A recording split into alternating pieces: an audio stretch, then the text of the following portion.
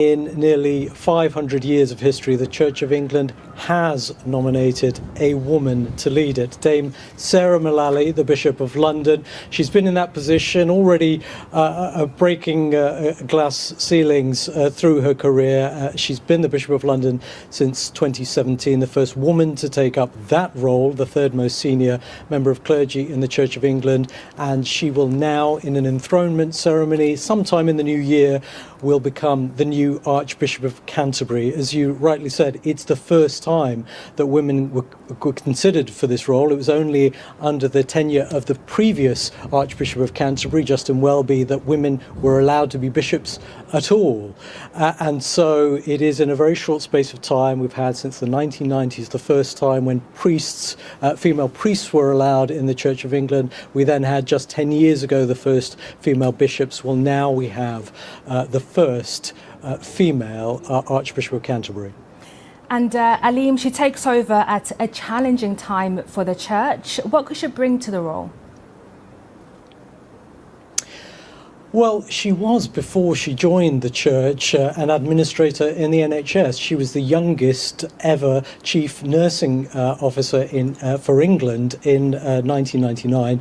And as Bishop of London, she's seen as someone who's brought professionalism, she's modernised the diocese, and it's hoped that she'll bring that to the Church as well. But she does have huge challenges ahead of her, primarily I think one of the most urgent issues to deal with is charting a new course in terms of the way the Church deals with safeguarding, with abuse, with treating with compassion those who've suffered abuse.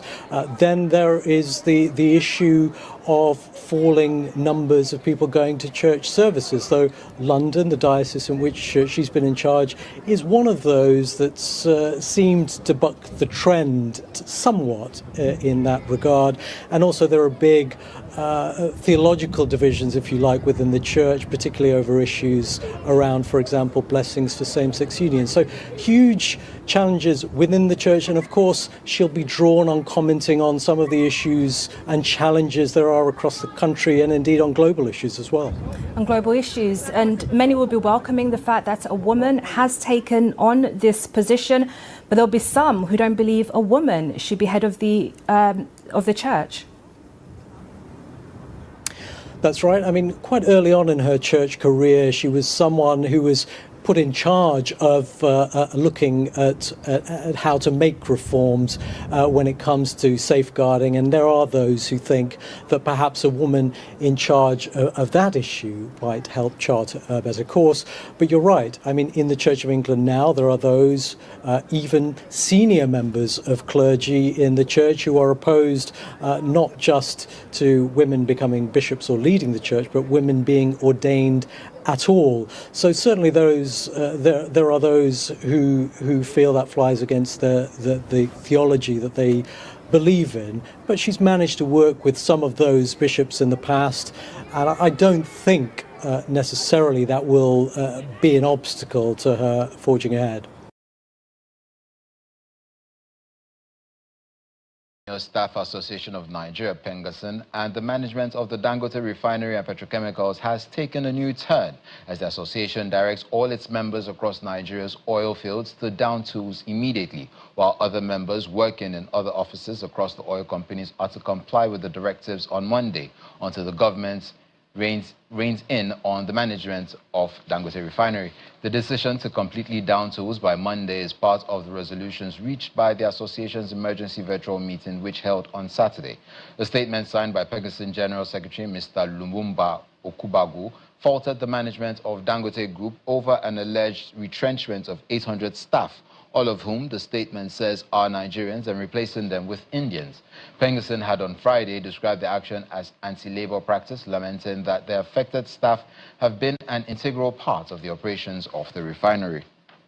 Meanwhile, the Dangote Petroleum Refinery has condemned the Petroleum and Natural Gas Senior Staff Association of Nigeria, Pengasin, over its plan to halt crude supply. In a statement, the management described the move as a brazen and shocking display of lawlessness and criminality. The Dangote Refinery also claimed that the association's directive amounts to economic sabotage at multiple levels, as the products that would be disrupted and stopped include but are not limited to aviation fuel, petrol, kerosene, diesel, and cooking gas. The company maintained that Pengasin has no authority to direct its branches to cut off gas or crude supplies to the refinery. It further warned that any disruption or interference with contractual agreements between the refinery and its vendors will constitute criminal conduct. Clear that you're not going to get gun deaths to zero. It will not happen. Right. You can significantly reduce them through having more fathers in the home, yes, by having more armed guards in front of schools.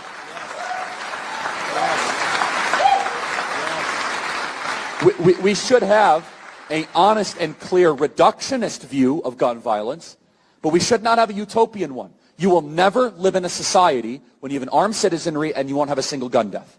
That is nonsense. It's drivel. Wow. But I think it's worth it. I think it's worth to have a cost of, unfortunately, some gun deaths every single year, so that we can have the Second Amendment to protect our other God-given rights. That is a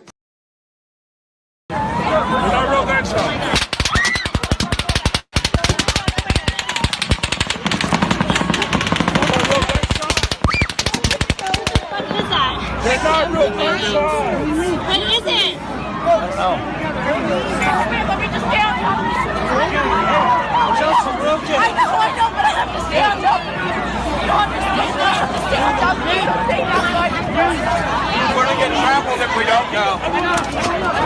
We're going to get trampled if we don't go. Let's go. Come on. We're going to get trampled. Oh my God.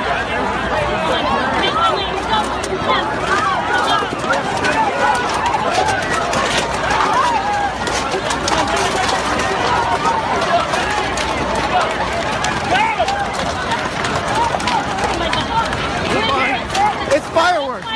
It's fireworks. Stop. It's fireworks. Guys.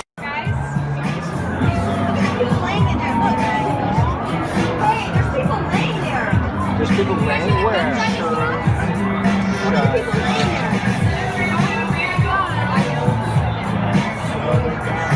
there.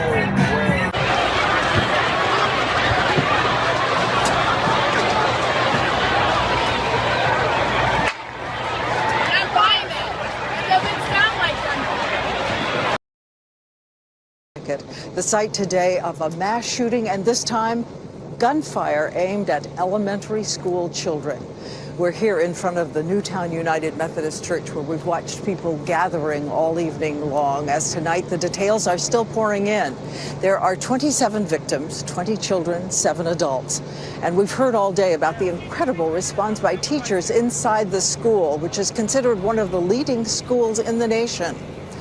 And also tonight, we have a new image of the suspected shooter, as we tell you everything we know about who did it, what kind of weapons, and why. Yes, and around the world, I am Sommie Maduagwu, coming to you from Nigeria's capital, Abuja. Delectable, intelligent, and bold are adjectives which hardly qualifies Somotochukwu Maduagwu's persona. The 29-year-old barrister first graced Arise News screen as a guest when she participated and won the Miss Tourism Nigeria pageant. Sommie went on to represent Nigeria at the Miss Tourism World pageant in Guangzhou, China in 2023. In September 2024, she joined the Arise News team, where she has made her voice count as a news anchor, news producer, and a reporter.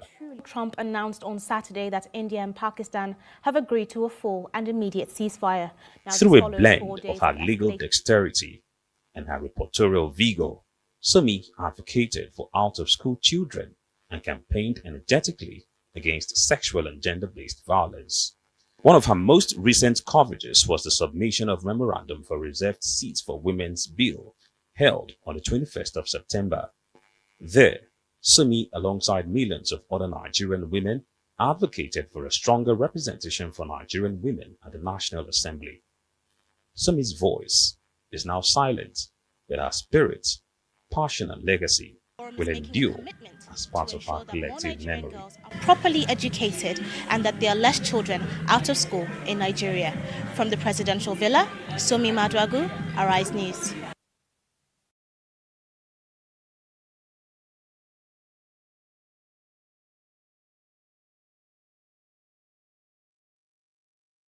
Right? Yeah. He was trying to please different parts of the country and didn't face this head on until he knew he was going to leave office. Yeah. And in that short time, with the 6 help of weeks, mercenaries, in just 6 weeks, 6 weeks, a lot was it was achieved. like a magic. A lot was achieved. So I think we need help. Let's get the help from where we need it. He mentioned Israel. If it's from Israel, let's get help from Israel. And I think give it 1 year. All this can be controlled in just 1 year. That's what I think. If the government of Jonathan and Jerika as chief of army staff, right, was able to do that in a short time before Buhari came to office, I think with a real political will, let's give it a year, because this has taken a long time. This and Boko Haram insurgency started at about 2010-ish, 2008. Yeah. So it's been on for a long time, which means in that time, a lot of locals have been radicalized. That's right. Right. So there'll be collateral damage, obviously, but let's face it head on. It's better we face it head on than leave it to linger on. Indeed. The rest of the world seems to be by what has been agreed so far by the two sides. Well, frankly speaking, I'm not surprised, because I was expecting Hamas to reject it just like every other time before. On the other hand, what happened so far is they have partially agreed, which is not even an answer. They still have a deadline to go for. That's one. Second of all, what they agreed for is only in their benefit. Like, for example, they're talking about the hostage exchange. We're talking here about 48 hostages from the Israeli side, while we're talking about 250 prisoners serving a life sentence in the Israeli prisons, and basically 1,700 Gazans detained since the conflict started on October 7th. So they haven't even touched on the idea of disarming, which is exactly what Israel needs, what Israel wants. So we don't have a deal yet, and I don't see it happening soon. I have to say, and I wished I didn't, but I am inclined to agree with you, that what Hamas has accepted so far benefits Hamas, and the really tricky stuff we have no answer to. Are you of the opinion that we're not going to get to a ceasefire then, Ahmed, that we're going to have another prisoner exchange? I think we've had two previously, haven't we, over the last 2 years? It's 2 or 3, I forget off the top of my head, but are you foreseeing another exchange and then back to the bombing, back to the killing? Actually, if we go through the track record and look at the patterns, it's exactly what you just said. We go for it for a partial exchange, and then we go back to where we started. That's not a solution. If you want a solution, you have to address every little detail and then go for it. Okay. Trump seems incredibly confident on this, and having embarrassed himself or been embarrassed by Putin, one might conclude that his enthusiasm for this suggests that it's perhaps further down the line than you and I might imagine. That's true up to a certain limit, but let's put it that way. Hamas know that, they see it, and basically they are seizing the opportunity by his enthusiasm on one hand, and by his willingness to finish the whole thing. But what they have given up so far says nothing. Let's put it that way. They don't talk about the disarmament. That's number one. They spoke about the taken off, basically the new, how can I put it? They called it what's the term? Technocratic takeover. But they did not even mention who those technocrats are. They did not mention Mahmoud Abbas or his authority in any way. They just spit it out vaguely. That means nothing. And any legal person, any political negotiator will tell you that everything so far is a bluff. Ahmed Al-Kazai, I can't, I totally empathise, and I think in my heart of hearts I agree with your every word. But it's sad sometimes that we have to have a dose of reality to bring us back down to earth. When at the moment most of the world's media is incredibly optimistic, and I want to be optimistic. I just can't imagine how much more bombardment Gaza can take, but. Having spoke to Ahmed, I wonder how many of you are going to express a similar opinion that this is nothing different from what we've already experienced. We'll see some kind of exchange and then go back to the killing.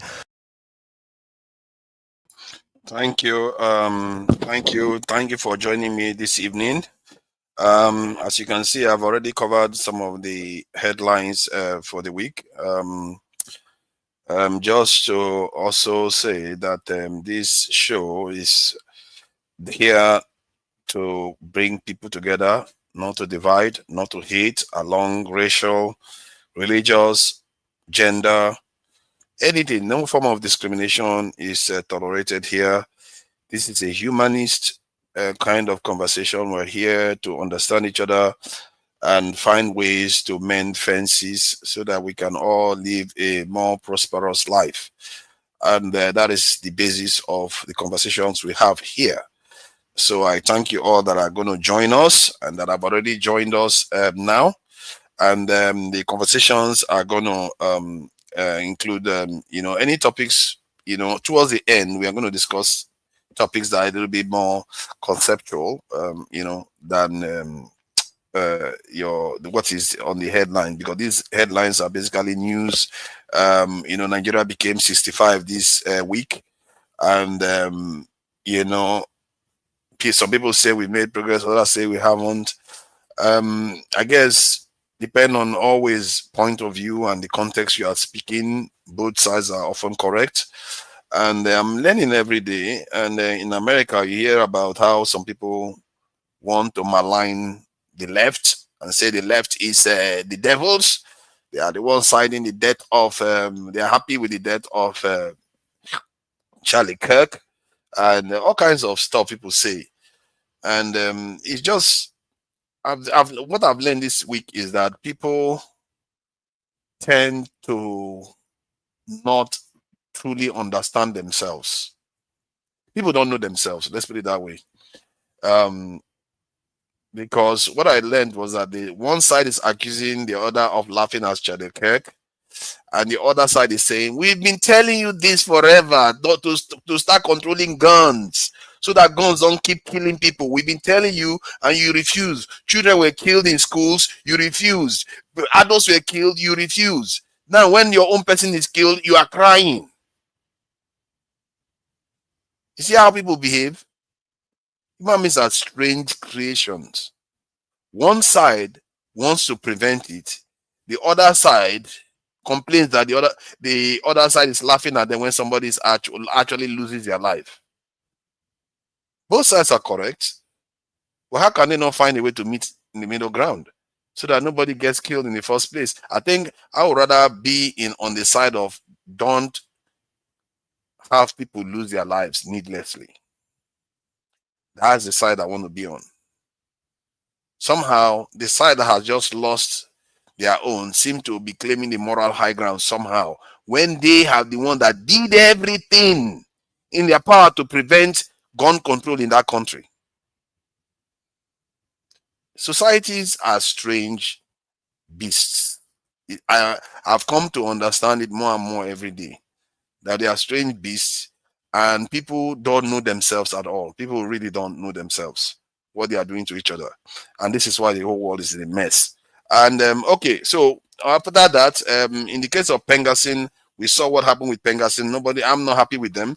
And I don't know which workers even follow them to go and do strike. As if Dangote is some kind of company that is not important to Nigeria. How many of them have gone to petrol station and seen that petrol was scarce? Who made that happen? Was it not Dangote that did it? I don't know. Why these people, some people just support all these unionists that seem to sit there to compromise Nigerian industry. This same Pengassin was there when Nigerian NNPCs, refineries, all collapsed. Even the one they claim that started working recently, it's not working anymore. Pengassin was there. What did he do for them? They want to bring that madness into Dangote refinery, so they kill that one too. To the point where Dangote is looking for another people to come and save him from another country. How pathetic is that? We as Nigerians, we need to ask ourselves, some of the things we do to ourselves. I'm telling you. And then the Israeli-Palestinian conflict is another one that is raging. And you saw the video of Trump proposing a peace deal to Hamas. Take it or leave it. And if you leave it, we are going to send Israel to finish the job. The question is, what if Hamas gives all the hostages back? What prevents Israel from finishing the job anyway? This is a very, very difficult situation that they are all in that part of the world. So here you go.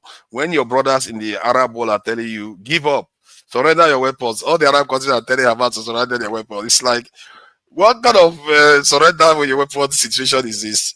You're asking them to surrender, you don't give them any guarantees of anything.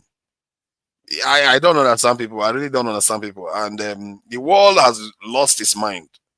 The world has lost its mind. China is just sitting there watching this madness take place. If I was China, I would just be building and building and building. Let them keep making fools of themselves. All right. So that is that on that front. I think that I've covered. Then there is this case of the sad case of Sommie Maduagwu that passed, and it seems to be a very because it seems to be quite, it's something that touched Nigerians this week. I don't know her at all, and so it's a shame that we lose some of the good journalists that we have in the country. I sympathize with all the people that have the well-wishers, all enemies of progress, no sympathies for you. So I hope Nigerians take heart for her loss. There has been a lot of loss of life in the Kwara and Ilori area too. That issue is about herders again coming in and that's grazing on people's farms. That should not necessarily be a problem, because this type of stuff has been happening down the ages. I don't know why now suddenly it's a problem. So there are elements within our society and outside that seem to be forming and creating this instability. The governor of Ilori or Kwara State, if I'm not mistaken, said that the population of Fulanis are increasing in the north of the state. If I'm not mistaken, that they are increasing in so much that they worry that it's going to be more than their own population. So that too is a problem. I know I talked about demography. It's a serious problem. When a people living in an area get replaced by another people, it don't tend to happen peacefully. You tend to have problems. And even if it's in the same country, that's how weird it is. Even if it's in the same country, you seem to have that kind of issue. Sometimes within countries, it can happen more easily, but especially if most of those people believe that the Fulanis that are arriving there are from outside the country, that is even going to be more problematic. So, and it has led to some significant loss of life, actually. I think I heard of 12 forest guards that were, that lost their lives. And sometimes 20 people get killed here. It's just on and on. It's just on and on. They just finished addressing the one in Benue and Plateau, and now they moved on to Kwara. It's always one area after another, because the military and the police, they deploy their forces in the area that is hot. Then the area that is cool starts getting hot again. You just have to get everybody everywhere. How complicated is that? It's not even complicated. Get security forces everywhere at the same time.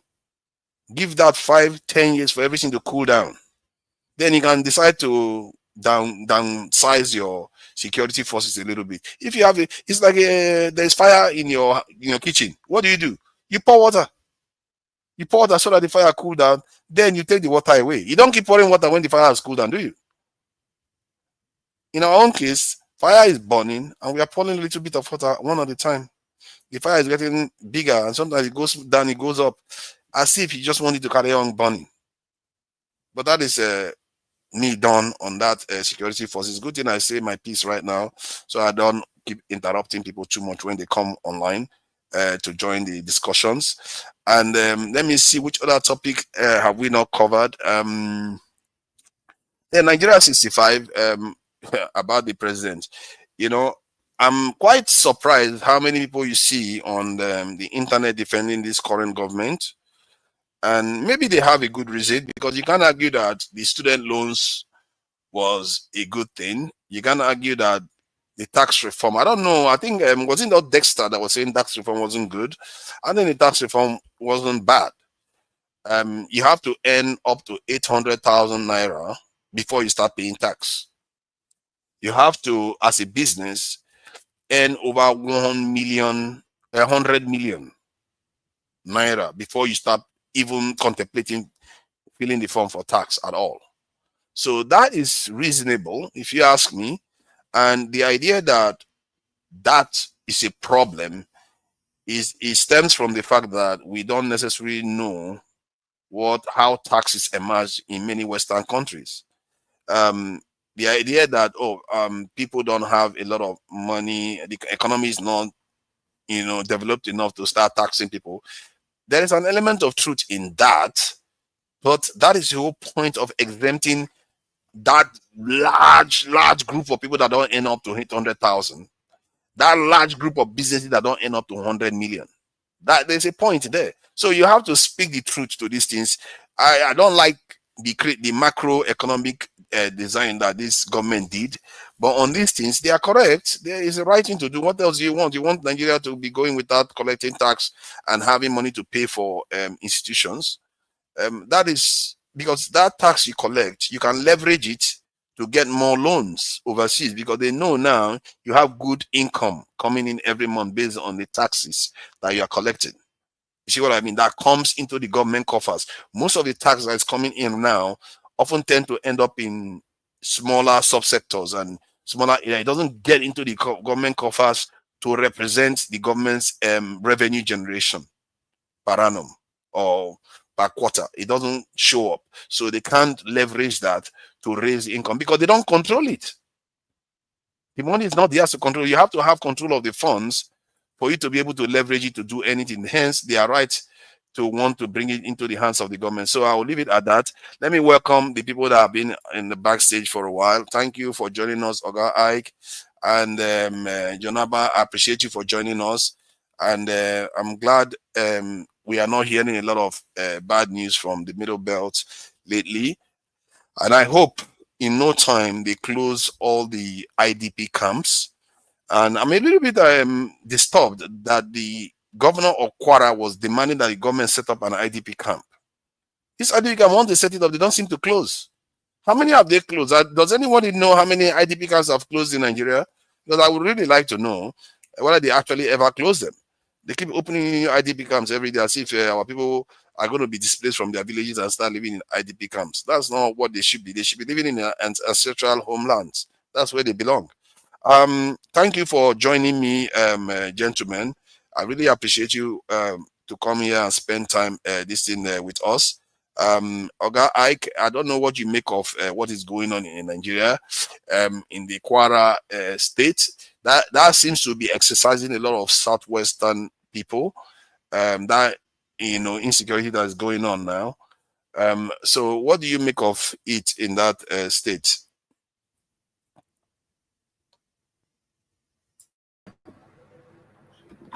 Can you remove this your screen of propaganda television on screen on the screen? How dare you? How dare you call that propaganda this thing? What do you mean it's propaganda? Propaganda stations. Oh, look at that. Okay. Fine. Yeah, thank you for continuing with the program. I think that my brother John Abba, welcome back to our program. I'm never interested in all these politics of you are talking about what is happening in America. It's not my problem. Those people are having their problem. We're having our own in Nigeria. What concerns me with the kill, or what do you call it, the kill in America? We're talking about people that are being killed in Nigeria every day. What about what is going on with those who say Second Amendment and First Amendment and Third Amendment. What do I have to do with that? Your chief security advisor said that Ribadi said that insecurity has gone in Nigeria, and you just mentioned right now that it has come down in the middle belt. Who told you?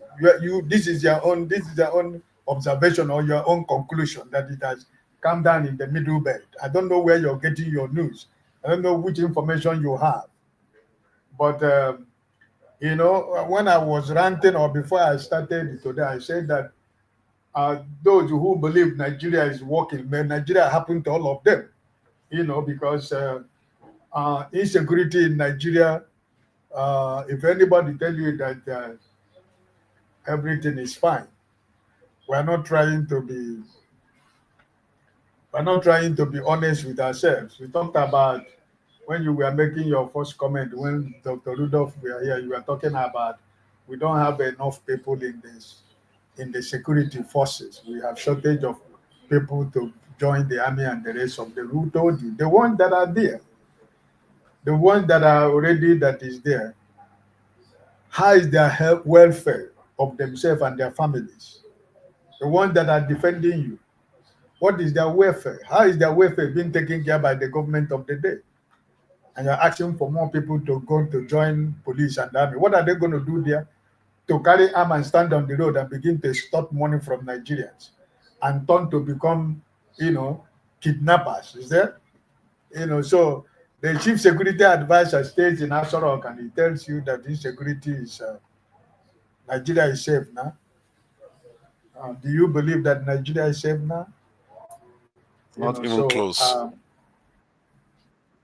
I think that there is no end in sight of Nigerian insecurity. You know, so but my prayer is that someday, sometime, Nigeria will be able to have peace, and we will stop sharing. But let me ask you though. I'm curious. Let me ask. I'm curious. What do you think it would take to solve that insecurity problem? Because the Nigerian military has been politicized. You live in the developed world. We live in America, you live in the US, you live in London. You see how professional military officers, what they do. Nigerian military has been politicized. Most of the people in the military, are they qualified? Somebody who has his belly, who has his stomach like a 9-month-old woman who wants to deliver twins, is a military officer. Can he run? What can he do? Can he climb a hill? He cannot climb a hill. You know? So Nigerian military has been politicized to the point that, you know, that the politicians have been using them to commit crime and atrocities because that's the easiest way they can make money and take care of their families. Some of them, they die in the one front and their family are forgotten. The government will speak a big grammar on the day of put flag on the coffin. And after that, that's the end of the story. What happened to the families, nobody knows. You know, so most of them are working for politicians. They are not working for you. They are conniving with the terrorists also to save their life and make money for their family because their family is not being taken care of. If Nigerian security officers and their families are well paid and well taken care of, I think that Nigerians will live in a safe country. A policeman who cannot afford to live in 2 rooms in Nigeria is a police officer. Some of them has 10 children in 1 room and parlor. How much is his salary? Why wouldn't he go to the street and begin to extort money from people? Huh? Why wouldn't he use his gun to frighten people to make sure that he get money to take care of his children? Because most of the police officers and military men, they have a lot of children. Some of them have 7 children, 8, 9, 10. And they live in 1 room apartment or one room and parlor apartment. And he's defending you who live in a mansion, right? And how much is his salary? How much do the government pay to take care of those people? The welfare of their children. Their children go to nonsense school? Why the people that they are protecting their children study in the best schools, both in Nigeria and outside Nigeria? So Yeah, why? but let me try to draw your attention to this aspect though. If say the welfare is a key issue, even with this bad welfare that they've got, they are still to an extent offering a measure of security within the country. Even with this bad remuneration that they are giving them, there's a reason why the entire Nigeria is not falling apart in terms of killing. You know, the level of death from gun violence alone in the US is about 4 times higher than that of Nigeria. That is a developed country that we like to call developed. I mean, so with this, even this poor this in package that they are doing something. So why should we not scale it up if we can, so that this something that they are doing can reach everywhere at the same time? That's what I want to draw attention to. See, I know for that my own thinking or my own understanding of what I am one of those people who never want to compare Nigeria with America, because every time we bring America, we bring Britain, we bring Japan, we bring China, in comparison to Nigeria. You have to be realistic. You have to compare yourself with your neighbors, with their neighboring countries that are close to you, or countries in Africa. Which country in Africa do you have that every day we wake up in the morning is people are being chased away from their village? Innocent women and children are being murdered. A pregnant woman are being slaughtered and take away the baby that he has in the stomach. How many countries that are around you that where we get all these things in Africa? Why can't we just try to be honest with ourselves? Every time we put our hand high, we talk about America. We want to compare ourselves with America. We want to compare ourselves with Britain, with China, and the rest of them. At what level will you understand that you are just playing psychophancy or being a hypocrite? Because but hold on though. But are you not doing the same thing though? Are you not doing the same thing by saying we should give them this same kind of remuneration that they get in other countries, something that is more substantial? Maybe we should just compare ourselves to our fellow Africans and keep their salary where it is then. Even in the standard of the African content that you are trying to compare ourselves, yes, the salary is not enough. You are just talking about the tax. You are just talking about the tax reform right now. How many people in Nigeria make 800,000 naira? Is the question. Exactly, which means they will never pay tax. But that's what I'm asking. I'm asking you because you are saying the tax reform is good. How much is 2-bedroom flat in Nigeria? It is good because it will not affect vast majority of people. Question for that. How much is 2-bedroom flat in Nigeria? In Abuja, you are looking at least 1.5 million in some of the cheapest areas. That's the price. And you are making 800,000 naira, for example, and you have to pay tax, and you have to pay for example 2-bedroom apartment, and you have about 5 children who are in school, going to school, or you have 4 children who are in school, right? To be fair, the 800,000 you earn, the tax comes in above anything you earn above 800,000. That's where the tax comes in. That 800,000 is still not taxed. If you earn 900,000, that 100,000 above 800,000, that's the one that is taxed. Okay, see what I mean? Yeah, okay. But let me quote me. Those extra money that those taxes that is above that money you are calling about, the stealing and the corruption that those people who are telling you to pay the tax, those money they are stealing or about, are they paying tax? It is still the same police and military men that will escort the money to their village and put the money in their village and hide it in their village for them. And they expect you, who is legitimately working and making a legitimate living, to be paying them tax. But why they are stealing the money, the tax, even the tax you are paying, you don't see the tax you are paying at the end of the day. So, I'm a village man. You know what is good about that, Oga? You know what is good about that? Because if you are paying tax directly, you are more likely to hold your government accountable. Because it's like when you pay somebody money for something, if they don't do it, you are more likely to hold them accountable. But if they go and sell something that you don't even know, like oil and everything, you don't care. But if Nigerians are paying tax, they will feel it more when the government wastes their money. Because it's their money. They see their money leaving them. What are the indices you have that government in Nigeria, how many times has any Nigeria hold any government accountable? Very hardly do they do. You are not just trying to be realistic with yourself. Who are you going to hold on accountable? For example, I give you a simple example. The man who represents you in the House of Assembly, for example, from Rivers State, quote me or check. If you end up, he did not win the election, but he rigged himself into office. So is he accountable to you? It's not accountable to you. It's not, because you didn't vote him, you didn't elect him. He rigged himself into there. So you can't come back and ask him to give you account or tell you what he's doing for you. Because you said it. Okay, you just said it. You said he did it himself. But when you are the one funding him, your behavior will change. If you are the one, they know, Nigerians know that they are paying tax into the state and the state is wasting their money. I think I'm using human nature and what happens in other countries to describe what is likely to happen. You are saying it like that when they have not used hunger as a weapon to weaponize the mentality of Nigerians to think the way you are talking about.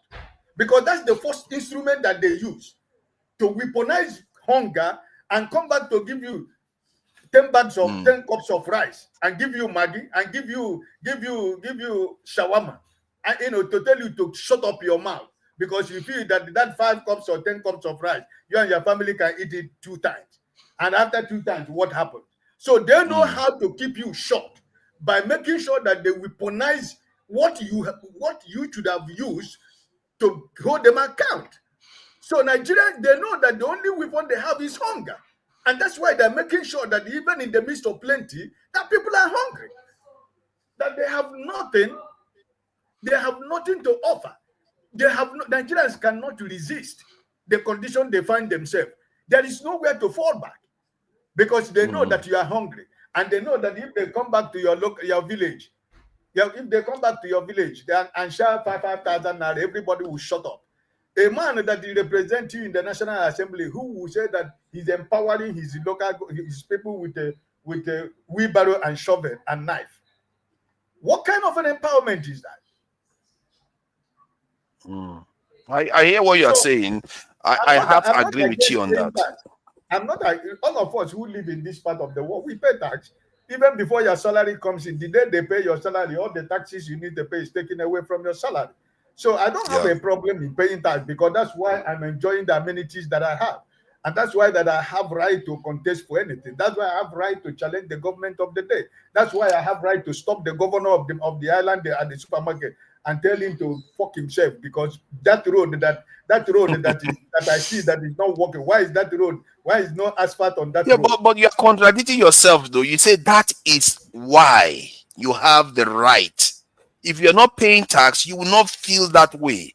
That's what I'm saying, that maybe Nigerians are more likely to feel the need to complain because they're going to be feeling the pain of losing their money for tax.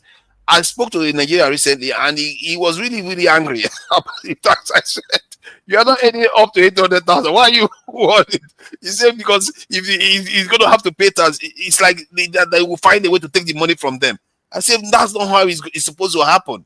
That if it happens that way, all Nigerians will lose it because if Nigerians lose money, my goodness, you will see their ugly side though. Yeah, I'm telling you. Why are you doubting the president? Because every system in Nigeria is corrupted already. Because those people who are the hem of affairs, they manufacture a system whereby they have to corrupt that system that even though you are not earning up to 800,000 naira, they will still find one way or the other to take stock tax from you. So that's the point I'm trying to make, my brother. I agree. They will try.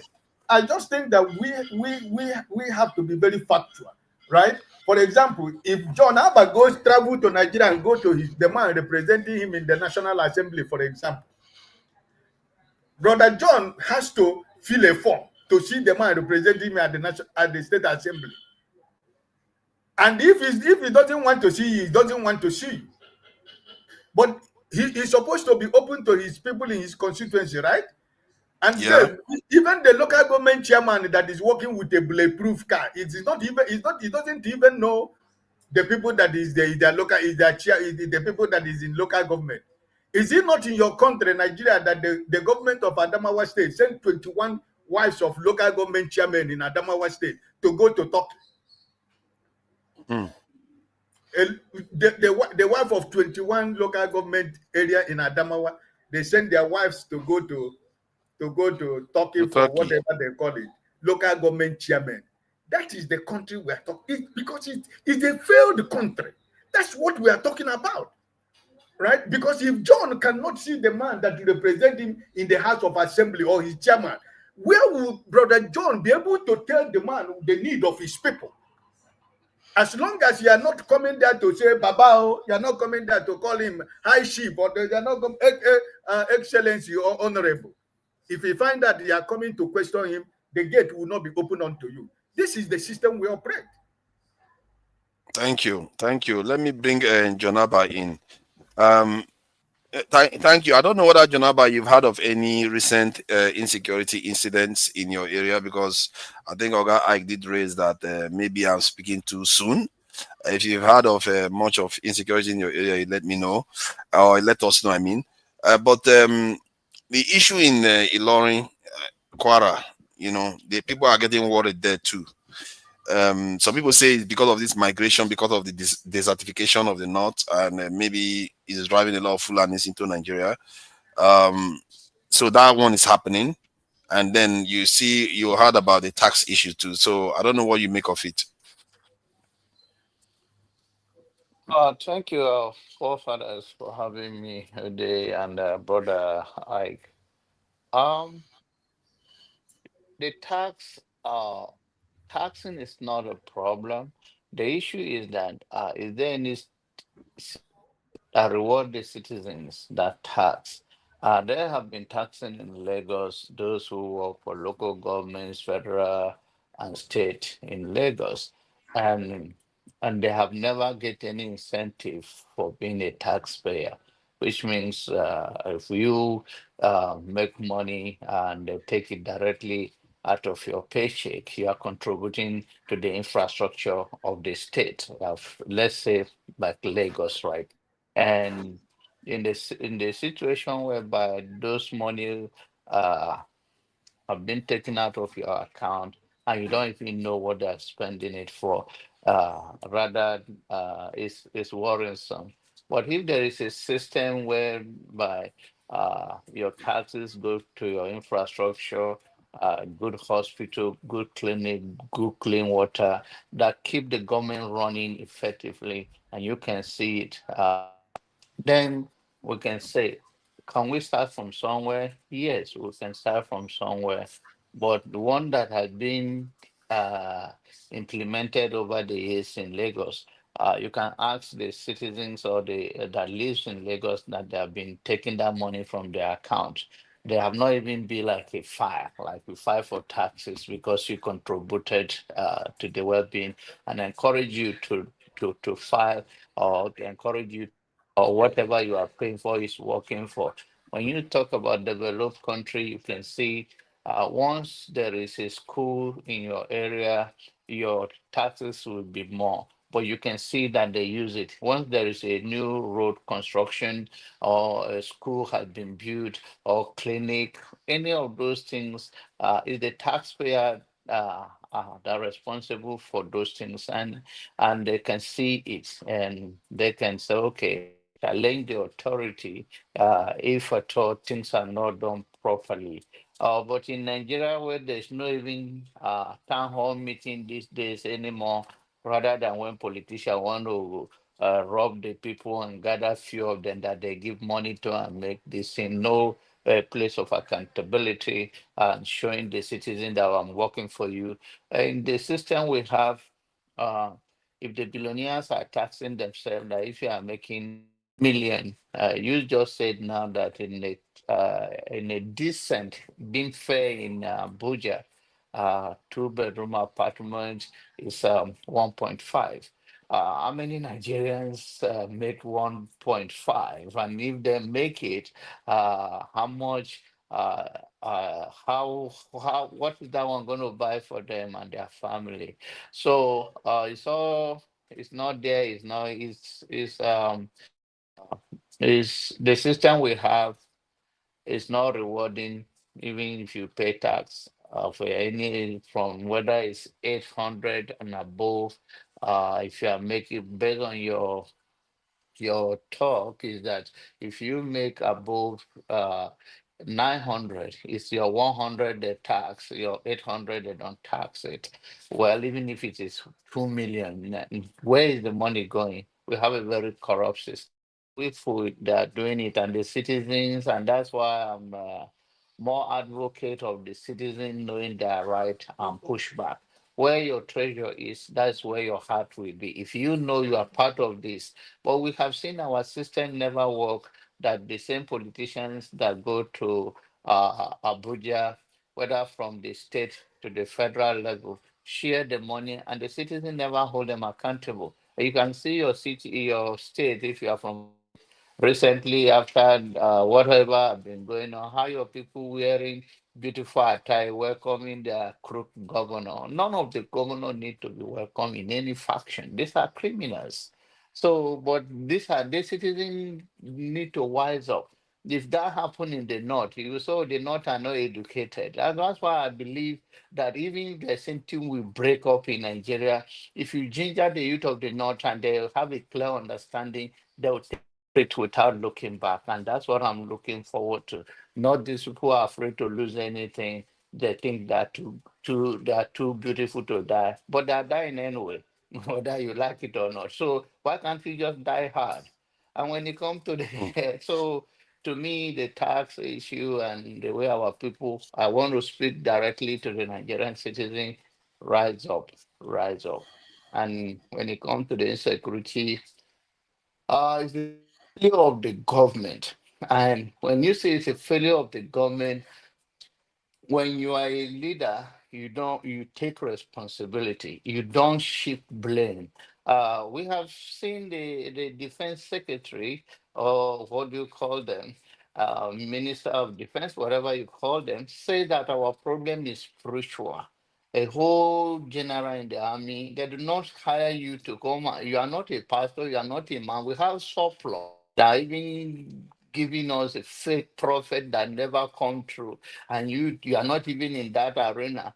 What concern you concern our problem? Did they hire you to become a spiritual leader of the country? This is the country we have, and it's so shameful. We have the police IG right now that have retired and then come back to be in the constitution. It shouldn't be. So when the institution is not working, the pouring in of any other and any other foreigner in Nigeria, see the failure of the government. We have migration. Migration that is their primary responsibility to know who are the citizens of the country. So if we're going to know that, oh, the Fulani pouring from whatever side, wherever they are coming from, it's still the failure of the government. And I think we have a problem understanding what boundary means. Yes. Right of citizens and from non-citizens. So all this insecurity, whatever is happening, is the failure of the government. If they take it seriously, they can tackle it. But they are just playing game with themselves, and then most of it use it to make money. These are heartless. These are evil leaders. The one in Benue, they still have ID camp there. What is the governor did?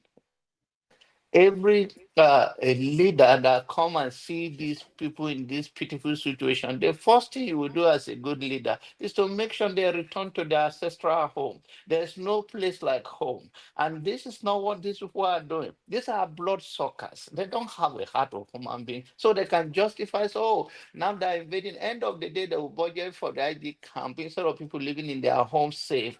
They would not say that they're making a caricature out of their life.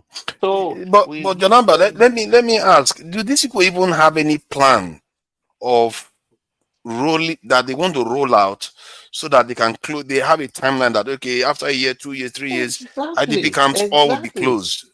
Close so There's no that people plan. go back to this. No, whenever they come, they are just making money out of the people because it's easy way for them to say, okay, we are giving millions to these people, we are feeding them, which they may not get to that place. So these are the pitiful situations ordinary Nigerians are going through for lack of leadership. The other guest we have, so the hand of the president is tied. If you understand how Nigerian government work, Nigerian government, president, he have more power than American president when it comes to the issue of Nigeria. They can change anything overnight. It happen if you give order.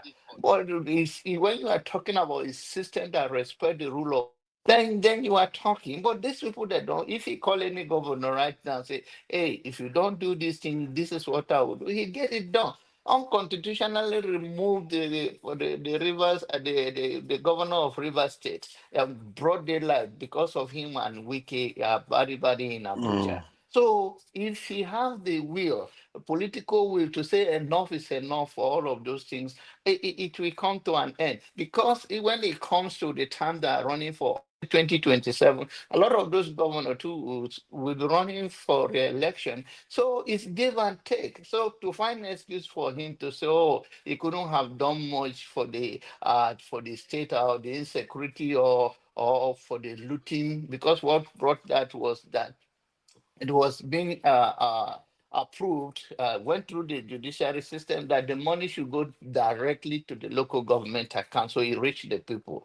But that is what the got like us, and that's why that statement came out that oh he couldn't have done anything. Let me ask: Do the Nigerian government, like the president, how often do they meet all the governors to discuss paths forward for the nation? Do they ever meet? They meet on party system, and if you understand, and practically even you do not need to look at the often time that they travel abroad. Minister will come and stand and they say bye bye. Those things we do it in the village when we are growing up. When we see plane passing, say bye bye, oh, buy us bread oh, when you are coming. Oh. So we see ministers and governor of the same party line up to say, but so when did they have the meeting? Okay, where is accountability? This is the budget. This is the budget. This is what go to the state. If you really want to make a change, rally that state. Go and campaign and say, this is what Buhari was telling the citizens that I do not hold any state money. I do not hold your state money. If you have a problem, go to your governor. One thing is to say that, but the governor have every protection. The police are protecting them and all their own gang. So we for break the shackles of this out of our people and to be free is for citizens to come and go and know their basic human right, what it takes. And the president have a lot to do by gingering them, go rally, big time rally. Go to the state, say, this is the budget, this is how you spend the money. These fearless, evil people will just go unaccountable, and citizens are just watching and they don't say nothing. And the people that are saying something, they think you have a loud voice. You think you're going to die to yourself. If we all live in fear, then where are we going from there?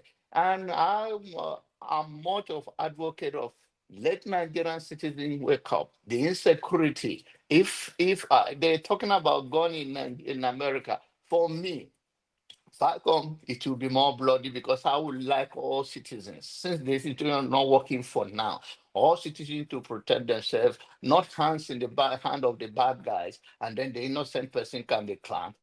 That the young lady that died in Abuja, the young journalist, I believe that if it's a developed country, no matter life, he will suffer some damages, but he may be saved from this problem. He's going that from this instead of dying. But you will find out that when you call the police will be going to the other to the left when you say the thing is happening at the right side, because sometimes afraid. Sometimes we can say that they also are not well equipped And all of that is on them. You cannot be sending me. I have a friend. Well, why do I feel like it's a little bit simplistic though for us to just say they are evil and everything when the people that are enabling them is also the people? The people tomorrow now, somebody you know will get into office and you see that their behavior will not be different. Look at how they are bullying Natasha Akpoti recently. And how many people are standing up for her? From that, like how many? And those people were elected by different parts of Nigeria. How many of them are standing up for her? But that is the issue. We are also the same thing. What we're trying to say here is that the citizens, the politicians use them like a handkerchief. The citizen, there are things now that they will tell you to get involved for your own principle and for the knowledge you have. You will say, I will not do it.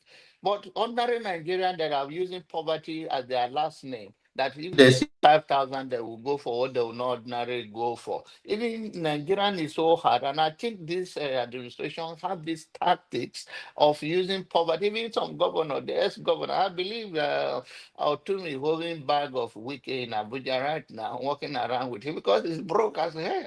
So this money that they steal, it never lasts. There is a say that just like ostrich will lay egg, it will not hatch it. So that the wealth of the wicked, it has a that's overnight. The best way to go for all of us is to make Nigerian work for everybody. Let's have a basic infrastructure. But you think you're going to steal your way, you're going to have so much that you will not suffer. No, you will be a victim before you know it. How long, if you are suffering a critical health issue, you think it takes long for you to die that they'll fly out of the country? But if you have a better place that your life can be safe, it will be safe in the same country.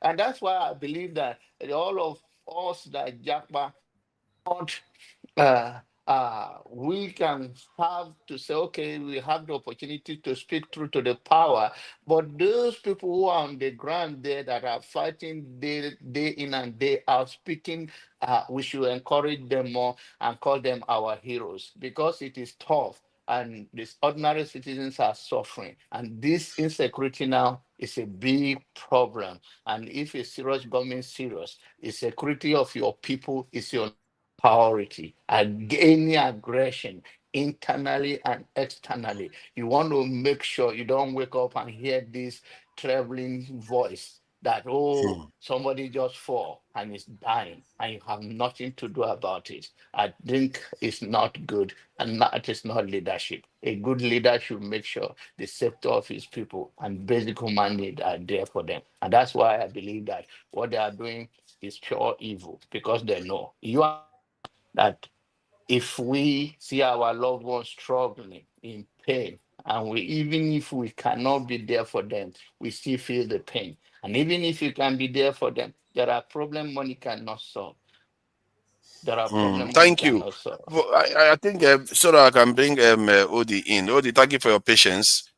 Because there is this point that is beginning to down on me too. Many of us in the diaspora have the right mindset. We have the goodwill to do the right thing for our people. And many of us send a lot of money to our family members to help with one thing or the other. But what is dawned on me, especially when, to be fair, I knew that because when I have conversation with people, I always tell them, you need money. Anything you want to do, you need money to get it done. And you said it yourself. The politicians use lack of resources to basically tame the masses. And if you want them to be able to change this, you have to resource that process. And on investigating all the major groups that have transformed nations, they often had a source of funding. You have to be able to fund these things. And so from that point of view, I think everybody is correct when they keep saying they use poverty, they weaponize poverty against the people. But if you want to change it, maybe we shouldn't be spending too much money focusing on building a property, sending to family members. Maybe you should find a way to organize people within different sectors of the country, and we in the diaspora should start channeling resources to enable them to do the job that they need to do, because if we don't do it, other people are doing it, and those people that are doing it, they are the ones funding our NGOs, they are the ones funding all these people that are causing chaos within the country. So sooner or later, I think we have to wake up to that fact that we have a responsibility to fund these things. I even saw Netanyahu recently even saying the same thing, that they need money. They've taken over Twitter. This is how it works. You have to fund, you put your money where your mouth is, because We all have the will. The reason why it hasn't transformed to action, because we've not put the resources together. And all the people that have done this in history have shown that it always comes down to money. And whenever they talk about money, people will just say, oh, you all love money too much. Because they understand that's how you transform the world. You can talk all you want, but that person that is going to go and do the fighting needs transportation to get there. He needs to travel to remote areas to meet people. He needs to be able to protect himself while he's doing all those things. And all those things cost resources. So this is why what we say is often empty words, because there's no financial backing. And when they see you, they'll laugh because they know you don't have the resources to do anything. You have no legs. Father, sorry. Let me, if I can, before my brother Oti comes in, let me tell you, all these things, they are trying to prolong it. You see, sometimes when most of the people who say that I speak village English or whatever they said, you see, what we do, this money you are mentioning, let me advise you, or let me tell you, you don't give people money back home for them to eat for 1 month. You empower them with money to be independent of themselves. Because if you are independent of yourself, nobody will come and try to bribe you or buy you with money, because you are earning something every day. It's not about sharing people 5,000, 10,000. No. It might take you time before you can empower one person. But when you empower one person, if that person were able to use the empowerment good, it will reflect in the life of another person. Because as you are empowering him or her, you are telling him or her also, remember that if things begin to work, remember that you have to empower one person, and the other person have to empower the other person. And by the time you see that the person you have empowered is using judiciously the money you sent, that will give you the hope more to continue to empower another person that you can be able to do it. Because if they are talking about we cannot take over the work of the government, I'm not going to run any NGO. The NGO I'm running for myself is what I can do to help my people as much as I can. I'm not doing it because I am expecting anything in return, but I want the problem to be less, so that if they are empowered, doing something on their own independently, the less you get a telephone call. Because if it is the money, oh, you know that I didn't pay my house rent, I need to pay my children's school fees, and I need to pay my house. You can pay for the house for 1 year. When you pay that house for 1 year, you have given him or her the opportunity to relax and waiting for another year.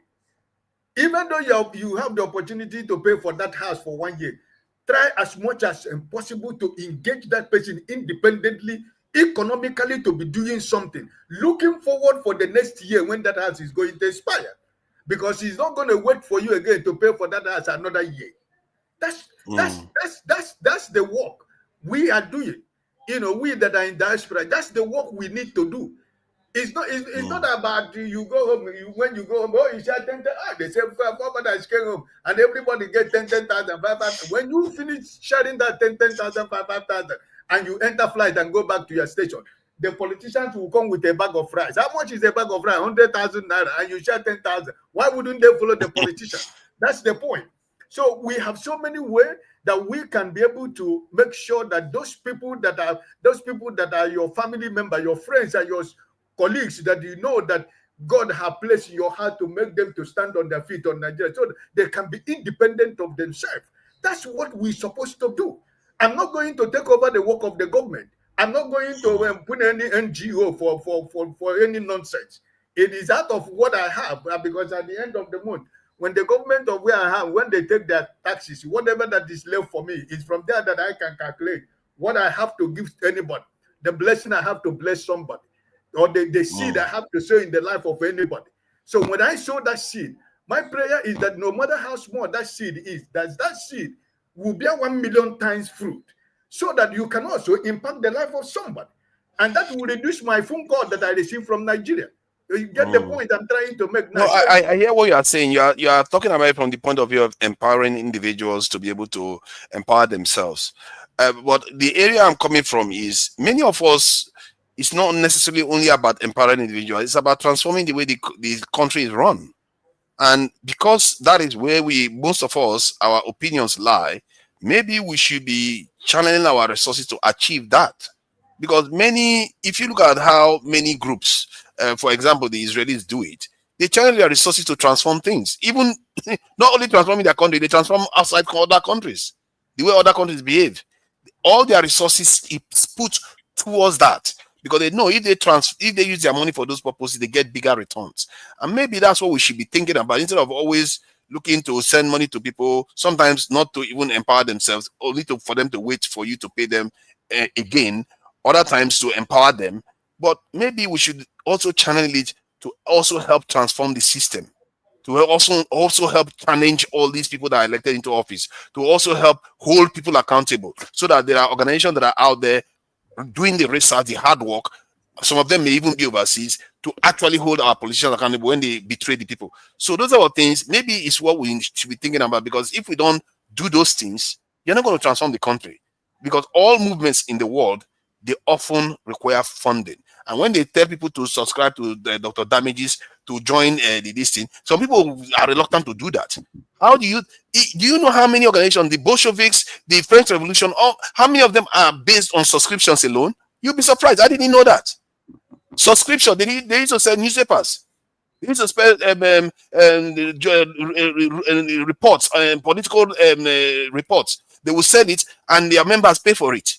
That is how many of them funded themselves, until crazy people like Stalin came in and decided to call it expropriation, but they actually robbing people, robbing the banks. They say they take money from the country to fund their revolution.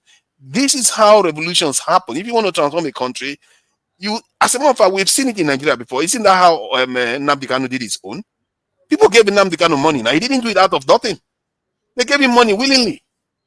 And he cost, look at how much headache he cost for the Nigerian government just from the money some people gave him. So that should tell you money matters in all these things. If we talk, it's all good. We know many of us are sensitized enough, but we don't have the engine to move. And that engine is resources. You need that resources to do it. Let me bring Odi in. Thank you for your patience, Odi. I don't know whether you are still busy. So you've seen the topic we're talking about what is happening in Kwara, taxation issues. Some people don't like the idea that Nigerians are taxed at all. Personally, I don't think Nigerians are taxed, because most of Nigerians don't end up to 800,000 naira anyway. So they are not going to see the tax. Most businesses don't end up to 100 million naira. Most of them are not going to see the tax. So I don't know what you make of it. And insecurity too. Hello, everybody. It's nice to come get the therapy session again this weekend. And hello, people on the comment section. I think you touched on a lot of stuff. Number one, let me just go to the tax issue.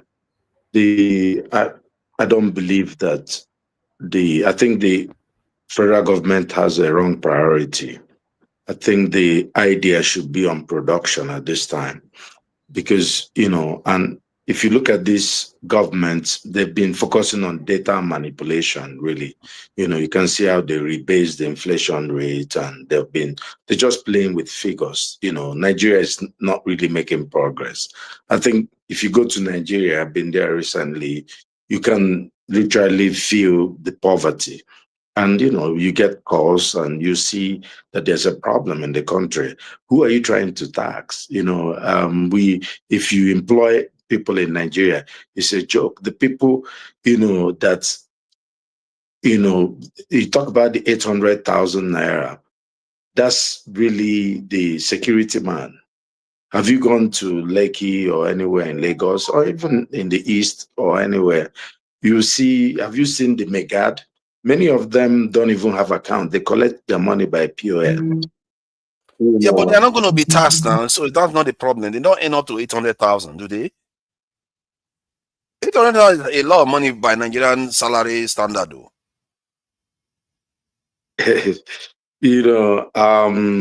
So I don't think taxing the 800. So I think you screwed up my brain a little bit. Let me just make my point real quickly. I don't think that the focus should be on taxation. The focus, you have to build people up to tax them. We have a few folks who are always talking about, socialism and all that, and I think you're socialistic also in your mindset, forefather.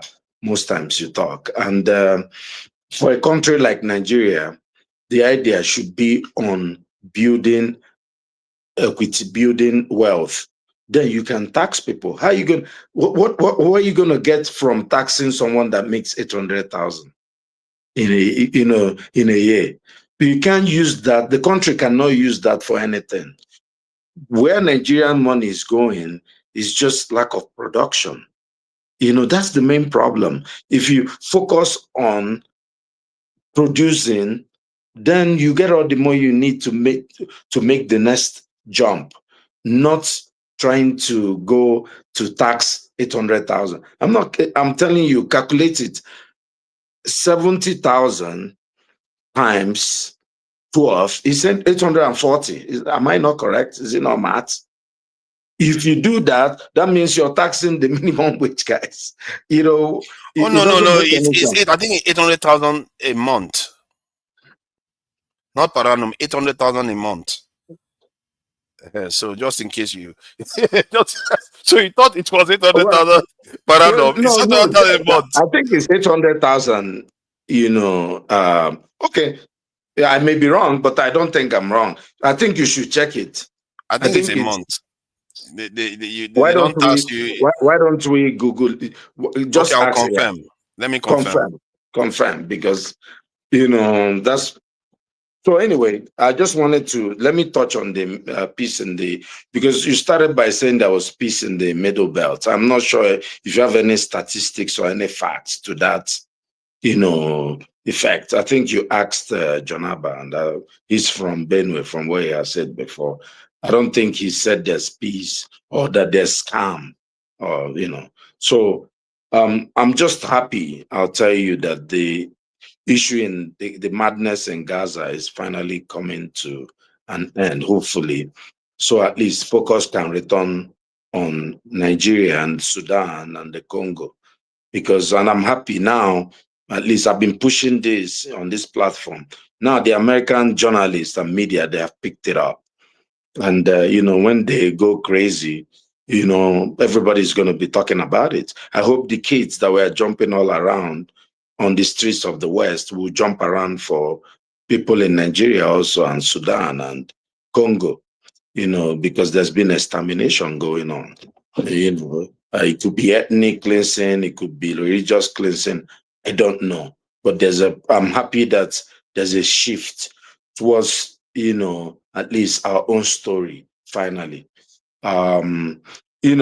So I don't know if we're able to pick up anything, but going back to the terrorist situation in Nigeria, I know that there has been a series of meetings that have been advertised by terrorists having meetings with local people who are going to be paying them ransom or something. Probably they will be. Sorry about that. Let me just interject. I think you are correct. It's 800,000 naira per annum. Okay, that is a bit bad. You get the joke. Okay, that is bad. That is actually bad. You can't be earning 80,000 naira. They are taxing you. No, that is not good. That is horrible, not 80, 70,000. Not per month, and you are taxed. Oh no, that's too much. Oh my god, that is harsh. That's I'm trying to tell you that this heartless government. So you're taxing someone that that's bad. Hold on. So this government is trying to tax people that make $550 a year. This is an evil government, and if we don't call it out, then we should. Shame on us. $550 a year, and you want to take a little piece of it so you can go buy more jets and the president is talking about increasing his salary and salary of all the politicians. Look, Nigeria deserves their leaders. I've gone past, you see this idea of if you set up an NGO or whatever to mobilize, people will use you and open office. They will be chopping local on your head. They will just use you and buy Mercedes in Nigeria. Nigeria deserves their, and people are going to start paying this tax. Well, it kicks in January 25, but they have to start filing by 26, right? Even the idea of my security man in the village now going to hire a tax expert because he cannot file his tax to file on the money that I'm paying him, with his family that they are managing to survive. What? Yeah, but hold on though. Hold on. Let me try to see the other side. This is awful though. I think we are in agreement. 70,000 is barely in. It's not enough. Not barely enough. It's not enough to make a ends meet, especially if you have a family. $550 per annum. I'm talking about per month. That is the painful one because that's the one people see most every month. Now they are cutting 70,000 naira. That's probably $45 per month, just so that you can get the context. Because when we are talking naira, people in the West don't. They are trying to tax somebody that gets $45 per month. That's what Tinubu wants to do. Take a piece of that. Yeah. See, okay, I agree with you on that front. That is really, really bad. I think the business one is the one that is 100 million. If you earn 100 million per annum. But I thought the 800,000 was for per month. I didn't know it was for per annum. I'll sign out. I'll return back. Sorry. Yeah, thank you for that. Thank you for that. You see, if he hadn't clarified that now, I would still be walking around like a mad person, thinking that it was a that is awful. So let me bring OT in. Thank you for joining us, OT. Regarding this, I really find this a little bit disturbing that the government can do something like this. And how did Nigerians let them even pass that law? It's like that is too low. You have to increase the threshold to around 300,000 because people can't sustain themselves with 300,000 even in Nigeria, especially if you have a family. Forget it. Oh man, that is a bit harsh. And okay, now the question I wanted to ask OT was, because it's so harsh, you earn 70,000 and above, you start paying tax. Do you think that will make Nigerians more likely to hold their governments accountable because they will be feeling the pain of losing money to the government now? They'll be like, I'm giving you my money and you're wasting it. Do you think it's going to make Nigerians more likely to hold the government accountable? For us, I'll be honest with you. There are some discussions I don't like to gauge in. Now, for example, this thing, subject matter of tax and all that, because it's really, to me, it's peripheral. Okay. I like to look at issues, get to the heart of the matter. This government, as it is already, I think I consider it illegitimate. All right. The reason is this: even if we disregard the fact that, the administration may have come into power illegitimately, but the way they have been going, the way they're running the country, without regard for constitutionality, rule of law, that alone makes it illegitimate. And what happens to an illegitimate government? The people should overthrow it. That is for me, that is the starting point. So, the thing about it, such issues as tax and this is a kind of, when you relate it to the main issue, the big problem we have at hand, this is a waste of time, because now this government is trying to, again, impose themselves without, against the will of the people. Because what they're going about doing is to make sure that Nigerians are disenfranchised, don't have the opportunity to elect, their leaders. But how does taxing them do that? No. So look, I'm saying the question of taxes, to me, I don't see why I should be discussing it, because it's such a minor issue in the scheme of things. All right. Now, so to answer your question directly, if I have to, I don't think so. it might actually have the reverse effect, which is to say that the people will be even more weakened, or will even more impoverished. They'll be in a much more desperate situation that they can't even. I mean, even those that can now raise a voice of resistance would be so demoralized that there won't be any more resistance, opposition anywhere.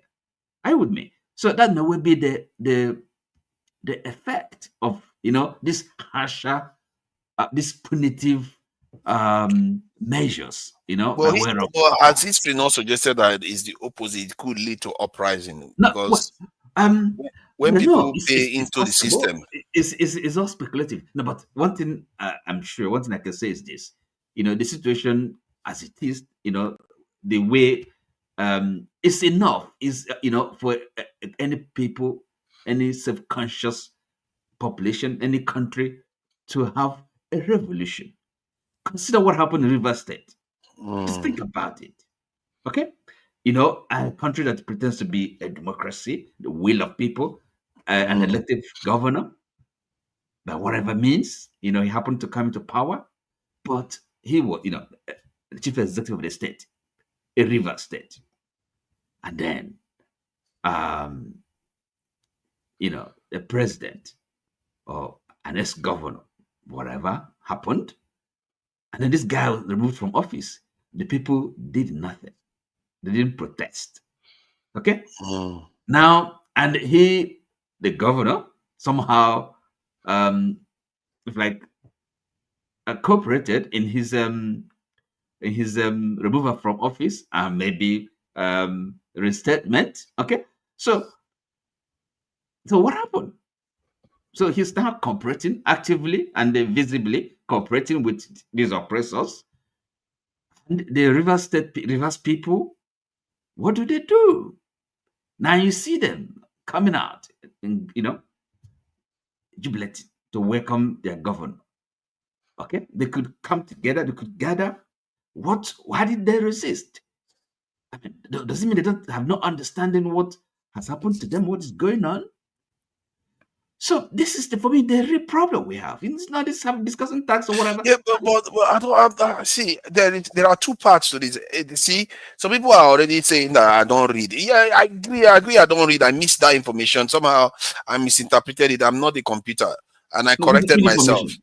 Regarding because I was thinking that it was 800,000 per month before you started. So I corrected myself on that. I made a mistake. No, that's fine. But I'm saying for me, a piece of legislation, financial legislation, is not.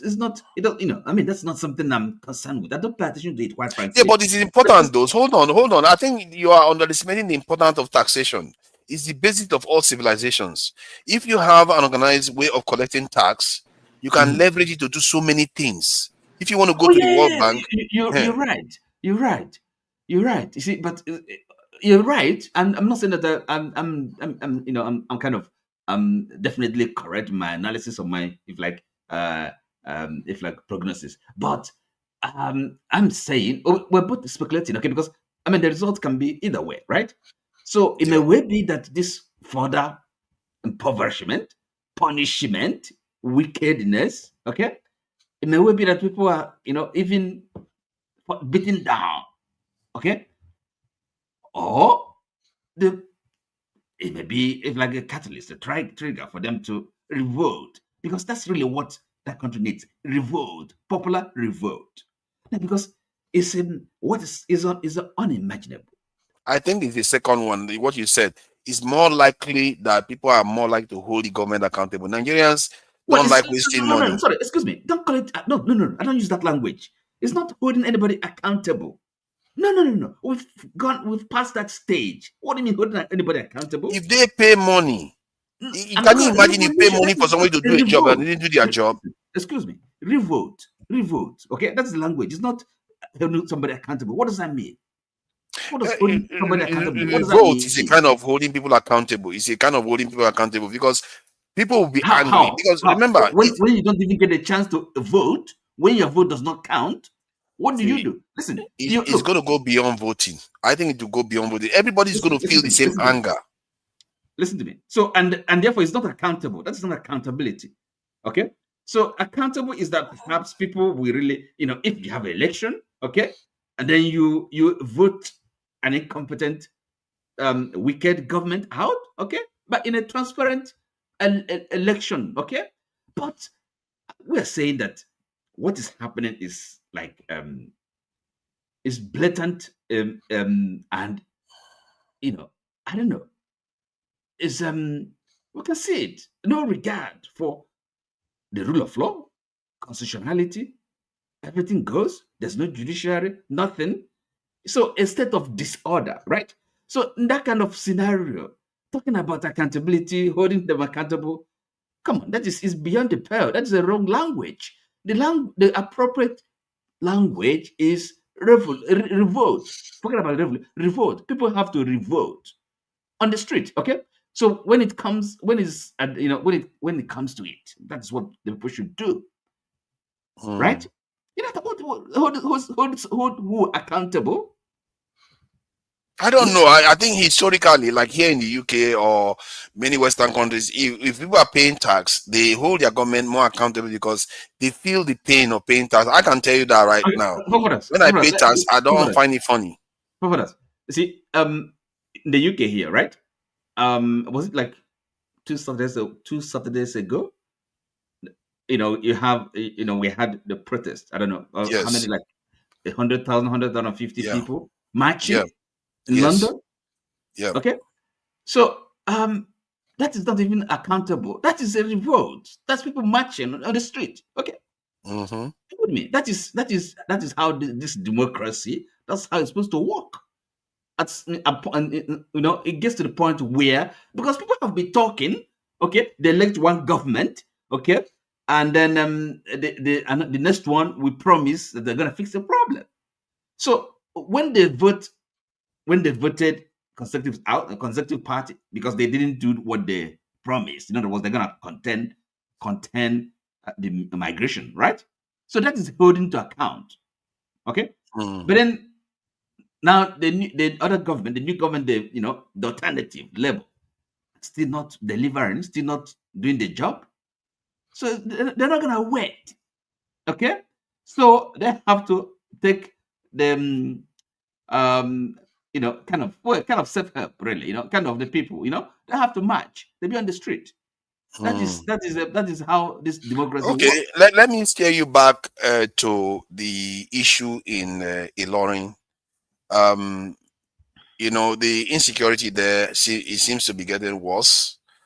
The governor is saying that the Fulani population is increasing in that area, that to the point whereby they are almost looking to outnumber the locals.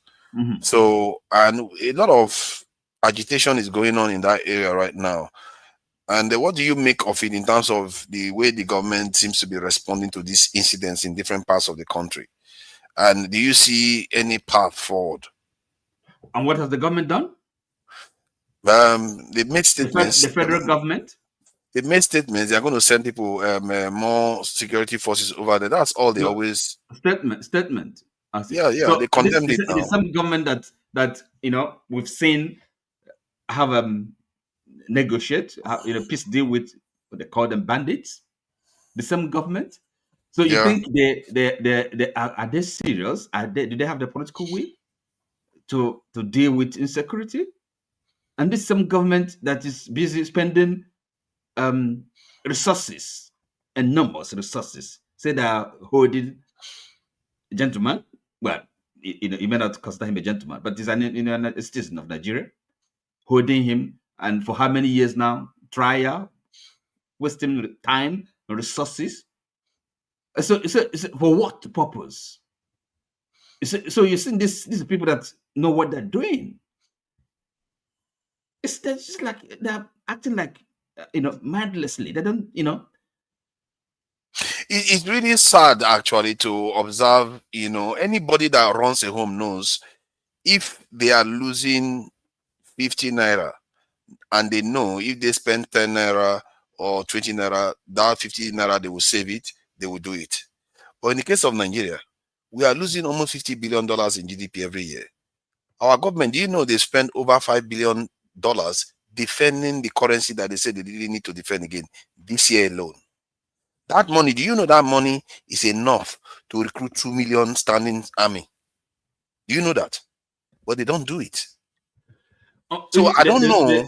The soldiers they have, how well have they looked after them, cared for them, provided for them? But why do we focus on that part alone? No, why don't we look at the work that the soldiers, even with all this disadvantage they have, they are doing? One soldier has to defend more than 1,000 Nigerians. That is an impossible job. No, of course, I'm not saying that the number should not be increased, but their effectiveness is also dependent on their welfare, the way they're looked after, isn't it?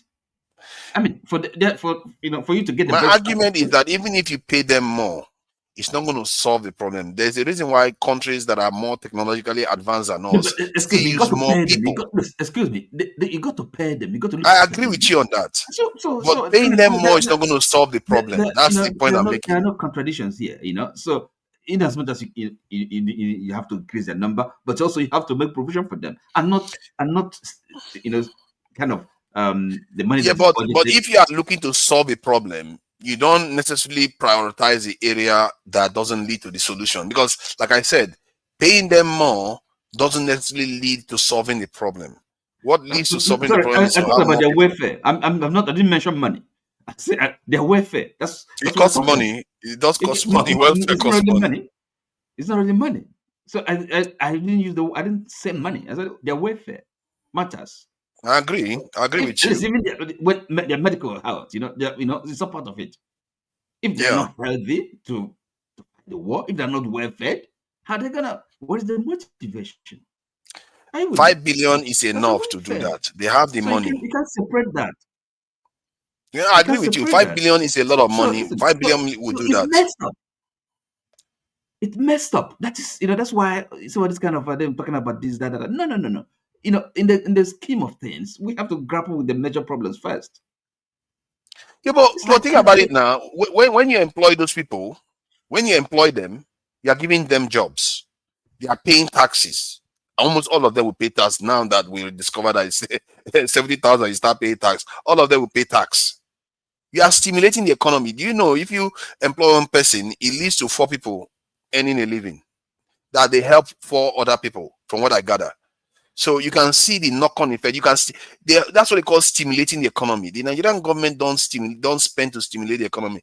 You just spend to keep the economy the same way. And so for us, that's why it kind of we're discussing now, because everything is kind of connected. Okay, it's governance, it's government, it's the economics, the politics, it's the public policy, is law and order. It is that's the unity. It's national. Nationhood, right? You're building it, right? Cohesion, right? And it's all part of it. It's not just governance. It's not only about economics, right? Yes. Okay. So now this same government, right? That is people are unemployed. That the harsh economic situation. It's just pulling down buildings. Okay. So the people are not, their paper is irregular, and it's not that there is any kind of a danger. We're not talking about risk to life. Are you with me? Okay, they didn't regularize, because that is a kind of the language of they don't have the right documentation, and they were invited to come and regularize. They didn't, and therefore the sanction. The punishment is to put those buildings down. You are referring to those buildings that were pulled down in Lagos. So yes, the government that is acting this way, behaving this way, you think is the right? No, sorry. You said they were invited to regularize. It's part of what did they actually do that? No, sorry, excuse me. There is, if you listen to the officials, it's been part of the explanation. These people were invited. They didn't take up that offer to regularize whatever. Are you with me? So, and it's not that these buildings needed to be pulled down because they present a risk, okay? A present and serious risk to life. Okay, or obstructing whatever waterway. So in other words, there's no a necessity, but because maybe compliance, we don't have the right papers. Are you with me? So just think about that. Yeah, but think about that.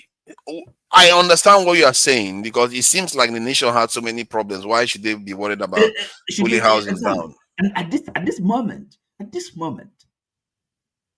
But don't you think that it has to start from somewhere? Somebody will always say that time is not the right time if they don't want something done. But okay, that's fine. No, but that's not the argument really. But is it necessary? Not necessary, but sometimes processes have to carry on. Okay, so the destruction of property, national resource and people's wealth. Okay, why would that be necessary at all under any circumstance?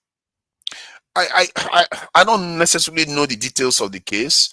If the property was destroyed after they were regularized, then they are obligated to provide them alternatives. Some of the officials that have spoken, I've listened to, say, okay, look, these people were invited, they were written, they were, but, and I'm saying that.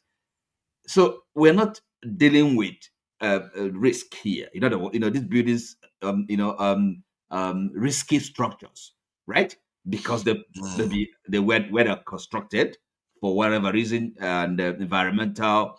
I hear what you are saying, like the flooding that was occurring with some of the argument. Okay, now we can take a look. Okay, these buildings needed to be removed; they were demolished, but it's not because maybe they don't have proper paper that can be Agree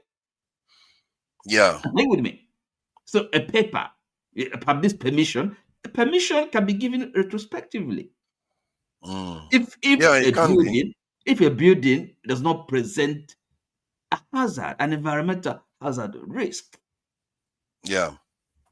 I think you have a point there, but it depends on how you lobby, because like there are some properties, even market, that wants to be demolished, and because people feel culturally tied to that marketplace, they lobby the state, they lobby the government to change their policy towards that.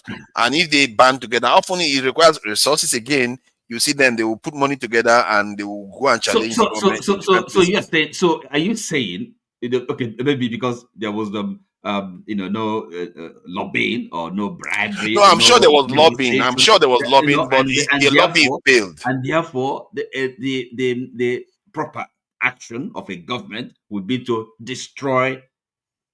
That is the nature of the states. Let's face it now. Even Soludo was destroying so many properties. States often they feel like, okay, we need to clear this area to do certain things. Listen, no. I won't. You see, it's not Soludo. Even if it's not Soludo was destroying. Okay, first of all, if Soludo didn't destroy any properties, we have to look at the context. Okay, the properties that were, for example, I could say even in his hometown, in Sofia, on a road, right? And maybe a wall of a building removed, destroyed. Okay, so the question is, maybe there's a necessity because this wall obstructing the road construction. There was a necessity because that wall cannot stay, given the public need, public I understand what you are saying. I understand that point that you have made. It can just be, okay, look, you don't have a paper, and that's to justify by a government action. Yeah, but you can also argue that you want to deter people from building when they don't have proper papers, because if you keep regularizing people that break the law, then you could have a situation whereby people just keep breaking the law, hoping that they are going to regularize them later on. Listen. You see, really, the consequence, because you see, when you take action, you have to weigh in the gravity of the action you've taken vis-a-vis, other considerations, right? Okay. Yes. It's public policy. Okay. You have to think this is true. It's not, as I said, when you consider the amount of damage, destruction you're going to cause. Okay, just because you want to teach people a lesson, because that is really the argument. But sometimes teaching people a lesson is important too, because it prevents others from going wrong. Okay, so the government that is responsible, what were they doing? Are you saying these people? I mean, those buildings were erected without any kind of planning? Oh no, the any kind government of permit? failed. If the Sorry? government failed and they are trying to correct course, is that not supposed to be a good thing? If they are trying to correct course, I understand that it is painful. There is, do you know what I see in public policy making? There is always a people that when you look at the case, it just seems unfair to them. There is always going to be that boundary condition, that boundary case that you see that you say, okay, this could go either way, it could go the other way, it's not good. Like you are spelling out, you spelled out that this property didn't pose any danger to people, it is not obstructing any major construction, so why go after it? It's always, you're always going to have something like that. But in the end, some of all these tragic events occur for society to still be able to move on. I hope that those people that this stuff happened to, they have a way of making ends meet still. Maybe the state will compensate them or something. So in the case of Nigeria, generally Nigerians, in my experience, they often do something. If they, especially when they see that people are outraged, they do something to ameliorate the situation. Providence, are you aware? Are you aware? Okay, Peter will be right. His brother's property was demolished in Lagos. Yes. Somebody, okay, got what? They said that an unknown, they sued against an unknown. No, sorry. How did they put it? An unknown interest or something that was. Somebody. Yeah. Okay. Look. So that's kind of thing that happened in Nigeria, and you look at that, and then you want to have all this kind of legal rumor, kind of reason, say these people are making public policy that act in the public interest. Come on, listen, we're not fools, right? So this you have to know. So what do you think is going on then? What do you think is going on? Yes.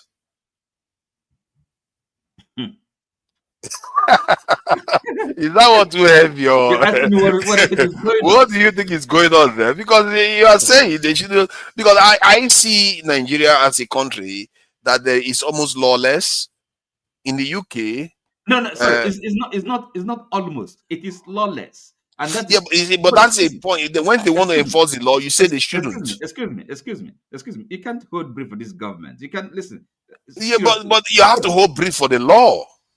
It's not about the government. Which law? Which law? The law. If somebody wants to use the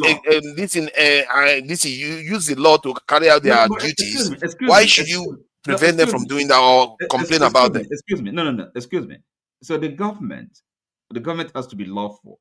Okay, that's what we mean by rule of law. The government also is bound, subject to the law. Okay, true.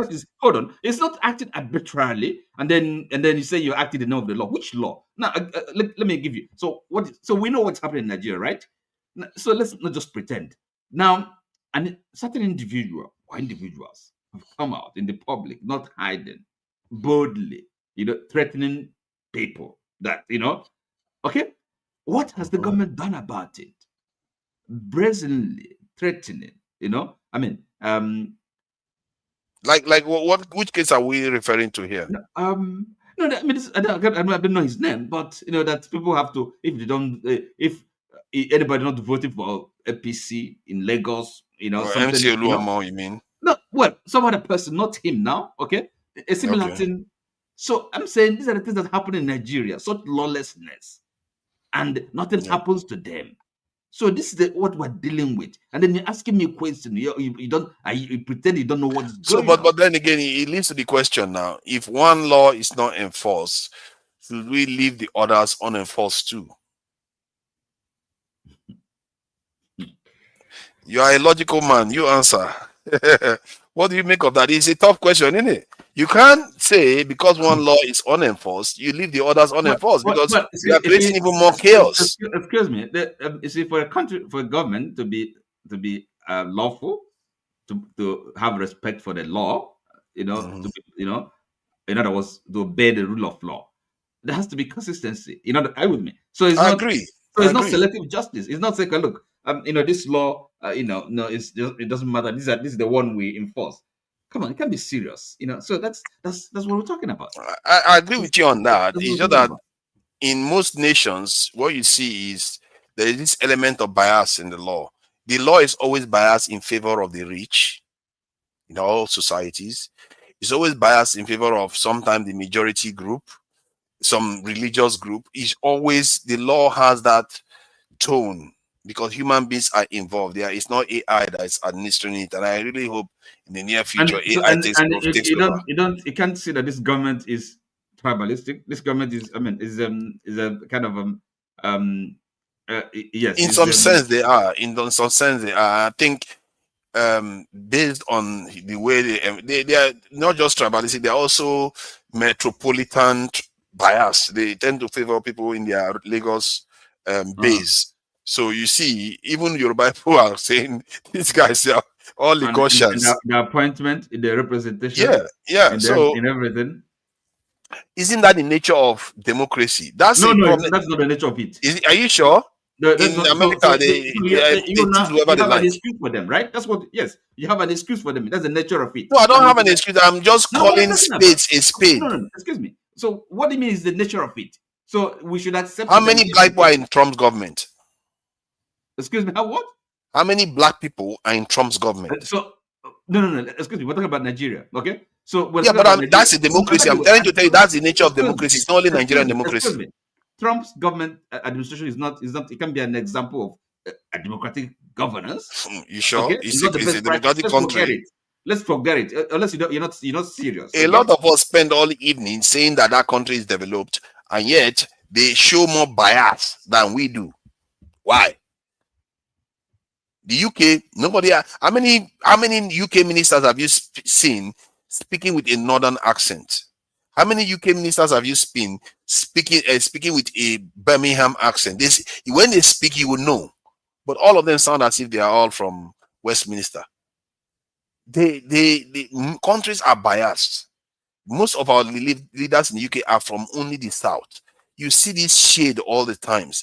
What I always ask is, okay, given where we are right now, should we leave it so that we don't enforce any law anymore? Because sooner or later, something has to give. We can't keep saying we should not enforce the law. That's my take. That's why I keep asking. Is it because one law is not enforced, like against MC Oluomo, should we not enforce the law when people are building on a drainage path and property is being built without authorizations? So by your logic, it's quite normal and acceptable that for the federal government to negotiate with some bandits. All right, are you with me? Some terrorists, negotiate with them, grant them amnesty, right? Okay, that's normal, and then hold one man. Okay, hold one man, right? On is it indefinite detention, a trial that is unending. So that is normal. I mean, nothing to worry about. No, it's not normal. I don't subscribe to that. I don't subscribe to that. No, what I just so that's your logic. That's how democracy works. But that's not my logic. My logic is that logic. That's the inference. Because my logic is that it happens like that. It doesn't mean I support it. So sometimes, when you're making that point, when you say it happens that, what is the consequence? What is the inference? The consequence is people like now. If it is no, you should not accept it. You should do something to change it. Why are you making the point? No, I'm making the point that that case that has happened is on how democracy works. No, I'm making the point that case that has happened is. Let's also remember that they are punishing somebody that has broken the law. Let's not act as if just because some other person got away with it, then that person that is being punished. No. Sorry, it's not just getting away with it. The government ignored it. Okay, the government. Okay, are you with me? So it's not just getting away with it. All right. So the government knows. How do you mean ignored? Are you talking about ignored the? I said the government don't know what they're doing. The Boko Haram and the bandits. In their law enforcement, in selective enforcement of the law, I said they don't know what they're doing. Oh, they know exactly what they are doing. They know exactly what they are doing. So what argument are you making? I mean, the argument I'm making is like Emefiele being in jail right now, as if he's the only minister from Buhari's government. It's selective justice, but it's justice nonetheless. That is fine by you. No, it's not fine. You can't say because one person. No, my point is that if you're condemning something, you condemn it, and there shouldn't be any kind of. I condemn it. No. I don't condemn. Hold on. The mistake, the error is this. Is a kind of is like confusion. You don't. There has to. They should have clarity, moral clarity, right? Okay. In the same way, if we're talking about law enforcement, it's legality and rule of law. It's not. That is, we should.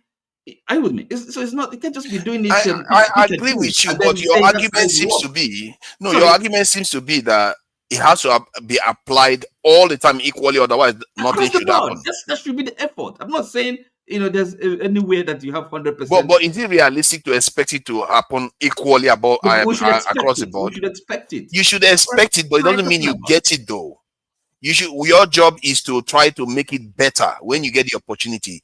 I agree with you. I'm not saying it is justified for you to behave like that, but I'm saying this is the reality of life we live in right now. As long as human beings administer justice, there's always bias in it.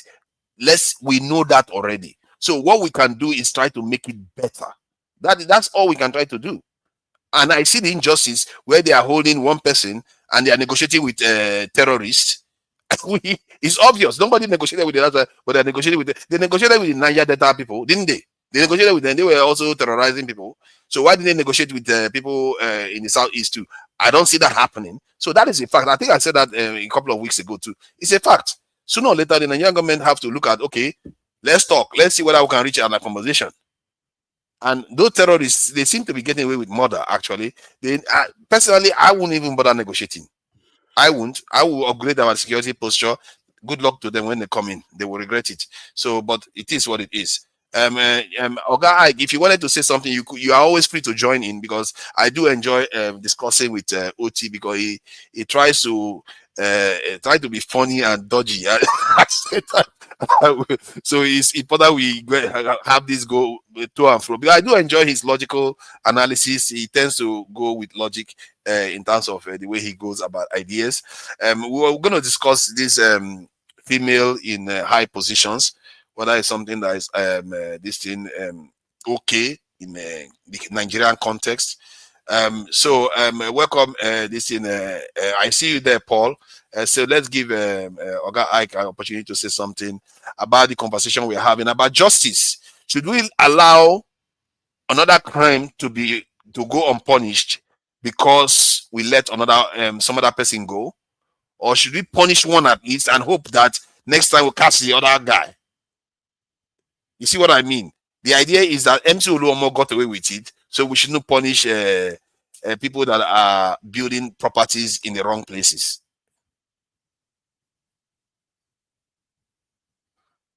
You're muted. How do you mean wrong places? Without due documents. How do you know that they don't have real documents?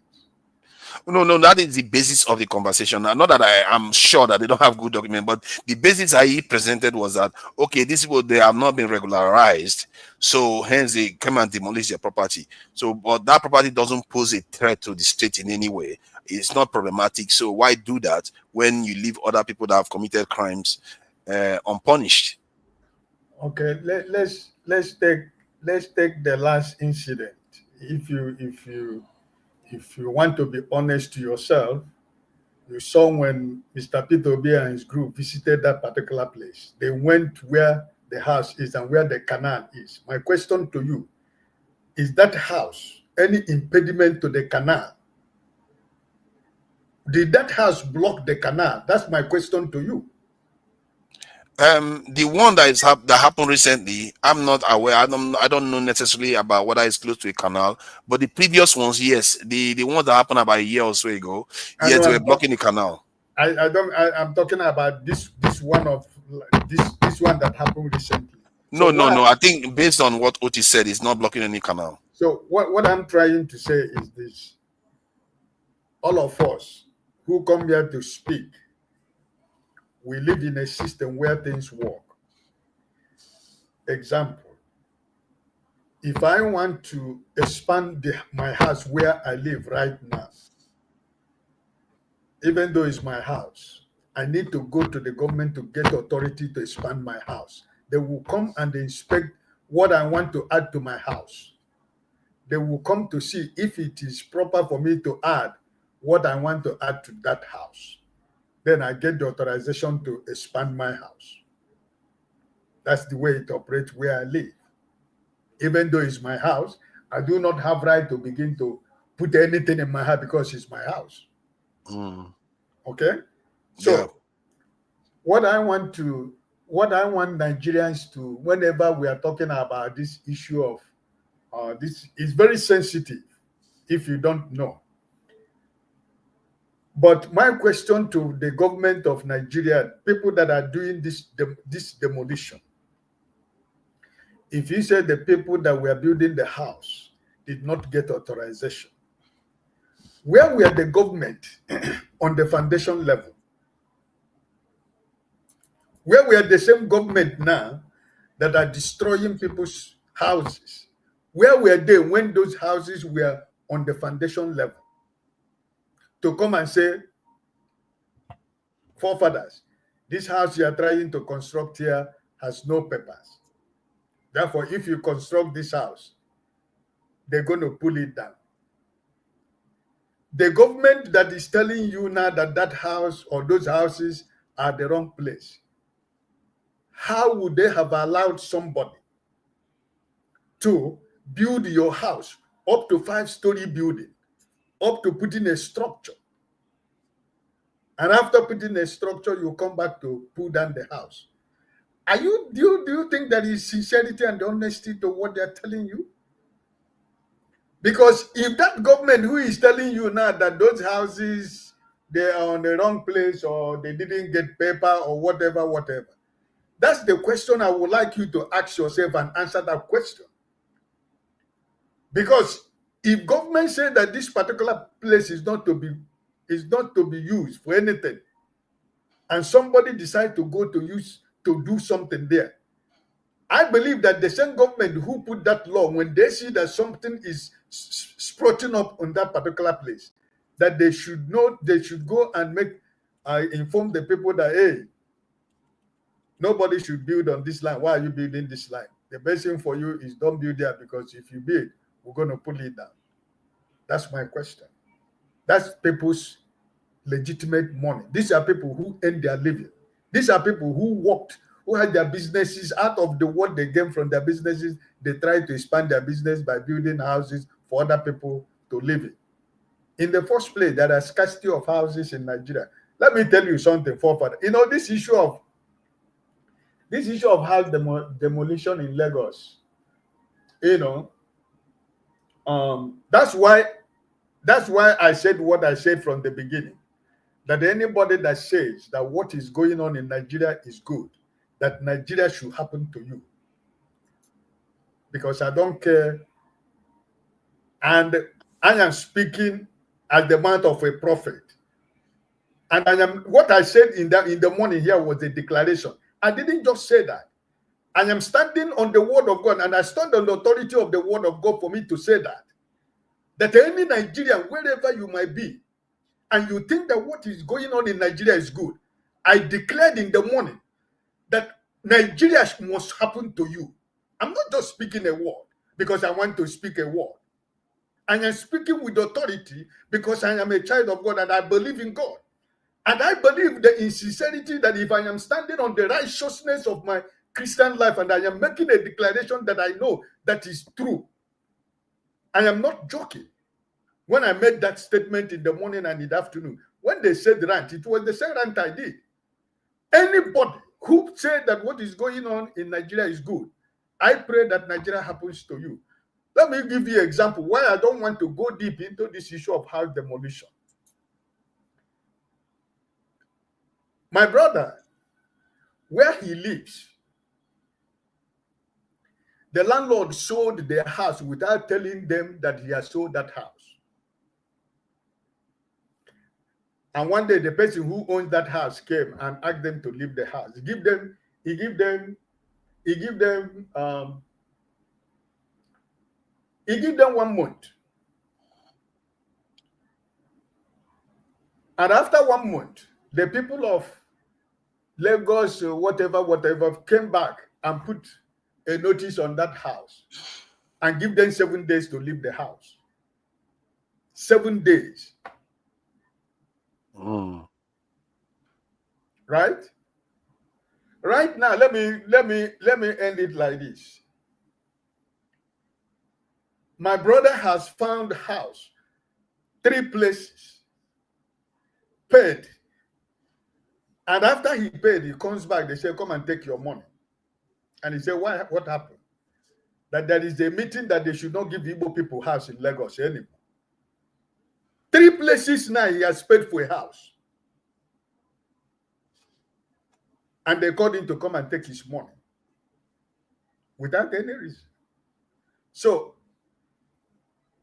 the politics of how demolition in Lagos has nothing to do with rule of law. It is to tell you, because you lost to Lagos in 2013, in 2023 election, and therefore a Nigerian will have to become an island in Lagos because you didn't vote for APC. The same man who took over from the former, what did they call it, the other guy, was he not this week? He was making the same threat. Lagos State must be for APC. If it's not for APC, don't come out and vote, because if you come out and vote, they will buy you. And he was invited this week, I think, by DSS. But all those things are camouflage and pepper something. So what I'm trying to tell you is, I am not somebody who supports somebody who breaks the law, knowingly that you break the law. But before somebody will break that law, there must be somebody in the place where the law is supposed to be used that help that person to break that law. The papers and the documents or whatever they have to do before you get a house or land, whatever in Nigeria, it's people that are a department that is responsible. But from what I was hearing in this last one, the people said that they made the agreement with the federal government, not Lagos state government, because that particular place belongs to the federal government, and it is a lease of 99 years, and they have spent only 77 years on the land. So what right do Lagos government have to go and destroy the property? Even though if there is a reason why the Lagos state government should come in to destroy the property, shouldn't government be able to follow a normal due process as government? So that's why what I'm trying to say is that no matter how you try to say it, there are people who break that law in the same government that will come back tomorrow and tell you, I do not know what you are talking about. This did not come from here. But eventually, when you present your papers and your documents, you will discover that they come from the same place that they told you it didn't come from. So, what am I trying to say? I am a man of justice, and I believe in justice for everybody. And I do not encourage anybody to break the law, no matter the circumstances that it is for you to break the law. Because anybody who breaks the law will have to pay the price of breaking the law. I don't have a problem if somebody has to pay for breaking the law. But when that law is not being applied the way it's supposed to be applied, when that law is targeted for a certain kind of people, that's where I have a problem. So that's why. Yeah, but from what I gather, some people are saying that mostly Yoruba people their property were also torn down. That it wasn't only. I don't want you to gather what you gather. We all know. Listen, we all know this particular event was not hidden. You can go you can find it online, and you can see the visit of Mr. P2B and his group. You can see the statement from the traders to the to the association of the traders and to everybody, statement that was made that law was not broken. I mean, Senator Baribe cannot be telling you, Senator Ume cannot, Senator Moye, and the representative of the Yoruba, the House of Representatives of Labour Party, 2 of them from Lagos State were part of the entourage, including revival. Who is an architect by profession. So this is not something that you gather. You don't need to gather. You go back to omit a bit of this visit to where this house was destroyed. You can read. You can hear the statement. It was a press conference. It was not a random story. Then you can be able to, inform yourself who is really on the wrong side and who is really at the right side. Right? So I just used my brother now as an example to you what is going on in Lagos. The house we found, the three houses now. Come and collect your money back. What's the problem? They had the landlords in their locality. They have a meeting that they should not give Igbo people house. I'm not telling you that they said. I am telling you that my own brother. So use your tongue and count your teeth.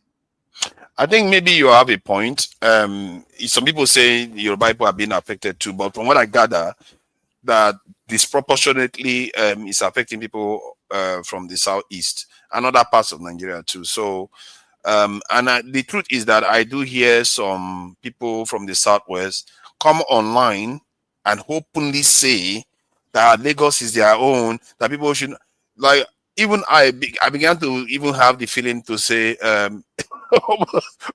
know that's going to annoy them. Lagos is no man's land. But when Nigeria is building Lagos, it's okay. But when Nigerians want to live in Lagos, suddenly it's Yoruba land. It's like, come on, man. Sorry, forefather. Yes, listen. Let me ask you a simple question. Sometimes the people, my brothers and sisters from the southwest, that are trying to protect Lagos. 90% of these people who are doing this are not originals of Lagos. They're not talking about their states, Ogun State. They're not talking about Oyo State or Shi State, where they come from. Everybody is fighting for Lagos. Lagos was the federal capital of Nigeria, established and developed by the federal government of money, including your money and my money and Mr. Paul's money, that was used to develop Lagos as the federal capital of Nigeria. Lagos wasn't just a state, but it was the federal capital of Nigeria before, right? So the same thing was Calabar at the beginning of Nigeria, right? It was the same thing before. Now we move to Abuja. So how will Mr. Paul be a stranger in Lagos? In Lagos, that his own sweat, the sweat of his father, the sweat of his mother, and everybody in his family contributed to the building of a capital of Nigeria in Lagos. And now Mr. Paul now will go back to Lagos and become a stranger. Yeah, that's true. What sense does he make? Because most of these people who are doing this thing, they are not Lagosians. Some of them are from Oyo State. Some of them are from Osun State. Some of them are from Ondo State. Some of them are from your president. Is he from Lagos State? Is he not from Osun State? So if you're only defending Lagos, what happens to Ekiti? What happened to Edo? What happened to Ogun State? What happened to other Yoruba states that are forgotten? That nothing is existing, nothing is working in those states. Why don't you fight about your state? I think this thing is happening often now. I think, as you can see, a black beauty is testifying to this happened to a thief lady. So it's not only Southeasterners they are targeting almost everybody now. And all because of politics, all because a Southeasterner dare to challenge their person to get into office. Because before now, nothing happened. Abacha did what he did, nothing happened. They didn't target Southeasterners. So the only time this started was because P2B dared to run for office. That's it. And they start targeting everybody and start taking the advantage. You see, this is what people do. Whenever they see where they can take advantage, they will take advantage to gain more financial progress over their fellow citizens. Because now they pretend as if they don't know Lagos is the federal capital of Nigeria. Most of the money that was spent building Lagos, it comes from the south or the oil money of Nigeria. They think it's all of them from Lagos itself. But they will pretend as if all of them came from Lagos. But it's all right. You see, it's up to the people in the South and the Southeast to get their act together, and maybe even not only Southeast, because this affects the people in Benue too and all the rest, because they are in that region. All the people in the Eastern region, they have an interest in making sure things are in order so they can build. This is one of the reasons. This is one of my biggest frustrations with some of the stuff going on in the South, is where Southeasterners are acting as if I'm targeting them. No, because what we are doing there is making us poorer. It's not helping us. This is why now, look at the insult that we are getting all the time from all these people. They are online. You need to see some of the things they are saying online. All because somebody dared to run for office. That's all. Not because of anything else. That's all. Welcome, Paul. I don't know if you listen to the conversation. Yeah, Fofara, I've been listening. Fofara, I'll touch one side and quickly come back to the other place. I know when you talk about this religion thing and you talk about the Bible, make mention and everything. I would like to know many parts of the Bible when the Bible make mention of men be leaders and everything. But sometimes when the Bible call men, the Bible just call it loosely, like all inclusive and everything. Just like as Christ fed 5,000 men. Of course, there's men, there's women, and there's children. So you understand? So sometimes husband is the man, is he not? Yeah. So good. So no, it's not only what it says; it's also what happened. Like Jesus Christ. Now, most of the people he worked with are Muslim men. The people he left in charge are Muslim men. Yeah. So some women there, he could have done it. So that is true, but Christ also have good relationship and also see some things that happen, like Mary and Martha things and everything. But you must understand that sometimes look, forefather, my uncle studied medicine. You understand, get to final year in university and got rusticated from school. It is only certificate that he have. He have the knowledge. You understand, but he just don't have that certificate. So sometimes those people can also practice these things. You understand? And also there is the man and there is the spirit man. So sometimes that prejudice can come, but that does not mean that the supreme being, the spiritual realm of it, only said it is only man.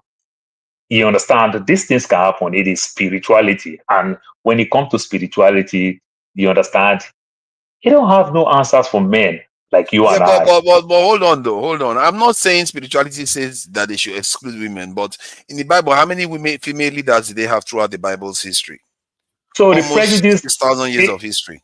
It has been there for a very long time and everything, You can't just say that. How many women are in the Bible as leader? Did they set an example of a female leader? Yeah, say there is no women yesterday, there is woman today. Who is me? That's why it's called spirituality. You understand that everything evolved.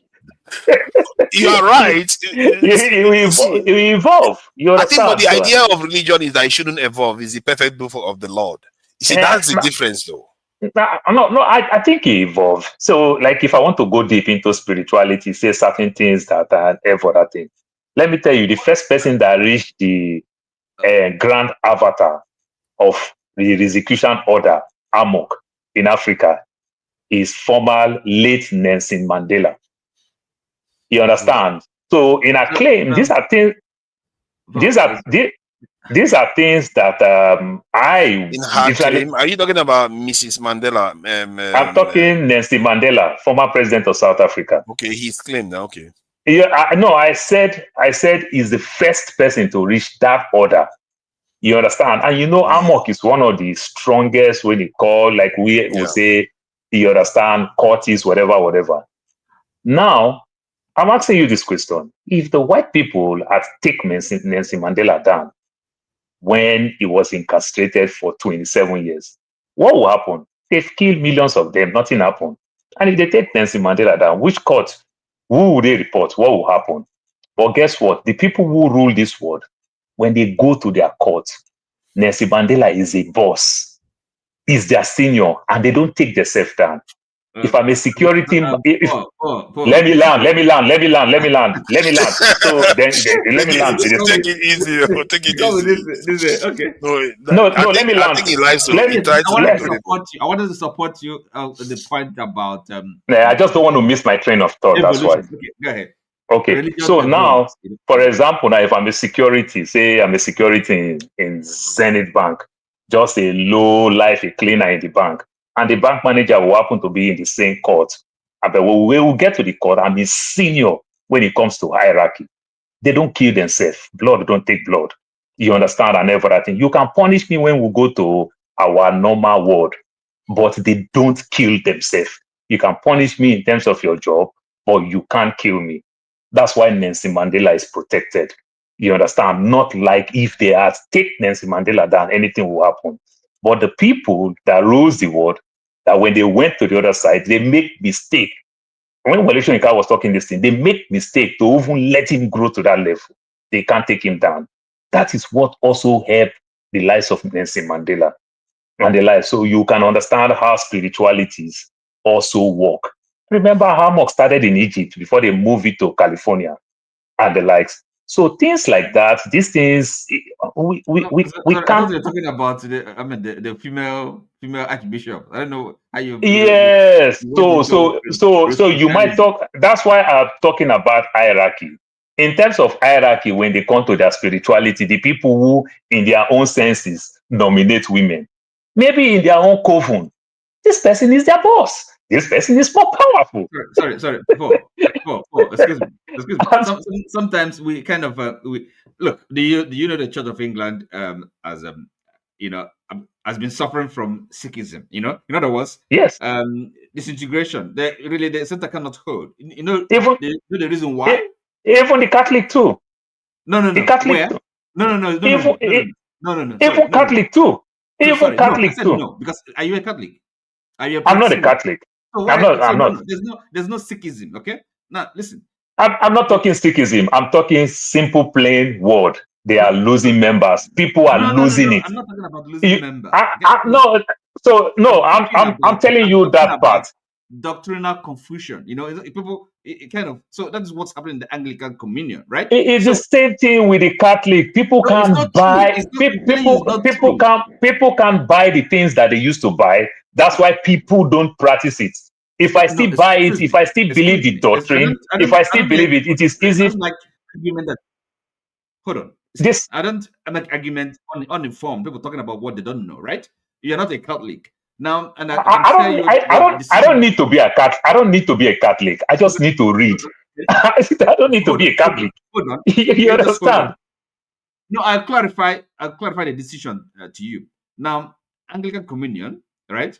Now, because now, for example, having this, and remember, Anglican Church of England is part of what the greater Protestantism, right? We know how it started, the Reformation. It's been the same story down the ages, down the centuries. This kind of disintegration. Really, but contrast that to the Catholic position, okay? Of course, you may have differences of opinion, okay, differences of emphasis, but it's still one church, one Catholic church, universal, right? So there's no way you can compare them.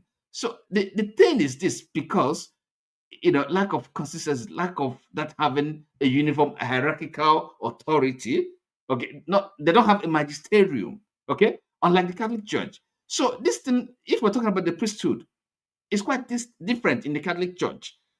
And the Anglican Communion is a different thing altogether, because that's why you have your Pentecostal, a man and his wife can be the bishop It's at the end of the day, one word answer everything. It's called doctrine. From the Catholic, the way you have the Church of England, you have the American, the Presbyterian, and the now likes. listen. They keep tweaking it a little and a little. At the end of the day, they still use it to represent cultures and norms. You understand? In as much as they will also say religion and every other thing, they still use it. That's why everybody pick their own. That's how it evolved. There's this documentary I watched that the way it keep evolving from one to one to one. When you look all great nations still come with their spirituality. One more sentence and then I keep quiet. You see, now there is the evolution, but there's a difference between evolution and the revolution. All right. So now in the Church of England, Anglican Communion, it's not just evolution, there's a revolution and confusion. That's why they are kind of splintering. Okay. That's why you have, the Anglican Communion in Nigeria is revolution. Now, No, when you use the word revolution is the thing that is also happening in Pentecostal today. Where you see yesterday, you and I, we get scared to criticize a pastor, but today we can criticize a pastor with no fear. That's the same thing. That's the revolution. You understand? Hold on. See, yes. Okay. Now remember, you see, the Church of England and the Pentecostal, they're all one side. Are you with me? Because we used to have one church, universal church, the Catholic. That's Catholic. That's what it means, universal. Until the Reformation, and then you have, Protestants, and then Church of England is just one aspect of it. You have Methodists, you have all these other Pentecostal movements. They are on the one side, all right, of the body of Christ. So Catholic Church is different. So now, and I'm saying you have the revolution in Protestantism, and that's why you see, you can come up tomorrow, establish your own church, right? So now, there is an evolution. Even in the Catholic Church, doctrine can change, but it's not to such an extent that the center can no longer hold. There's some consistency of doctrine, So there's a magisterium. You can just what is this? Can I ask a question though, so that Paul, because I think that's maybe at the core of the discussion. When does changes to a religion become heresy or transform the religion beyond recognition? Because when does it happen, or is there no end to it? Father, my basic psychology 101 is simple. When something new comes, the first thing that comes to your mind as somebody who worked in the aviation industry for years, you understand, we call it FOD. It becomes foreign to you. If you use iPhone all your life, if they give you an Android phone, you either criticize it or you just use one. But religion is specific though. Religion is specific. So when does it that religion and become something else? So for Father, when this evolve want to come, when this evolve want to come, they want to tweak it or change it. It becomes foreign. That's why you and I. That's why you are. Sorry, excuse me. No. I am answering the question to the best of my knowledge. It becomes foreign. It's just like this thing that is coming up now. It becomes foreign. It becomes strange. What is going on? You get the point now. What is going on? That's why we can discuss it. It becomes foreign. But now, over time, if they succeed, they bring it down. Over time, people will forget about it. New thing will come up again. Sorry, Paul. Hold on, Paul. Listen. Now, the question Papa has asked, I'll give you an example. Now, for example, we know what... So you talk about Catholic. Catholic did not start Christianity. I hope you know. But Catholic was powerful. The Roman Empire. You understand? Kind of. It is tough. Asked. Now, he asked you the question. You want to repeat yourself? I mean, the question the question was, when does deviating from the traditions of a religion become alien to the religion? Does it change it from that religion to something else? Okay, now I'll give you an example. Now, for example, marriage, okay? We know what's marriage, okay? Now, marriage is between a man and a woman, okay? In the Catholic Church, that's what it is, okay? Unlike, for example, in the Anglican now, they started, homosexual, right? Okay? Two men can be, okay? So now, that definition of marriage, a union between a man and a woman, is no longer what it is. So the nature of marriage has changed, substantively. That's why I say it becomes foreign. That's the foreign that I'm talking about. It becomes foreign. Yeah, but it becomes not that religion anymore. Yeah. So no. That issue becomes foreign. But forefather, my brother, hold on. It's forefather. It's like you and I today. We are using a smartphone. You understand? With no keypad. When Apple introduced this phone with no keypad, many of us criticize it. Today now, some of us forget that we once criticized this thing when we started using this screen. We forget that when this thing started newly, we criticize it like it's not going to work. It will never happen. From Nokia, though. So it's a different thing. My point is that it's no longer Christianity now. So I'm just talking, it is still phone. But when he Yeah, came, but it's still religion, but not Christianity anymore. It is still religion. It is still phone. That's why I'm using phone. It is still Yeah, it's phone. still religion, but We not still use it to do Christianity. the same thing. We still But use it to Christianity send has its message own and receive specific. call. No, we No, still but use it. Christianity has its own specific nature. Like you can't start practicing Oh, Islam. do No, you let me know? ask you now. You can't start Father, do practicing you know Islam. so? No, sorry, hold on. You can't say, okay, there's a sect of a Christianity now that decides to start facing Mecca to pray, and you say it's still part of Christianity. When does it become a totally different religion? That's why because there is no guide. No, It is there's a called guide. spirituality. The Bible is there. What do you mean there's no guide? That's why the Bible is there. So when you say the Bible is there, do you remember when Christ came? He said he didn't come to condemn. Oh my God. He only brought a fair play. Do you remember when Christ came? So which means between Christ and Moses, they Anything contradict goes themselves. then. Is that it? They Anything contradict goes. themselves. What are you talking about? Between Christ and Moses, you understand, they contradict themselves. And Christ said it clearly. He said he didn't come to condemn. You understand? He only had. So, but yeah, people Christ are going to only go had, to hell. He didn't come to condemn. People are going to go to hell. No, Christ only had a fair play. What do I mean by that? Forefather, I once grew up raised chickens and everything. I bought a little chicken, raised this chicken. This chicken started hatching eggs and everything. Hatched the egg. I started getting my little chicks and the likes. Everything is mine from one chicken. That's the same thing. I was a slave. I had a wife, started having kids. And me, my wife, my kids are still subject to the master. That was how the Bible. And then remember, how do you do sacrifice to God? You need incense that is very, very expensive. You understand? You need candle. You need to do some ritual. You need to kill some livestock. You understand? To do your ritual, to connect to God. And if I'm a slave, I don't have a chicken. I don't have a dog to do this sacrifice. When Christ came, don't excuse me. Let me land. Don't excuse me. When Christ came, Christ make you now understand that with faith you can get God. So which means me who happen to be a slave, now I can get God. But initially, if I'm to get God, which means I'll be forced to steal my master's chicken. Or when my master choose to like me enough to say, I want you to be clean in this season, that's when they can permit me to get a chicken to do my own sacrifice. That's when they can give me an incense to connect to God. That was Moses' time. That is what the Celestials are practicing today. They do all these rituals to connect to God. But we now, some of us will say we use Christ, we use faith to connect to God. So I don't need the ritual. So are you saying that? Are you saying that? Guess what? When Christ came, I said the same word again. Christ said he did not condemn that one. He only brought options. And I use the options with phone. One phone, like the BlackBerry, have a lot of keypad.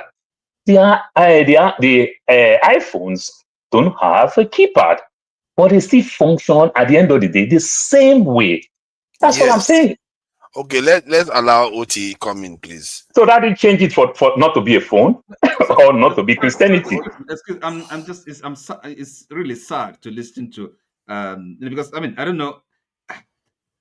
Ask a simple question, instead of answering the question, then kind of giving this example of iPhone and this bogus answers. Hold on.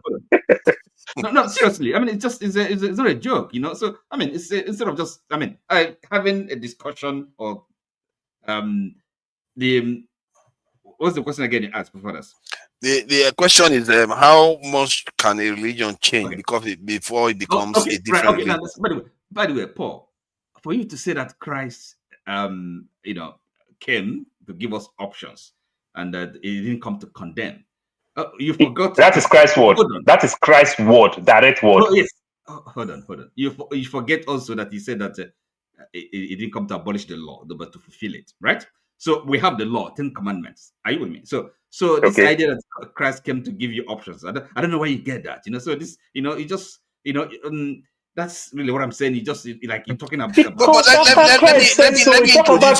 me introduce one thing. Let me introduce one thing that may also clarify some points to Paul, because the change we are talking about here may actually be more fundamental than the change Jesus Christ made to Judaism itself. Most of the Judaism practice remained even in Christianity, but this one seems to be more drastic than anything Christ introduced to the Judaism itself, or because similar. forefather is now. Because And forefather yet Christianity is different from Judaism. So maybe forefather, these people that are practicing this new thing should differentiate themselves from Christianity. They are not Christians anymore. forefather. That's why I say because it is now. That's why I'm telling you about my psychology 101. Because it is now, it becomes foreign. We're going to criticize it. The change is too overwhelmed for us to bear. That's why we are discussing it. But what I'm telling you, over time, it will not become a big deal. Could it not be said that they are no longer practicing Christianity? When did they stop being Christians? I don't think so, because forefather, if you want to take your wife and my wife, now I don't know of you, very many of us will take our family, we'll go eat shrimps, we'll go eat other things, which the Bible actually condemns, but we do it. You understand? It's a scale. And then for that thing, when Bible tell you don't mix wool and lining, you look at your trouser. What material is in your pocket and what material is in your trouser? But he said don't mix wool and lining. You understand? Look at my hair. You understand when you talk about hair, when you explain things about hair and then for that thing. So at the end of the day, we evolve. Some people hold it strong. I'm not fighting them. But what I'm telling you is that these things are there. Let me just jump in. You know, I've been listening to you guys like go back and forth. Paul, you know, I like you. You know, I think you're a very, very reasonable guy. Also, you know, my views many times align with you, but I think you're pushing it a little bit here. You know, so you know, and you're, you know, so I don't like to discuss religion because I believe religion is part of our problem. But you know, I'm a Christian. You know, and you know, look, if religion was going to fix our problems in Nigeria or in the world, hey, Nigeria would have been the most peaceful place, richest place ever. Muslims are very dedicated. There are some that are doing jihad. There are some that are praying in the mosque. There are Christians are praying more than. We have more prophets than anybody can ever imagine. Let me just hold you on. Let me just play this, you know, just to give people an idea of how we take religion seriously. Auntie, why do I keep seeing you everywhere? I've been sent from Nigeria to come and destroy you. Destroy you. Yes, destroy you. Destroy me. In the name of Jesus. In the name of Jesus. In the name of Jesus. In the name of Jesus. Calm down. Calm down. Calm down. Calm down, auntie. Take it. Oh, ouch. Mama, calm down. Calm down. Ouch. Calm down. Calm down. Calm down. Calm down. Calm down. Calm down. Calm down. Calm down. Calm down. Calm down. Calm down. Calm down. Calm down. Calm down. Calm down. Calm down. Hey. Calm down. Calm down. Calm down. Calm down. Calm down. Calm down. Calm down. So as you can see, we are very, very worshipful people. I know we all have aunties. I follow that guy. He makes me laugh every day. I follow him. He makes me laugh every day. Yeah, we have aunties that are like that, don't we? Yes. No. It's not. Look, it's not just aunties. Some of us are like that. So you know, you'll be surprised. So look, and you know, I don't like to single out any particular religion because they are all a problem. Even the guy that is doing a little juju or something at home. In fact, those people are even the worst because they are completely blind. You know, here's the problem here. You know, when you bring up the Christian religion to kind of put it on the table for us to kind of destroy it, you know, you said that Jesus Christ said, you know, that he has not come to change anything. That's pushing it, right? He said, I am the way, the truth, and the life. No one. So that's why he was called a blasphemer in Judaism. The idea that he did not come to change Judaism as it was, it's not true, actually. And because he said, without me, no one can reach the Father. And that's why he was killed, you know, because the Jews said, this man is taking the authority of God, because he said, I forgive your sins are forgiven. To one of the people, he said, how could you say that his sins are forgiven? You have no right to do this, right?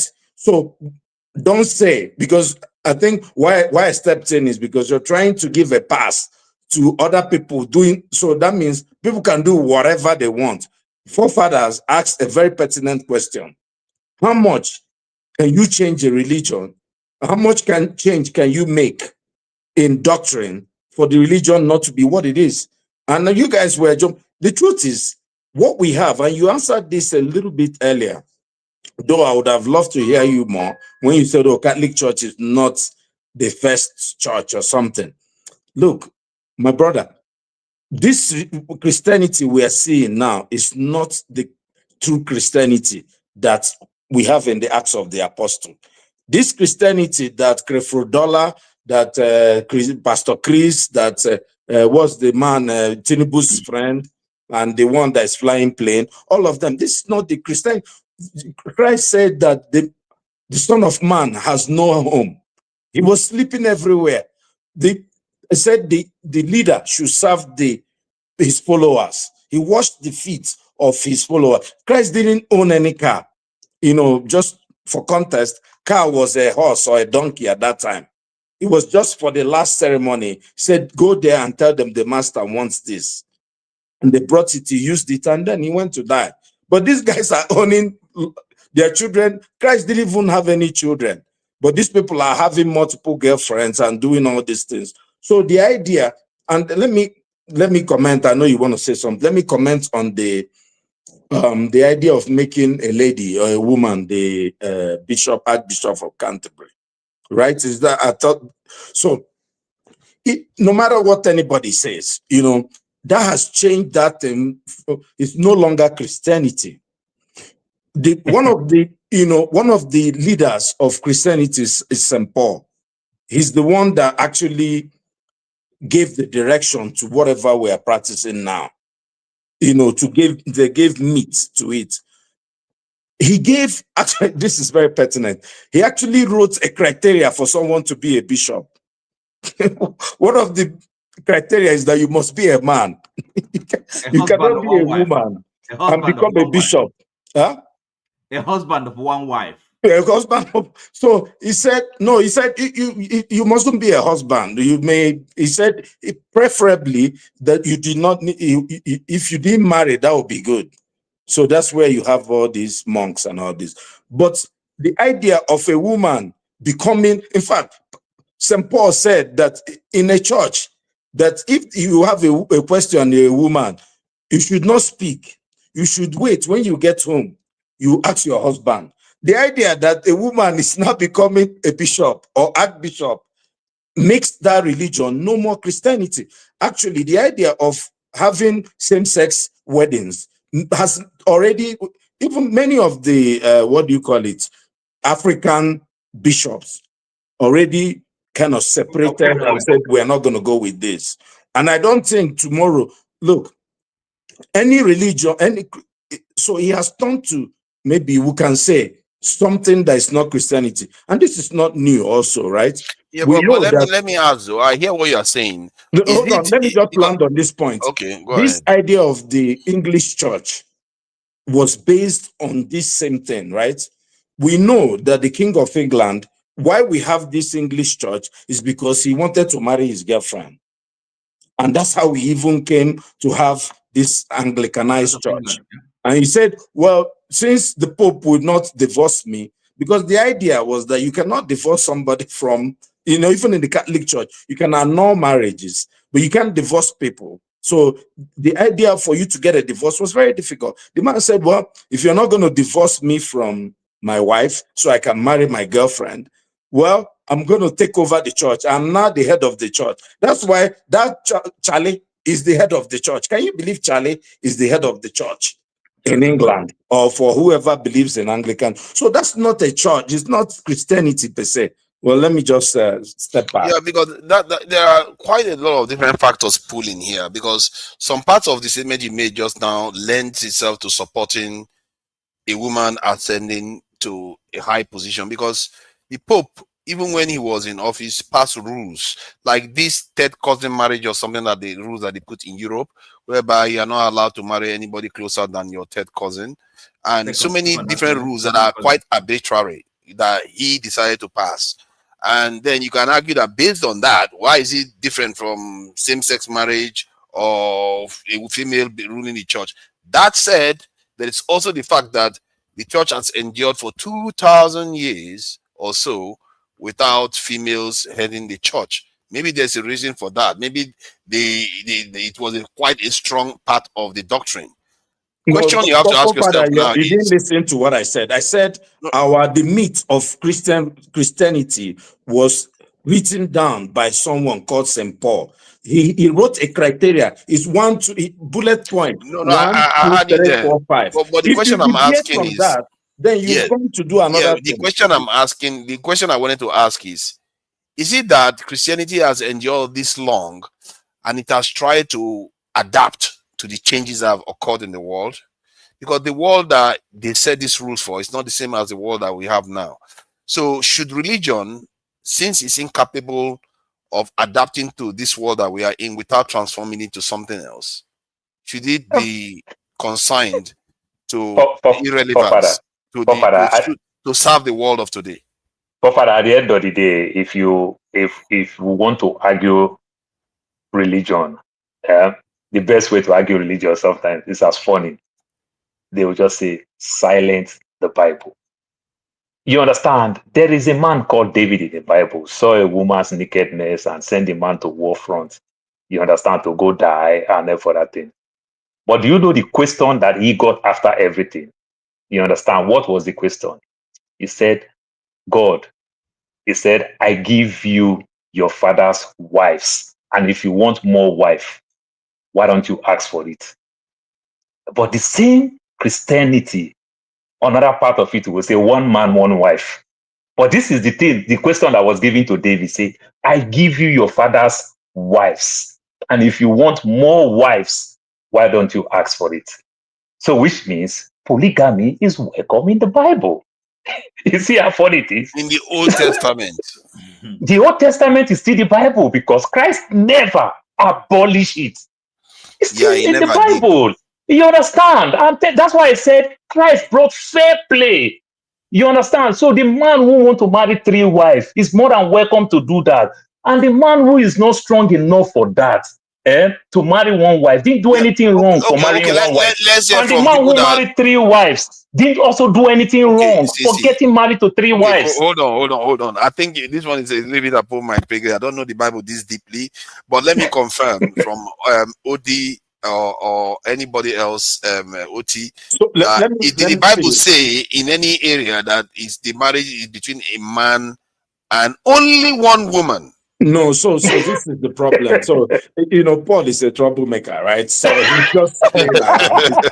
He's playing a game. He didn't address all the things I raised, and he has gone to this. So look, I don't know why people have problem with, things that are irrelevant. Bible say Christianity is really based on the belief in Jesus Christ. That he is the way to get to God. If you can't get past it, that's what Muslims believe in Jesus Christ also, right? He's one of their big prophets. But in Christianity, we don't consider them Christians because they don't have they are not people who live after the way of Christ because they don't obey that idea of faith. Here's the issue. No, they believe. They always say Christ is not Son of God. It's messenger of God. No. It's not about what Jesus Christ said is not just there are so many. No, I mean Muslim. I mean Muslim. What I mean Muslim. No, they don't believe that he's the only way to get through to God. Yes, that the Son of God is different. As Adam was a son of God, you are a son of God. All of us are sons of God. Even Jesus Christ said we are adopted sons into the family of God. But here's the issue. No, they believe in the calling, they say is messenger. Don't say you are son of God. You cannot be God. Like a prophet. Let me say this. So the monogamy is a European tradition. Monogamy came from the Romans. You remember, the Romans shaped Christianity. That's why I would like to hear from Paul, because they adopted it. in the year 310, that's when they had they had a conference. They brought all the bishops in Nicaea, you know, in a place now is Turkey now, right? In Nicaea, used to be Greece, right? But that's where they formed and said this and this and this is Christianity, and this was arranged by Constantine, right? When he essentially used Christianity take over power. And you know, here's the issue: if you look at if you look at what Paul said, in fact, if you look at the teachings of Paul, you understand that Paul never criticized polygamists. And if you look at his criteria for becoming a bishop, it means that there were polygamists indirectly amongst them. One wife. That's why he said that the only people, his recommendation for people who will be leaders are people with one wife. There you go. Now I agree. The early Christians were Jews. And the Jews inherited from their father, Abraham, and from their father, David, and all, who were all polygamists. You know, so the idea that they were not polygamists in their midst is not true. But if you now fast forward maybe 300 years, when the Romans now took authority, imagine the power went from Jerusalem to Rome, right? And that's where it is now. If you look at the emperors of Rome, counting from Julius Caesar, Augustus, Nero, all of them had, imagine how powerful they were. They did not have more than one wife.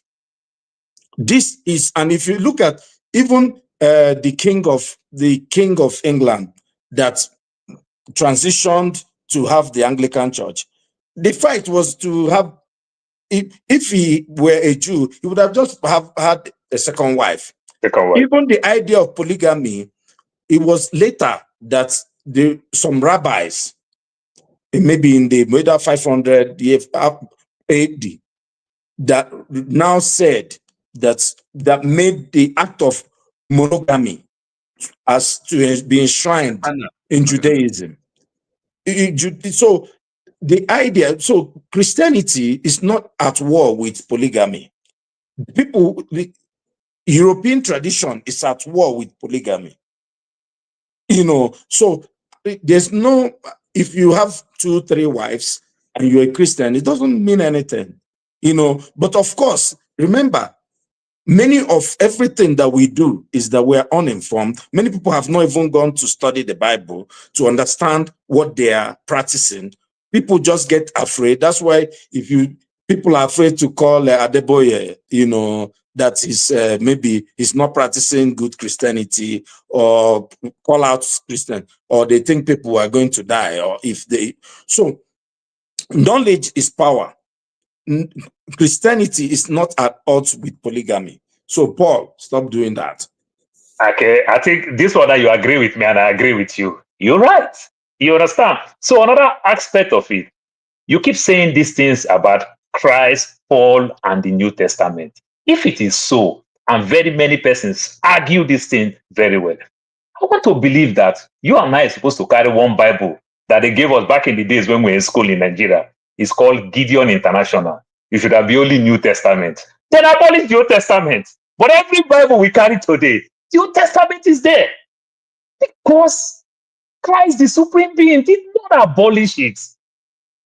You understand? But I can tell you that Christ and Paul's account in the Bible, you understand, it is better. That's why I said in the Old Testament, when you talk about slaves and everything, it is hard to serve God.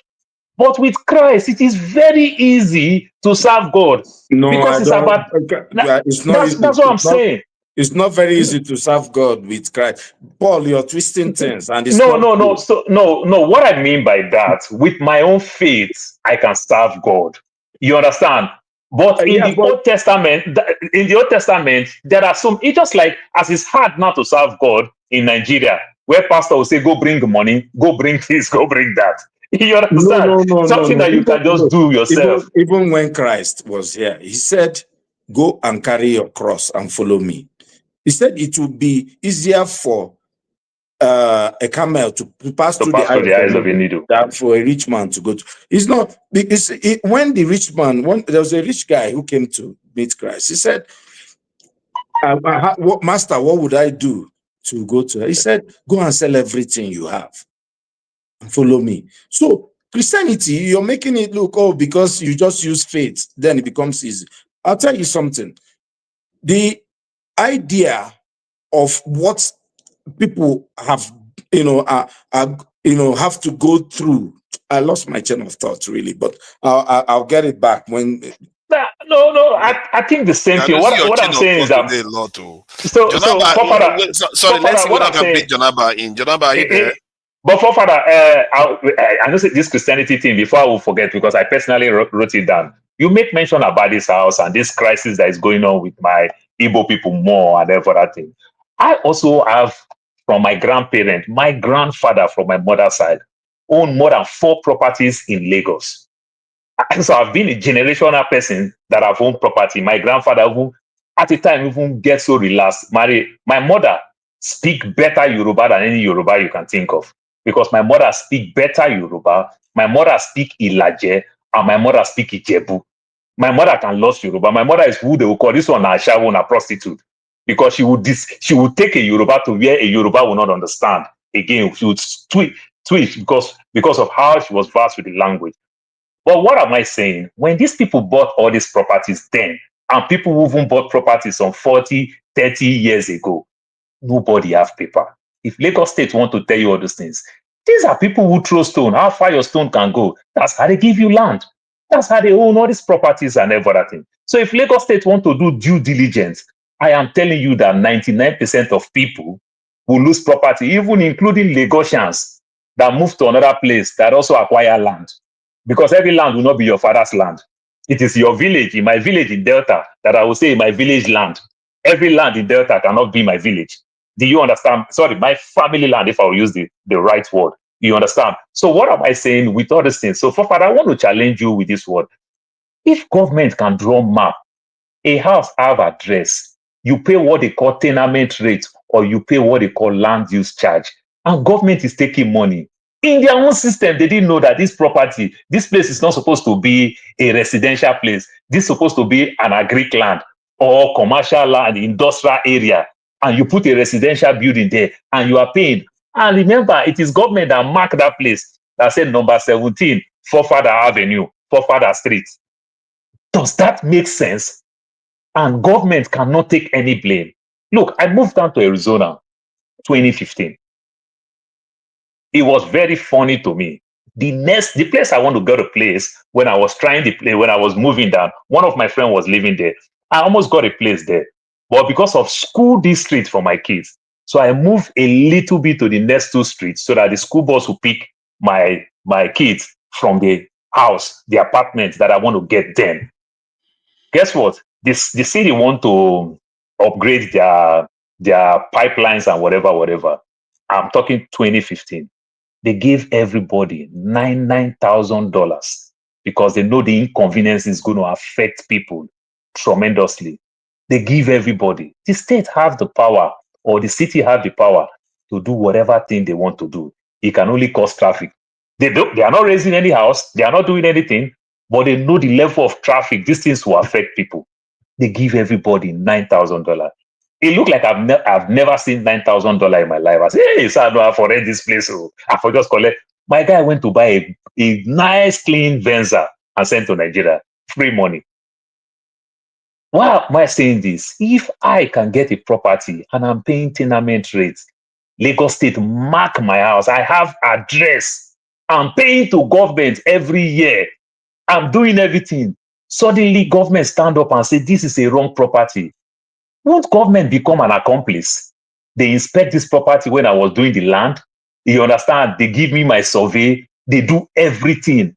I get my survey. I got everything. They give me my survey. When I was doing to linted level, they come inspect. They inspect everything. They give me number. Lagos State send that their house address and everything to you. Just to let you know, you pay to get address. For them to give you number, say number 6, Forefather Street. You pay to get that in Lagos State. There's several along the line now. Is it that my address is fake? Is it that me paying tenement rates to Lagos State government every year? Is it that I also pay to a wrong account? That government will just stand up, they want to demolish the property, then they say the person that I give money in Alausa or the person that I give money in local government. Because when you are building house, you are working with local government and state government simultaneously, because the local government will come do their own and state government will also do their own. Then when it's time to demolish, it's only me make mistake. Local government didn't make mistake. State government didn't make mistake. You didn't hear that they fired anybody from state government. You didn't hear that they fired anybody from local government to approve this nonsense. Oh, Father, this is the height of stupidity. Let us grow up now. Let's not keep doing these things. You understand? Father, every time your brother, my brother, look, growing up in Nigeria, I understand before I travel to the West. When you see some of your childhood friends travel to the West, you go ask their mother for their phone number, whatever. Nobody give you. They hide all these things. That's the type of people we are. But guess what? When your brother buy a house for abroad, now the same mama go to tell people for Nigeria, say, my pikin don't buy a house for America, or my pikin don't buy a house, because it's a thing of joy. We are happy that we are buying properties in the West, but we are criticizing ourselves that we are buying property in our own country. I don't get it. We cannot grow as a people when we do this. About the way we perceive things. We like There is the wrong of state government and local government. Let's stop this thing. And if Lagos State want to pride themselves that, oh, every time they remind us that we are doing these things the wrong way, how about you make all these things electronically? You understand? So that I can do everything online. One of the purpose of online, you understand? You use it to shove away third party. You use it to scare away all this crime and criminalities. I can go online, I can see this plot, and I can know this plot, where is allocated to. I can see the due diligence, because even Lagos State government themselves, they don't even do their due diligence. If they do their due diligence, before they allocate properties, a portion of land to say it's time to sell, I want to believe, first of all, they're supposed to be the people that would have mapped all these things, work with the communication company, work with the electricity company to do all the underground things, everything that you put underground and the lights. You understand? The water board, the communication board, this is how they do things. You understand? So on their own part, there are so many faults. These questions, we don't ask these questions. We just stand up, we just blame that Igbo man that bought property. You buy property. Now, wrong place, you buy property. We encourage criminality. Look, if Nigeria want to do it this way, we can never grow as a people. I am telling you. The question I asked before, let me bring the others on, because otherwise this may go long. I will put the question that I put to both of you, to Jonaba, and Jonaba's, it's like your phone doesn't want to stay in the middle. It keeps jumping out. Maybe I should just open it, make it an open panel. Actually, it's about time. It's the 3 hours mark now. Let's make it more relaxed. So, Oga Ike and John Abba, the question about that religion one was about, when does a religion stop being that religion based on differences that they've introduced to that religion? Because the level Christianity has endured for 2,000 years without having a female head in any of the churches. They don't practice same-sex partnerships, marriages. But within the last 20 years or so, these two things have come to fruition. So does it remain Christianity, or has it become something else? When does it change? Is it when they decide that there's another Lord and Savior? Is that what differentiates a religion? Because Moses is still relevant to us. The Mormons, are they Christians? Where does it stop? So there's a little bit of fuzziness about what makes a religion a religion.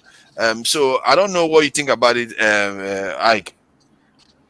Well, forefathers, to be honest with you, since I've been in this platform, I try to stay away from anything that has to do with my faith. I don't want to make my Christianity as a talking point, I'm not supposed to. There are reasons and times I can share the word of God with somebody. We reason together, but I do not want to make it to become a topic where we continue to, you know. Sometimes my brother John Abba tried to do it very maturely, which I do respect him do that. But for me personally, I have a different opinion about my faith and what I believe in. Talking about what you're trying to say, the Bible says, do not add and do not subtract from the word of God. So if anybody add and subtract, that's your choice. But it doesn't change what I believe about the word of God, right? So God is love, right? But those principles of the word of God that is written, that is known by everybody, because there are so many things. You talk about same-sex marriage. If your father has married a man, that wouldn't have been forefather. So why do we have to continue to argue about that? Why do we have to spend time trying to convince people that a man should marry a man, a woman should marry a woman? You know, I'm not that kind of I'm not that kind of a Christian, right? I use the word of God. You know, the word of God for me is the life that I live, the transformation that I give people who know me. I use my life as the word of God, because if you're a child of God, your life is a mirror where people look through you and they see the image of God. That is what the word of God to me is all about. In any way, I don't debate about whatever preacher say in the pulpit. You know, if my father was married a man, that wouldn't have been argued, wouldn't have known me. And if God says that marriage is between a man and a woman, if any other person decides to say any other thing, that's your choice. I don't know the Bible you're reading, but I believe that my Bible that I know, that I read, never told me that a relationship should be between a man and a man and a woman and a woman. It said, for this reason, a man shall leave his father and mother and cleave to the wife, and two will become one. And whatever that God has joined together, let no man put asunder. So that is what it is, right? God created man from the beginning of the creation of God of man. It was in a garden, a family between a man and a woman, Adam and an Eve. So if the beginning of the creation has taught us what is supposed to be, why do we want to continue to, you know, I'm not that kind of a Christian. I'm not that kind of a preacher who go arguing unnecessarily. My word is my word. My word is my bond. I don't mislead the people that I talk to about Christ. And when I have the privilege to minister in the church, I don't mislead people, because what we find today is that I used to say it here, that most Christians, most churches, or most men of God has left many churches today. What the people worship is the man of God, because the Spirit of God has left so many men of God today. So people are confused. They don't know what they believe in anymore. They don't know what they worship anymore, right? So it is very, very heartbroken when you see what is happening in the body of Christ. But I am not surprised, because the word of God also says that judgment is going to start from the house of God. Yeah, so this is my principle about the word of God. I don't need to preach the word of God to come to here to show that I know the word of God, or I can preach the word of God. I know how I can say no. But I love my brother John Abba, because he uses the wisdom of a Christian to minister the word for anybody who wants to understand what he's speaking. You know, so it's very simple for me to know that if the judgment of God is going to start in the house of God, it's a personal race. I'm running my race, my brother, even though I preach the gospel. What I tell the members of my church, remember that I am running my race too, as you are running your race. Whatever I am preaching to you, I am also preaching to myself. Because if I preach to you that stealing is a sin or is not good, and I steal, I don't know what I am. You understand what I'm trying to say? So it is very simple for people to, you know, always go to plan. I don't talk about religion. I talk about Christianity, because I'm a Christian. I don't talk about religion. I talk about my Christian faith, what I believe in. I believe in God the Father, God the Son, and God the Holy Spirit. And I believe the word of God from Genesis to Revelation. It all depends how you interpret the word of God. Because the Bible says that the word of God is new every morning. Because Brother John can use, can preach Matthew chapter 7 this morning. In the afternoon, somebody will preach Matthew chapter 7. It will still mean the same thing. It doesn't change. But what changes is the gift of speaking. The way you present your message. The gift of speaking that God has given you, for you to be able to present your message to your congregation, to be able to understand what the message you are trying to give to them, doesn't necessarily mean that I have removed something from the Matthew chapter 7. No. Because the Bible made us to know we all have given a gift of spirit by every one of us. Some of us are pastors. Some of us are evangelists. Some of us are missionaries. Some of us are prophets. But today, Nigerian men of God, they are pastors, they are prophets, they are missionaries, they are evangelists, they are everything. So where is the gift? Jesus has given, the Holy Spirit has distributed the gift among us. Because if Christ knew that he was supposed to do it alone, there wouldn't have been need for apostles. So we are confused, people are confused with the word of God. So sometimes my personal self, I try to stay away because some of the men of God in Nigeria, sometimes I ask questions. How many are they leading to hell? And how many are they trying to tell what heaven is all about? So I will end like this. There is that judgment that is going to start in the house of God is what every time I want to do something, I try to remind myself what the word of God has told me to know. That whatever I do, whatever I say, a day shall come when I am going to give an account, But am I going to stop people who try to interpret the word of God, or who try to add, or who try to subtract? No, I can't. Because the Bible says many are called, but few will be chosen. A lot will say, Father, I did miracle in your name. Father, I was a teacher in your name. Father, I was a pastor. I brought 1 million people into your kingdom. And at the end of Jesus or God will tell you, go away, you workers of iniquity, I know you not. So if you are a Christian, you should be able to believe what you believe. The word of God, what is even the principle of word of God? If you are truly a Christian, what is the message of word of God from Genesis to Revelation? What it is? Prepare my people for my coming. That's the word of God. It's nothing else. It's we.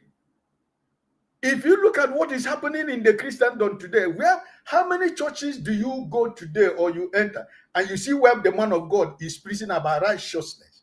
It is all about prosperity. It's all about miracle. They don't talk about righteousness of a Christian. They don't show people what the life you have to live a decent life. Some do.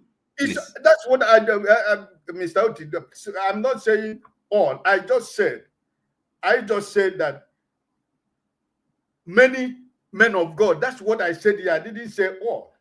Because if I say all, I am included also.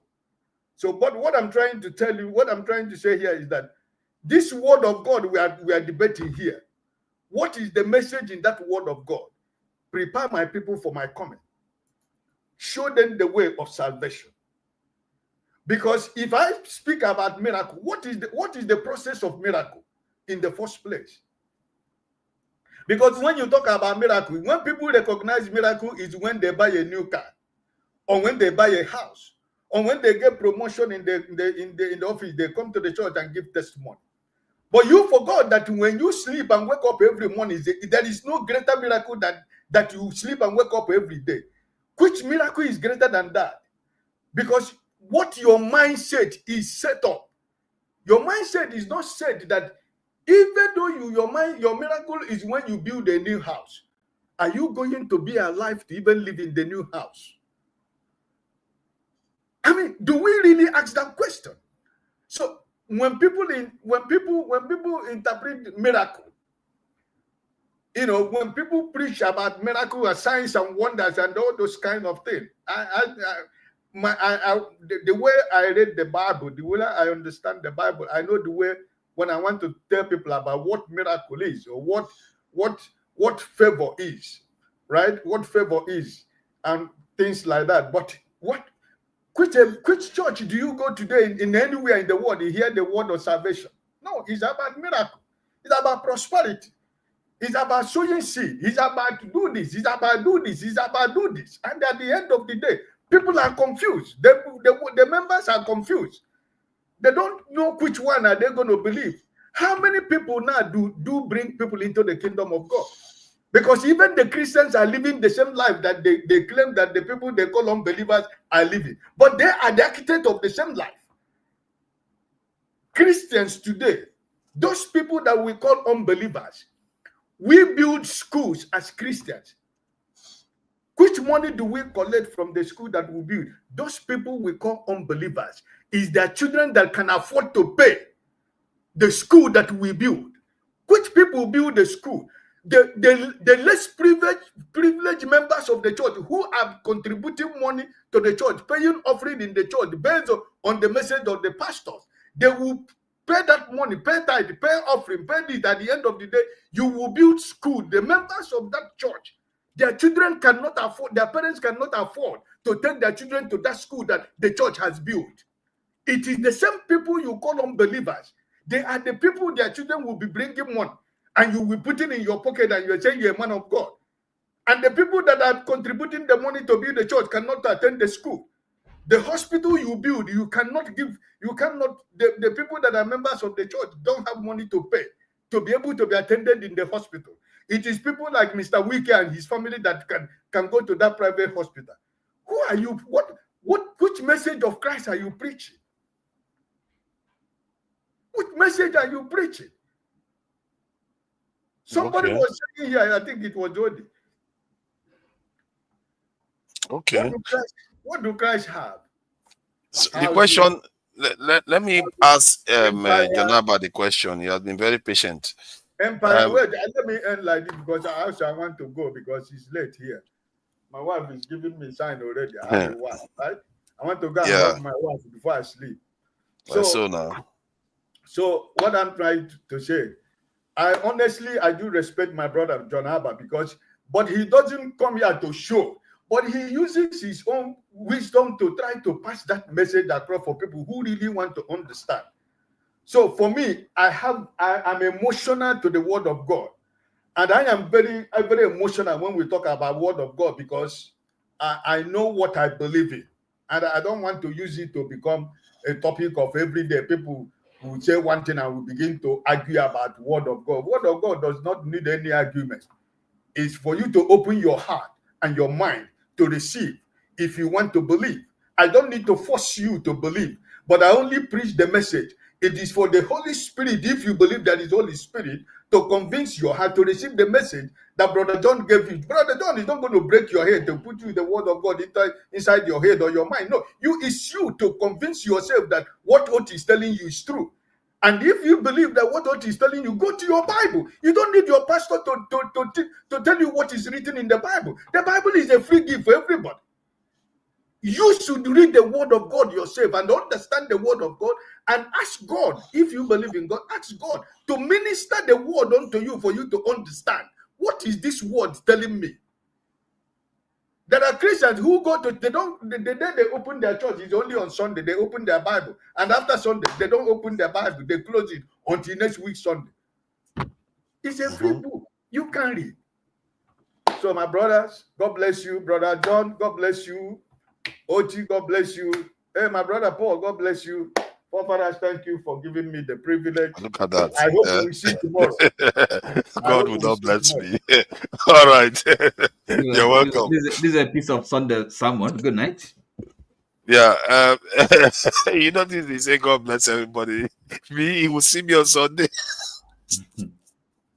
But it's all right. It's all good. We all don't deserve the savior. If you don't want God to bless you, if you don't want God to bless you, ask Tinubu to bless you, right?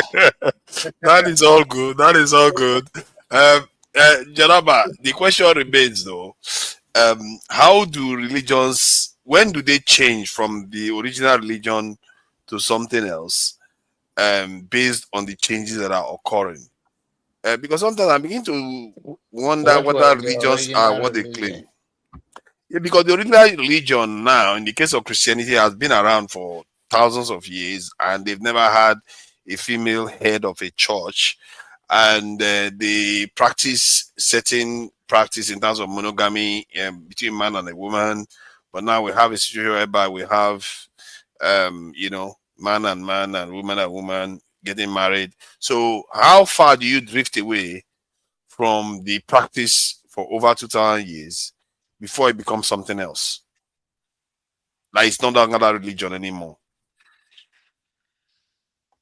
Um, First of all, I don't think Jesus Christ himself was religious according to the Bible story. Um, he was a good guy. Uh, he practices a forefathers religion that um, uh, he care for the poor, he care for the needy, yeah, those that needed food, they provided for them. So after um, his death, then what the people at that time that worked with him witnessed, now call them Christian because he's tied to Christ. The word Christ means is a title. So also then I say, okay, they are called Christian. The book of Acts now is the beginning after the departure of Jesus, the actions of the disciples, right? Um, and whether it's Christianity or Islam, is information. Every if you want to stick to the Bible, that you want to wrap your head around it, you can. And the only problem we, the African or the Black people, have over the years was lack of documentation. We don't document and we don't reform. And as a result, when the Christianity and introduced to us, because we have nothing to hold on to, that okay, this is how you worship your God in terms of documentations, which I believe that our traditional way of worshiping God was not bad. They should have been reformed in a way that we, the African, um, stick to our way of worship, because if yes, whether it's the traditional leaders and the political leaders could uh have the respect uh to our people, because in those days the god of the land was holding them accountable. But because of the few mistakes, like some uh let's say if you have twins, they think it's not a good thing. So some of this cruel thing that happen, little thing, they capitalize on it, and then they bring this religion to it. But as it is now, it's due for reform, and that is what we are seeing, because the Bible says, right, that God do a new thing. So why, if He's going to do a new thing, why are you now going against it if God is the one doing it? There's a scripture that says, "The earth is the Lord and the fullness thereof." So as far as if you are open-minded, nothing happened without the knowledge of God, and God has all the power. I believe if God knew, if there is that out there that something is terribly going wrong, like you see in terms of Charlie Kirk, uh, you see the two side of right and left on gun issue and how they shape America. Uh, in terms of if he was going through to the colleges and preaching whatever he was preaching, that ideology resonate with people, and that sometimes it's not. Other people have a version of what you don't have. You have the version what they don't have. Uh, Two of them can be wrong and two of them can be right. But the age we are right now, um, people, because of what they have turned Christianity to, especially in Africa, the organization itself is supposed to be non-profit organization. That if a man it, the main thing is to meet the need of the poor and to serve the community in terms of emotional support and spiritual support whenever it's needed, counseling and the rest of them, which have a role to play in our lives day to day. But whatever the religions that anyone practice, I am not against it, but I'm of the issue is due for reform, whether it's Christianity or whether it's Islam. The question is that as Jesus have laid down his own ideology that it become popular, who do you see these days that you can say will look up to that Jesus was a very neutral, open-minded, civilized guy who care for the needy, that he was not even concerned about those that follow him. There was a time uh, someone healed in his name. And the disciples say, why? And he told them that if this person is not against us, it's of us. So you should not question him. There was a time was baptizing people and they have gone through the baptism class or teaching. And somebody came and he baptized and the disciple was having problem because that was the Jewish whatever settlement that they believe that the other ones are not to the same salvation that they have. So that is what they are on. But Jesus, as a leader in that time, his idea resonate, and after his death, it becomes so popular to today that I don't see someone that you can say, okay, let's follow this person because what is even the so Christians are doing is contrary to what Jesus himself did. I don't think if Jesus will be supporting the Israeli to wipe out Palestine. I don't think if Jesus is there now, it's oh well done, you are doing well. Jesus will not do that. He didn't do that when he was there, and his idea was not to do that, and that's why he resonates with the people today and many generations to come. But I still believe that our African system was one of the best. We're not extorting money from people. We're so similar to the sacrifices of What? animals We are and not extorting money from people. the traditional Okay, beliefs, you mean? the belief system of Africans was not to collect Okay. money to give to any. I'm not talking about the church. I'm talking Oh, about I the thought we were talking tradition. about the church. No, Yes. I say that our system. When I say our system, the traditionally we are pagan by nature. Before the coming of Christianity and Islam, we're all pagan, and there's nothing wrong with it. To be The fair, problem to is be that fair, sorry, let me clarify one thing about that paganism. Paganism is basically, it means the religion that is not the majority religion in any situation. So before Christianity, African religion was the main religion. So I think paganism has somehow become twisted to it's mean the same way they something bad. demonize everything we have. It's the same way, Mm, even our resources, that when they come and take a raw material and they then go and process it and sell you the process, and it's the same thing. It's the same mm, it's the same process of demonizing everything we have and tell us what we have. We just know mm. the person that brought salvation for you, he wants you to carry him and his he will not Did you understand the story about how these people come? But then the question is that when you look back and the infrastructure, like most churches, like you see today in the Pentecostal, they were all beneficiaries of those old churches, ministry schools, like Methodist school, Catholic school, and all those Anglican school that the white people bring. But where they did it today, but at least that served those purposes. The point I'm trying to drive is that those who practice the Christianity of the Pentecostal now are now taking money from the very poor.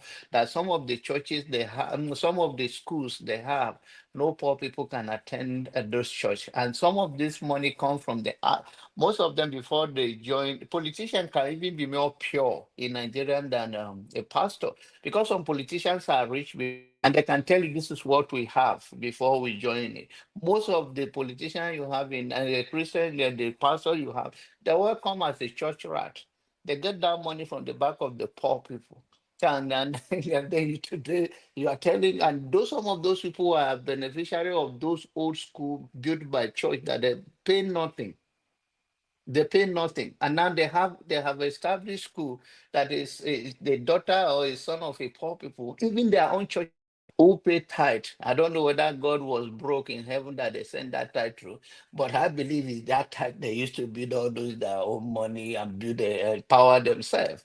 And so I think we should. Oh, sorry, I don't see gentlemen, anything. I gotta go now. Good night. Huh? Yeah, thank you, OT, for joining us and for the conversation. I think we got somewhere. I did learn something about Christianity today, that it was the Romans that kind of made us start. It's not Christianity itself, it's the Romans that made us start this monogamous kind of marriage thing, that it wasn't necessarily Christianity. It turns out that monogamous marriage is something that is linked to Europeans more like, at least in the last 2,000 to 3,000 years, they started practicing monogamy. It wasn't from Christianity. Interesting, isn't it? So when we're all doing monogamy, we are basically practicing European culture, not necessarily Christian culture itself. Except we are saying that they are Christian, they are the real Christians, and they are not the ones that invented it. Judaism allowed polygamy, but Europeans don't. Interesting, isn't it? So let me bring Paul back to the middle. I think we are going to be rounding up soon. We've already done 3 hours. I think it's only fair. We've already covered a lot of ground. And but okay, so from the point of view, I think it's settled now. Some people believe that it is fine for Christianity to change. I think I wanted to ask a question that, what if Jesus Christ was alive today? Would he support same-sex marriage? And would he support a woman becoming head of the church? What do you think? Let's start with Jonaba. So I give a brief answer, then Paul, go ahead. I believe Jesus will. He's a reformer and he's a progressive guy. He's if he's walking around, he will tell people that they should be judged by their kindness to humanity and not by their sexual orientation. But okay, now let me you see, and okay, I'll bring it to Paul. Paul, what do you make of that? Because I will ask a follow-up question too. So, Fafara, Christ spoke so many times, almost 2/3 of everything that Christ spoke, teach. He talked in parable, not like many of these things happen. And some of the things that happened in front of Christ with his own opinion was the story about Mary and Martha. When these 2 ladies, one was cooking, doing all the work, the other one just sat down with Christ, doing anything, do nothing and everything. And you see the jealousness and everything within them. That's where Christ said, in his own opinion, it is better for one man, one wife. Like I said, there is something called the spirit man and the man. I may be a spiritual person, but it's not all the time. Everything that I talk is spiritual. There is the man and there is the spirit man. You understand? So Christ, in his own opinion, like if some of us want to joke with these things and everybody will say, Christ no marry now. How about go get experience for that level? Because see the ups and downs. The only little one that he saw, this one can say, I was cooking, doing everything. This one just sat down with you doing nothing. Christ just see that woman thing. You understand? With emotions and every other thing. Christ just said, in my own opinion, no, one man, one wife. Because he understand that if these two women, the happiness of being with Christ, the way so many people want to be Christ, the two women find themselves with Christ, they even forget that I'm with Christ. I'm supposed to enjoy it while it lasts. They still complain about themselves. Me, I just So, say, yeah, they cook, sorry, they do sorry. everything. Did Christ actually say one man, one woman himself? Yes, he said so. Jonathan Yes. said no. Yeah. Yes. Yes. Are you Christ sure said it's What so. not chapter Paul that and said verse? that? Paul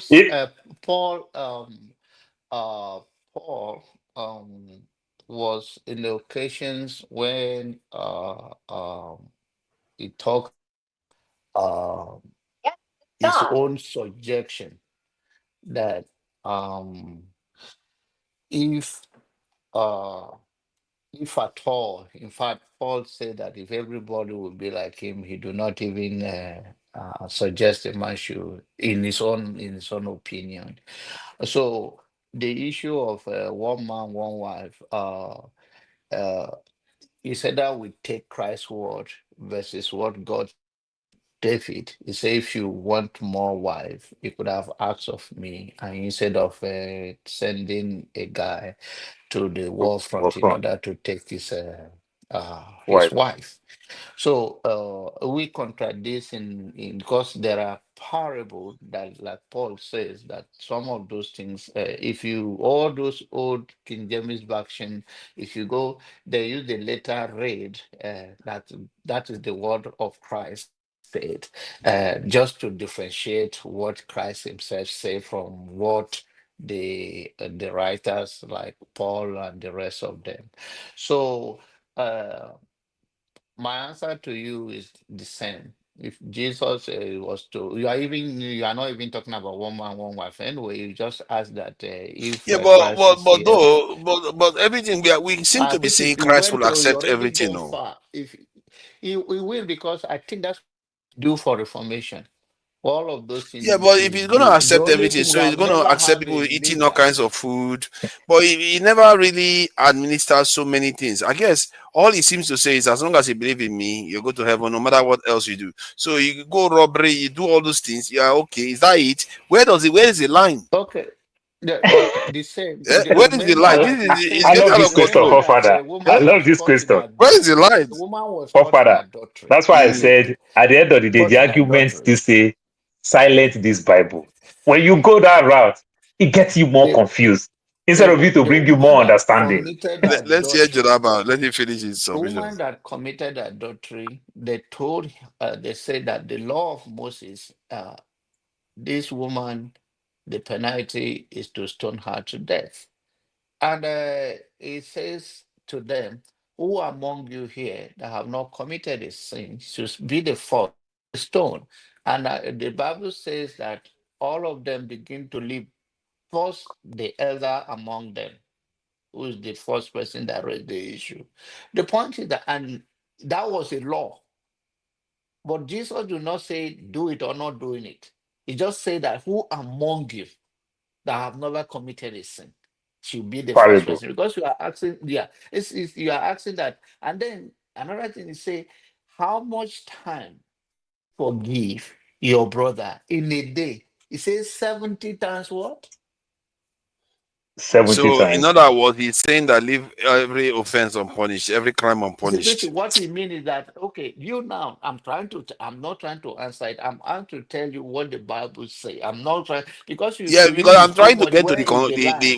what is the You point? are Where is trying the to say, line? where There is the doesn't seem to line? be any Yeah, line. exactly. Is The it just like line some kind is of to man. hippie that he Remember just goes this. on accepting everything that goes on? We have to draw a line Remember that somewhere. this. No, remember Forefather. he That's why I still summarized go it. back to He Matthew summarized it. 5:17 He again when Christ summarized said it. it. He summarized it.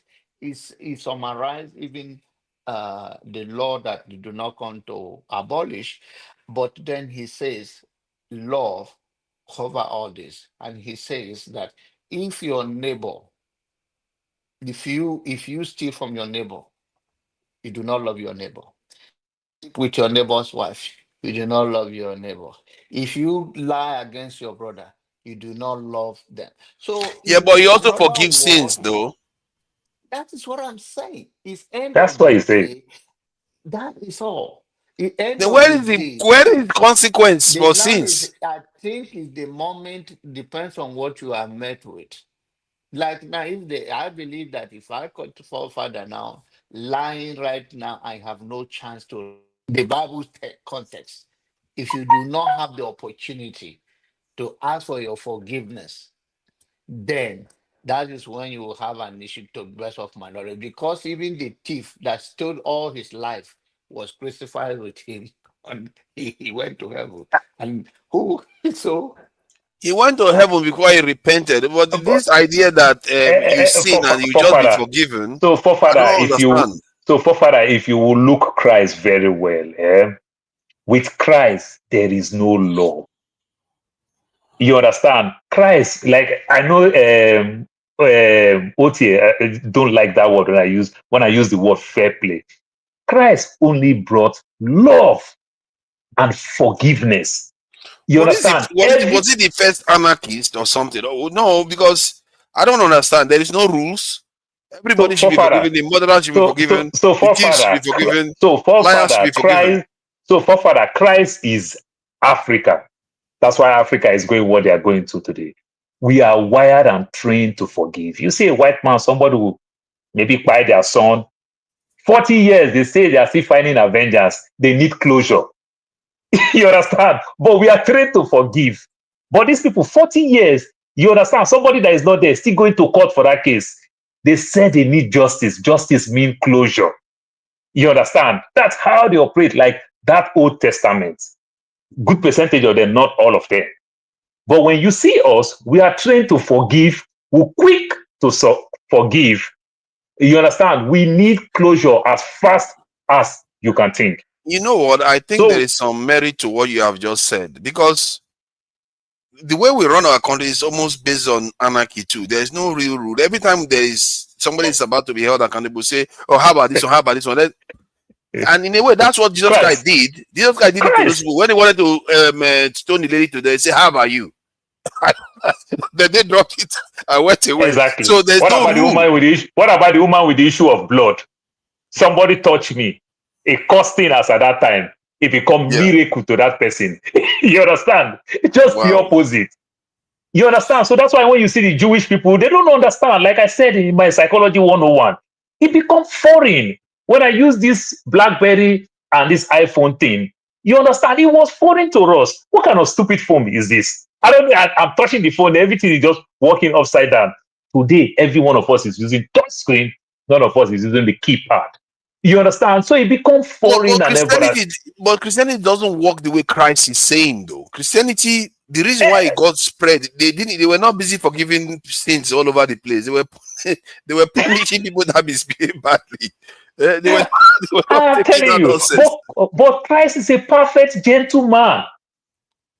He's a perfect gentleman. He did great. You understand? But that is not the law. They're not following his way of life. The funny thing, he didn't bring any law. And he did not abolish the law that he made. Then if he he didn't bring any law. It's a confusing thing now. Exactly. He didn't bring any law, but he set examples that some people feel is worth following. Very good. Exactly, I agree. But maybe it's a momentary. But to be fair to him, hold on, Paul. Let's look at this, because we shouldn't necessarily use Christ's behavior as law. Maybe that's a mistake most people are making, because most of those things that he did were momentary things that he did to maybe convey mercy, convey that this person is still a human being. But he never really said, okay, this is the law now. This is how you are supposed to behave. Exactly. You should not stone somebody that carried out abortion. So maybe that's where the mistake is. So it's a little bit weird. I'll give one small excuse. Look at Donald Trump today. Donald Trump will go pick a law that was enacted 1896, 1902. But guess what? No matter how you want to call him wicked president, he follows the law. He follows the law. So if you call him a wicked person, he will say, I'm only acting based on the law. I didn't want to really call him a wicked person if he follows the law. Because he swear oath, you understand, to abide by the law. So if you follow but the you don't law, have. You see, this is where Jesus Christ comes in. You don't have but Christ discretion. now brought human face to the law. There is Discretion. common sense, discretion. You see? And what Christ It's brought was confusing a good. bit. It is confusing. It's confusing. That's why I think that's if why I I say was interpreting the it, best argument is to silence the Bible. The yes, best argument, because if I was interpreting it, I would say the female judges. If you want to interpret it strictly, they shouldn't be made the female heads of churches. They shouldn't be made one because Christ never approved that kind of stuff. Yes, Christ-like behavior. He says you should be tolerant of people, but he never really changed the law. He never really put any law in place. He defied the law sometimes, but he never really changed it. He never said, this is what you should do henceforth. All he really commanded people was that, follow me. That's, believe in me, that I will take you to heaven. That's it. That's the only time he really, and he did say, love your neighbor as thyself. He did say see that. my sister, my mama Bona. Yeah, welcome this thing. Ify, nice to see you today. We are discussing religion, and If you had to come Georgia, not Atlanta or Georgia this month. Where they go? I get one party where they make me the cry up and down. Well, which side? Georgia. Georgia, when I first check GPS, it like make I cry. What city? Just keep going, keep talking. I will find it. I don't like to talk about religion, forefather. Okay, if you don't want to talk about religion, there's one issue that has been coming up regularly that is triggering me to talk about the American situation right now. I don't like this was about David. This was about David. They were talking about David. How God asked David whether he should get more wives, why he didn't ask for more wives. The story that correlates with what is happening in America is when David's son passed from the partner that he got from sending the husband away to war to go and die, but he had a son and God condemned that son to death. And because the prophet told him that his son was going to die, he was fasting, praying, wearing sackcloths and everything. And after the son passed, after 7 days, he just stopped and started putting on clean clothes and ready for party. His servants were concerned that this guy that was mourning and all this stuff all this while, after the son died, they were scared of telling him even, but they saw his countenance. They were like, why are you behaving like this? He was like, he's dead now. There is no point mourning anymore. There's no chance. He's not going to come to me anymore. I'm the one that's going to go to him. He's not coming back again. So I have to carry on with my life. So why this comes up from the context of the American society, which is very strange that it's tied to what is going on in America right now, is when you hear some Americans say, oh, the left are crazy. They are the ones saying all these bad things and leading to all this war, all these people be getting killed and all that stuff. They forget that the left think differently from them. Just like David thought differently from normal human beings. The left try to prevent the death. They don't mourn after the death. While Republicans tend to think in a different way, they mourn after the dead. So, and it's very, very interesting thing that you start learning from observing societies, how they behave. True. They don't seem to understand that people have different ways of mourning. I'm learning a lot, coming online, it's not totally waste. I'm actually learning a lot. Because it taught me about when Buhari died too, how Nigerians reacted. Some people were celebrating his death, others were mourning. And I discovered that you don't condemn both sides, which is weird. So in America, I don't like the idea of them condemning. Forefather, from both sides again, it's called love. You understand? Which is from both sides. From both sides again, it's still love. Because let me tell you, I'm having issues with my siblings right now. We're fighting, going through all this type of problems going on with my siblings. The first thing that comes to my mind You understand? I just said, death mean rest for my mother. Because if my mother were to be alive, this thing happened, probably it would have been this issue that would have killed my mom. And I will never forgive myself because I caused my mom's death. But thank God my mom is already dead. So it's okay for us to fight. You see what I mean? Exactly. You see? So I didn't say I'm fighting my siblings, so it's hypothetically I just use that word. So you see Paul, how do you perceive it then? Is it that some people prefer to prevent? Do you agree with the idea that some people prefer to? Okay, let me just make it clear. There are three groups. Some people will cry to prevent. Some people will cry during, and some people will cry after. What are you looking for? While some people, most of their energy is on prevention. Once the death happens, like David, it's over. There's no point worrying about the dead anymore. They are gone. And most Islamic practices tend to be like that, whereby when somebody dies immediately inside the ground, it's over. When you're alive, they do everything to prevent you passing on. So which one should be regarded as actually superior?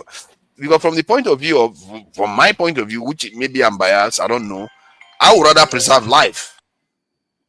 So when you look at America now, they are now turning on the liberals, saying, "Oh, you are laughing at Charlie Kirk. He was shot, and you are laughing at him." Yeah, it's not nice to laugh at him, but to malign the left for the situation in America right now, where people are getting shot because they are going to political discussion, they're having political discussions, completely betrays the truth that the left have been fighting when children were being shot up in schools. When Las Vegas shooting, the left have been fighting, trying to pass laws to stop it from happening. Who stopped them from doing that? These same Republicans that are accusing them which is a very weird thing to observe, for it to be happening, that they are accusing the left of being the one that are insensitive now. Well, when in reality, the left have been mourning the death of so many children. I will completely be indifferent when it comes to this matter because I've been in this country for so long that I understand. Whether the left, whether the right, they are just the same thing. It's like immigration. Yeah. Now, the right will take the advantage of all the missteps that Republican is doing now when it comes to immigration, win the next election. Then when they also come again, they themselves will abuse it. Immigration, Republican will use the same thing to come back to power. Barack Obama won 60 seats. They can change anything when Obama was in power. Just like as I told you, I'll go back to Nigeria a little bit. Let me touch Nigeria. When Buhari was in power, Rotimi Amechi, 8 years, was Minister of Transport. How come the seaport didn't work in South-South? When we have Calabar, we have Warri, we have Port Harcourt. How come the seaport didn't work? Jonathan was president for 6 years from that region. How come the seaport but during that time, it is easy now for us to blame Yoruba. But during that time, Niger Delta people were having some of their drama now. Avengers. I am telling you, Buhari time and Jonathan time, two giving time. How come it didn't work? So these are the things. Leave politicians with the way they play with words and every other thing. So it is easy for us to blame Yoruba like Yoruba did it. Lagos Port just stay there because of it is the last one that remains to spoil. Not because of they maintain anyone. Lucky us, we just maintain one. Because that's what we do. When we destroy, we try to preserve one. You understand? And everything, so that you see, say, this is my father's compound. But the house is falling. The gun issue is different. Excuse me, let me interject a little bit. Let me just land it. I just use Barack Obama. What did Barack Obama want? Obama would have changed things with the numbers of seats that Barack Obama. Let Janaba enter. Now, okay, when it comes to that, remember, he was able to establish Obamacare, which Trump was trying to revoke it and he couldn't. Where Obama was using what will become permanent than using executive order or vote on the. What he could have done more, whichever way he wants. But when it comes to the gun law or any other law that you want to leave your history, it has to become the law of the land. It can, just like Obama now, Donald Trump now cannot use executive order to say, "Oh, I take this." Birthright citizen. Yes, it's birthright citizen. So it's a different thing. The fact that I have citizens that he can easily pass anything. He can't do that. So it's different But when it comes from. Jonaba, I agree with that. What I'm saying is that when Obama You won are talking about initially, the playing first one, politics, you understand? Obama, politics with see, the. what I'm saying is that we understand that gun law, you understand, it's a second amendment. You understand? It is tough. I'm not telling you that say let us go back to the house to go change the constitution. It is tough. But what I'm telling you is that with that numbers of seats, he would have used it to achieve a lot, like some of the things that Trump is achieving now. We may not agree with him. You understand? But what I'm telling you is that the political part, Obama, even the Obama, the healthcare insurance that you are talking about, Obama did not even achieve it when he had all those seats. Not until when he lose and start campaigning. Oh, I want to do this, I want to do that, and every other thing. So leave politicians with the way they play with all those things. He would have achieved a lot, like certain things like this. You understand? Carry the R-15. You understand? Military style weapon. He would have be able to change those parts a little bit and the likes. You understand? But Obama also get money from the NRA too. You understand? These are the things. So they play Yeah, politics but to be around fair it. though, to be fair, Paul, most of the people that are campaigning for gun control tend to come from the left. Are we in agreement on that?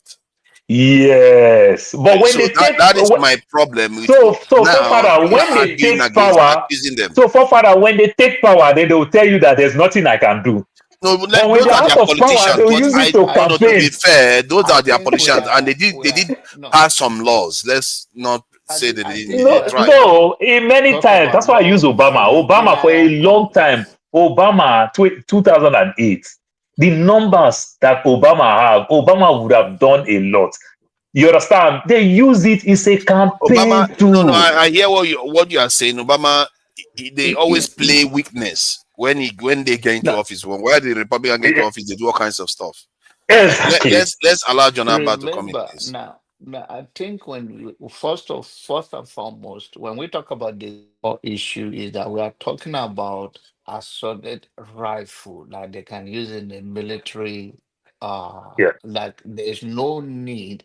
We are not fighting war. You can use a little pistol that is not gonna do it, cannot do more harm. But we are not talking about taking the gun out of the hands of America True. because that is the law, right? And then the only thing is that we are saying is that is right or wrong. These Democrat state like New York, for instance, they have zero uh, intolerant for gun, but people still get gun from other states where they can neighboring state. The same thing with Chicago and the rest of them. And the thing is that nobody is saying that you should not have a gun. It's just type of gun we are talking about here. And those things, if you come to the campaign or to American people trying to appeal to them, remember in your local ballot, you all those things you can see we taking it as part of the your election vote in your county Yeah, or you're pro. wherever. Yeah, so it's not that popular to take it off people's hand. States have done it in their capacity, and the issue is that it's not gun that kill people. It's people Jesus. that use gun that Are you kill I laugh at seriously? you. people. Are you seriously saying I that? laugh at you. It's Oh, Did you not too just much gun. say It's that? Texas not man. Did you gun. just say that? Gun will stay where you leave it. It's just like if you have accident with My brother, your car I did not disagree have with you. accident. The wait now is the gun. You can not say you shouldn't, but the point we are trying to say is that the reason for having a gun was to some people for what they want to use it for. You can go and buy a car now and run Jonaba, people over Jonaba, in the car. Jonaba, So the Jonaba, issue of gun Jonaba. become an issue in If I this run, if I now. run, if I run red light, they give me tickets. can kill It is the people, car right? that run red light, not me that run red The light. people that the people that Is that kill also, people, Father? If I want to use your person that word, kills it is the car the that run person red light, that not kills me run red somebody, light. where is he? But The they give me person that tickets. the person that kill people, where are they? Some of them are in their lockup forever, right? And depends on the state. In state of Texas, if you are found guilty that you kill somebody, you are going to die. It's not like you're going to go life sentence. So every state define it in their own way. As much as you may say gun is an issue here in Texas, All is the to make point you is that carry what we gun. are All is to make you carry gun at the end of the day. carry All is to make you carry gun. carry All gun. I'm saying is that Everybody need to carry something gun. happened in the UK 3-4 days ago in Manchester. You understand? Even though the casualty now, we started finding out that it was even though the police that mistakenly killed. If that guy from Syria had gone, do you know how many people that guy would have killed? Exactly. You understand? Why are we saying this? You understand? If I use my car and run people in broad streets and everything and run people, then you said, no, car don't kill people.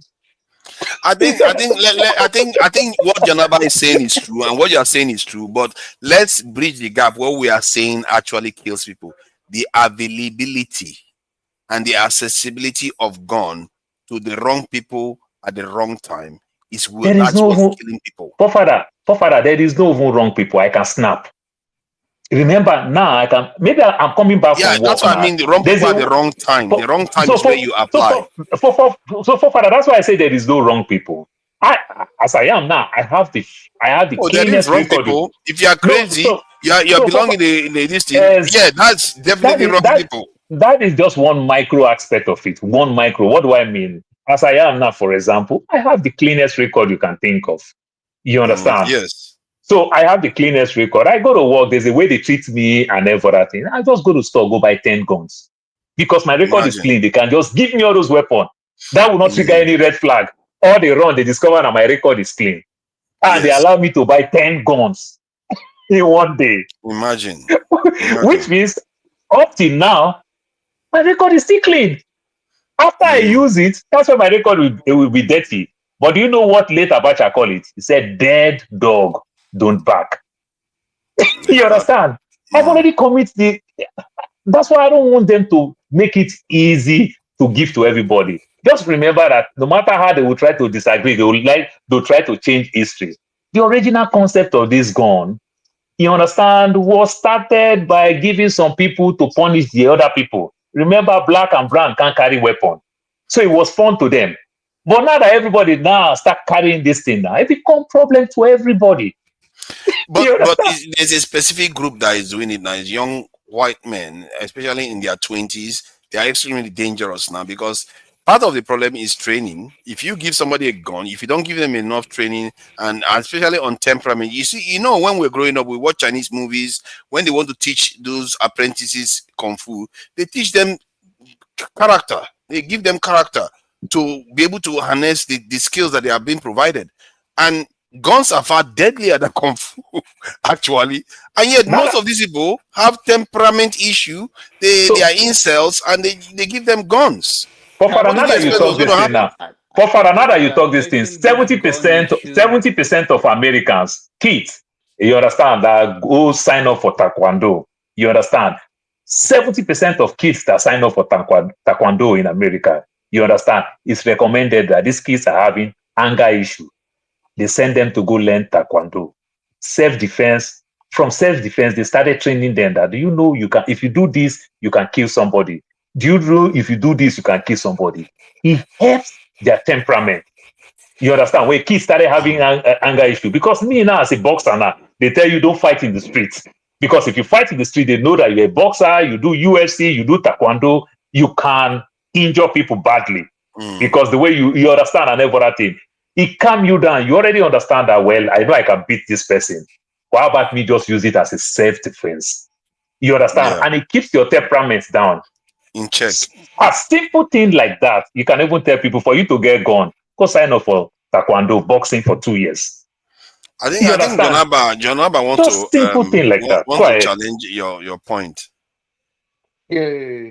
the issue remains that even the guy that killed his house, he his best. He did not kill. He did not miss his target completely.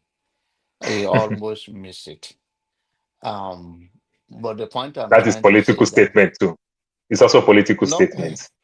where you It's can also political you statement. They don't want to credit him. If they credit him, another person will do it. That's why they use that okay. phrase.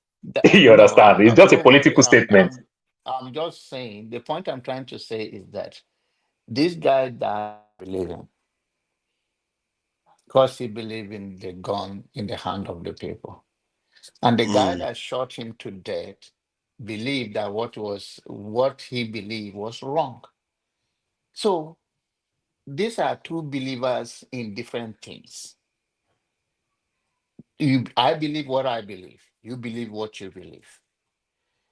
The reason why it's complicated in the House, not whether it's a Democrat or Republican, which is more Democrats use it as a rhetoric. Most Democrats, they're just talking because all of them have the gun. What they are trying to say is that people have the, like now, you are telling me now that you go to the store and buy 10 guns. You today, FBI will flag you immediately. Trust me. Go try it. You cannot even if you go and buy some device from Home Depot today, and the combination of it, they think you can do gun explosion that will cause havoc, they will start following you. So the system does not leave anybody on check the fact that they allow you to buy. Now, the issue is that most of this gun, even this guy, the gun he used, did you find out that he was the one that went got it? So the gun The issue, grandpa. yes, the gun issue is a sensitive issue. So you are telling me Jonaba, now, listen, the wait, thing let me that finish. FBI do, the thing that FBI do Listen, when you talk about flag, they started checking you the things you do online and every other thing. They don't know exactly. the issue that So I'm having in my office. You yeah, understand? it's If I'm not that an is online not person, we are talking FBI cannot about do we are anything. talking about the Father, freedom you that you can understand? do All on. these are all the So you little, should have is 10 gun. the And me, I should softest not have check you anyone. can think of. No, You no, understand? the And question when is I that call you 10 can guns, remember they don't even do much background check when they do gun listen shows. to me. They do gun Listen, let me shows, you can finish. buy these Let things. me let me tell Let's you. hear him out Let me first. Let's just finish. hear him Let out. me hear. You are in Arizona or maybe you live in Texas now. You can buy 10 gun and somebody can access it. And me, I should not have one gun. So the point is not the issue we are having in our society. It's either you go Democrat or Republican or both ways, that is not going to help us. What we are trying to say is True. that gun should not be in the hands of those who shouldn't be. And you can it's a I sensitive disagree. issue that listen now. It's yeah, you can disagree. It's a sensitive issue that even when you think you have the gun, somebody else do not have it. And I have the right to protect my family, especially in this part.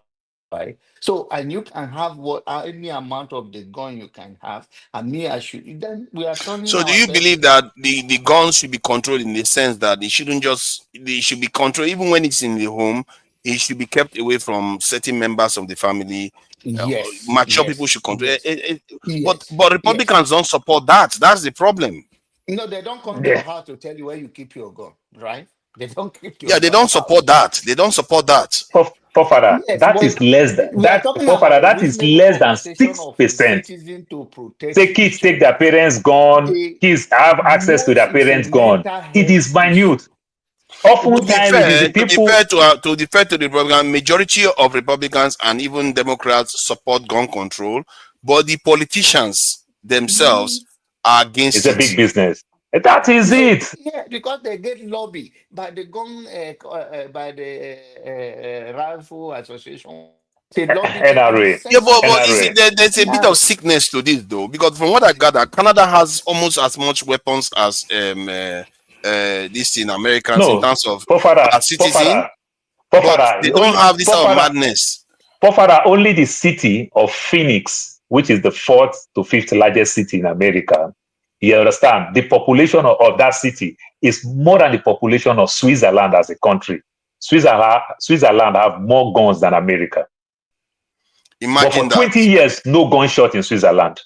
Now that is very revealing, isn't it? This is what puzzles me about America. More or less, I told you that time that gun do not kill people. It's people that use gun to kill, and you were against it. So Yeah, but the rule of law, the rule that we are talking about, we are not saying that we don't agree with you. Switzerland started to understand themselves to be one people.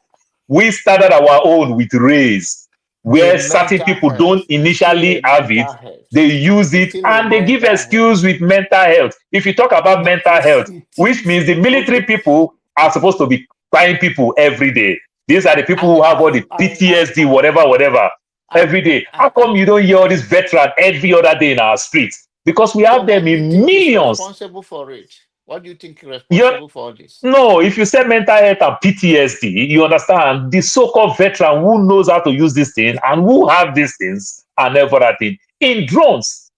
We don't really have them that. I think what is at the core of it is the ease at which you can just pick up a gun when you are angry. I think that's at the core of it. In Switzerland, they probably control it a little bit more. That's why you don't see it everywhere. And it's often very simple procedures that they need to do. But the American space, I don't know, for whatever reason, they just want people to have guns when they are angry. I don't understand that. You can still sell guns like they sell in Switzerland. I don't understand why they just want people to have it in their hands. Can somebody tell me? Because I don't know what they are defending here. They're just saying, don't allow people to have guns to kill people.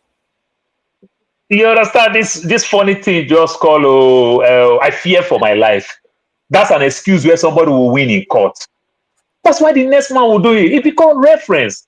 You understand? I fear for my life. So today now that brown man, that black man too can also get a good lawyer. Then they'll drag this case and drag this case and drag this case. And in some cases, sometimes some of them will win the case. You understand? That negative reference case is also contributing to it. You understand? But a situation where some of these things happen, they judge this case within 1-2 months and they punish people for it. People keep saying these things. It becomes a different thing. You understand? People will cry with emotions and everything. So race contribute to this problem. I think you may be onto something there, because every other logic doesn't make sense. The only logic that makes sense is the majority population seems to be scared of the others. They feel that, history suggests that they need to protect themselves at all times. Maybe that's what's informing this behavior. Because it's not like that in Switzerland. It's not like that in Canada, Australia, once they had that issue, they solved it very quickly. So why is it remain the same way in America? Use the UK that you are. Many years ago, they used to carry and they stop it. He helps them. Did he go against them? No, neither he helps them. Only America refused to change it, and I think it had something to do with either their racial relationship with other people in that region, and maybe their superpower status. Who knows? Maybe that's part of it. They feel like if they don't disarm their people, they will be somehow more vulnerable. But I think it's more the racial thing. Let me make you laugh. Now, let me make you laugh. Let us go back home. My people say na cause where they follow them. When they cause confusion for other people, they swear for them. Say they're going to fight themselves. They're going to fight themselves. I don't know. It's a very, very sad thing. When you watch that school one where the young people, I really thought that was going to change America, where 20 young people were just, murdered like that. I thought it was going to change America, but Look, I have kids who go to school. Do you know how it is when you get all this message? When you see all these things blow up on your phone every other day? You understand? Like you can't go to the mall, you can't go to public place. You understand? Whenever there's major events and everything, we are bored. My neighbors are not my friend, and at the same time, they are not my enemy. So if we're tired, we'll just go sit down in mall, go walk around. But these days now, it's just not encouraging. It's not encouraging at all. You understand? Mostly when an event is coming on, because you just get scared. And there's nothing as bad as human when negative becomes the standard. Everything you see them first as negative before positive. It's never a good thing. Did you just say, Jonaba, maybe you can answer this too. Do you think the situation in America now with the Trump presidency, ICE, gun violence, Epstein, Gaza, do you think it's affecting your behavior now in America? Has it altered your behavior from what you were doing last year? Of course. Of course, Wow. they realize when they realize that you see people running on the street. Last week, maybe it's about 2 weeks now. The ICE van that was coming with the uh, people inside their van. I don't want to say immigrant or non-immigrant. Uh, Someone was on top of and shot at the two people who were killed. You. Eventually, he also took Yeah, his in life Texas. in Texas. And these they were aiming at the eyes, I believe, because there is their van, is their vehicle. So and people are leaving. Children go to school, come home, don't see their father, don't see their mother. It's going to affect people. People come back and tell you to say that, oh, our friends, their dad were deported or they came, their eyes have taken them. It's going to affect the behavior. There's real consequences to this thing in the real life. It's just a human nature that when things is not happening directly at you, then you kind of, it's not none of your business. But with the heart of humanity, when things are done like this, it's shameful. And especially the kids, because the youth, they read so much to it. They, as far as they are concerned, these are their schoolmates that they may not see again, and it's very challenging. It affects them. But I will encourage everybody to have a gun. Before you somebody come at you, they should weigh themselves. And I think without this gun, America could have been. The more you are talking, we will see more death. The only thing is that who is dying? That's the question we have. But for father, So yeah, Jonaba, the these are only people issue who is that pride what's going to themselves, ask and I now. give it to them. If I call 911 now for emergency, for father, the next 2 to 3 minutes, the cops will be here. If they Yeah, discover we that are it's not going to even take time, talking about you understand? bring So them to the why do I want to police. do We their are job? If they pride themselves that they will come protect me, why do I want to do their job? no, we are talking But about the safety. Sorry. Let me just shout out to okay, I don't like to use that term shout out. Let me acknowledge the joining of the YouTube family of Dr. Damages by a Black Beauty. Thank you for joining the channel. And it turns out that this is quite important. People should be joining this channel because this support that we get helps the channel to be able to actually get things done. If you really want things done, this is part of the way it is done historically till today. And it's just realization that we are all beginning to get. And she said, nope, we just refuse to live in fear. I think because she's in New York. So all those New Yorkers, If she I says think she it's a should New bring her York thing. back, if she Pardon? says she should bring her back, Okay, if she yeah. says she should bring her back. Okay, and she's back now. So I think maybe it's because she's in New York. A Black Beauty, you are in New York, I take it, eh? All those New Yorkers, the population is too much for too many foreigners anyway. Father, my sister, they lucky, they enjoy Nigeria, they enjoy life. Oh, look at that. You see that? Look at that. She's in New York. You can predict that. Those New Yorkers, nothing faces them. It's like the whole country is burdened. It doesn't touch them, at least not yet. If it touches New York, you know America is in trouble. The moment these things really get heavy in New York, America is in real trouble. And maybe California is already hot in California. You don't know why the governor was kind of challenging the president and all. So Yeah. America, I feel bad to hear that to an extent you've all altered your lifestyle because of what has happened. And this trend, I've been warning you guys that in America, maybe even I in the UK, actually, Elon Musk is getting involved in the UK now, and UK is becoming magarized. I don't know how to describe it. Even UK people that we are watching our back when you go out now. So you have to prepare. Seriously, you have to make alternative plans. Plan what is going to happen in the next 2, 3, 4 years because America could experience some serious upheaval. I've been saying this, people keep thinking it's a joke. And even the right-wingers in America, they've been saying it for over a decade. Since Obama became president, they've already been talking about all these things that are happening now. They've got Trump now. They had Trump twice now. So it's a shame they didn't have Trump 2 terms in a row. By that time, you would have seen it happen. It's because now there's a gap. Trump, it took them from the first term, 2015 or so, to 2025. It should have taken less time for them to get here. But they're here now, and we are beginning to see the troubles. Let me see. Let me just send this link. I think Jide wanted to come in. So, okay. So next year there's going to be an election in America. I think the reason why they are trying to spin all this stuff happening to George Floyd, this in Charlie Kirk, was because they know the gap that they left behind. That the fact that the Democrats are the one that have been fighting for gun control, and ironically, he was talking about gun violence when he was shot, and that you can't make it up. If they don't go head on to attack Democrats, what is going to happen is that the next election is going to come around, and they're all going to be voted out because of what has just happened. And so, don't you think that is where most of their so-called, it's like gaslighting, isn't it? You cause the problem, but you are gaslighting the other side. That was that caused the problem. When in reality is the guns. And Kennedy, I think Oswald was around 25 years.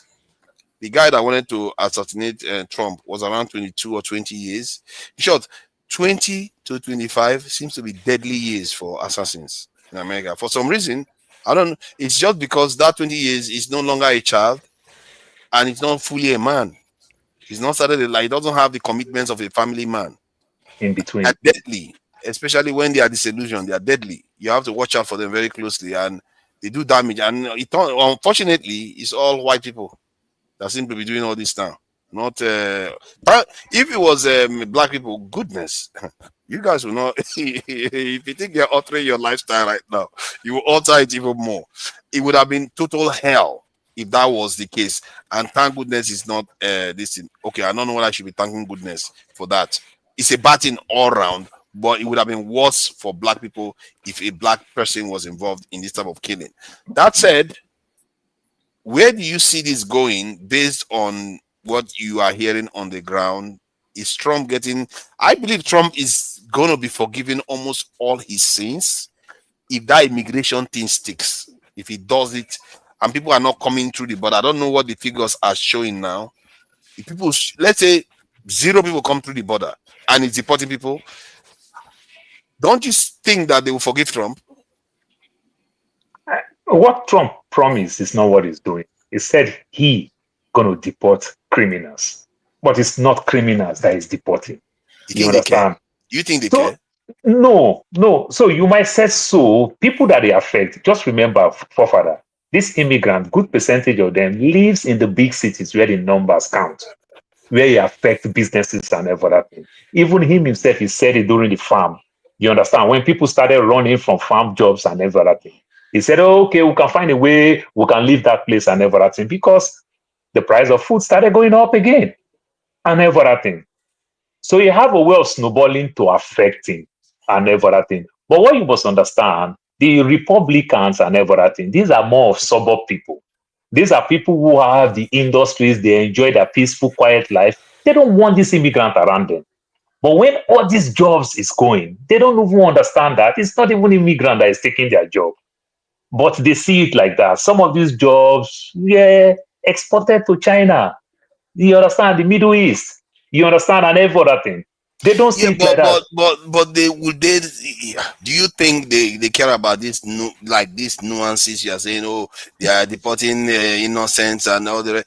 No, they don't care, but at the same time, they don't have the numbers. As long as they are not Europeans, they are fine. No, forefather, they might talk because of social media and the mainstream media. When they have it, America, we don't really have media any longer. You understand? It's 100% one side, you understand, left and right, period, and everything. So this is what they do.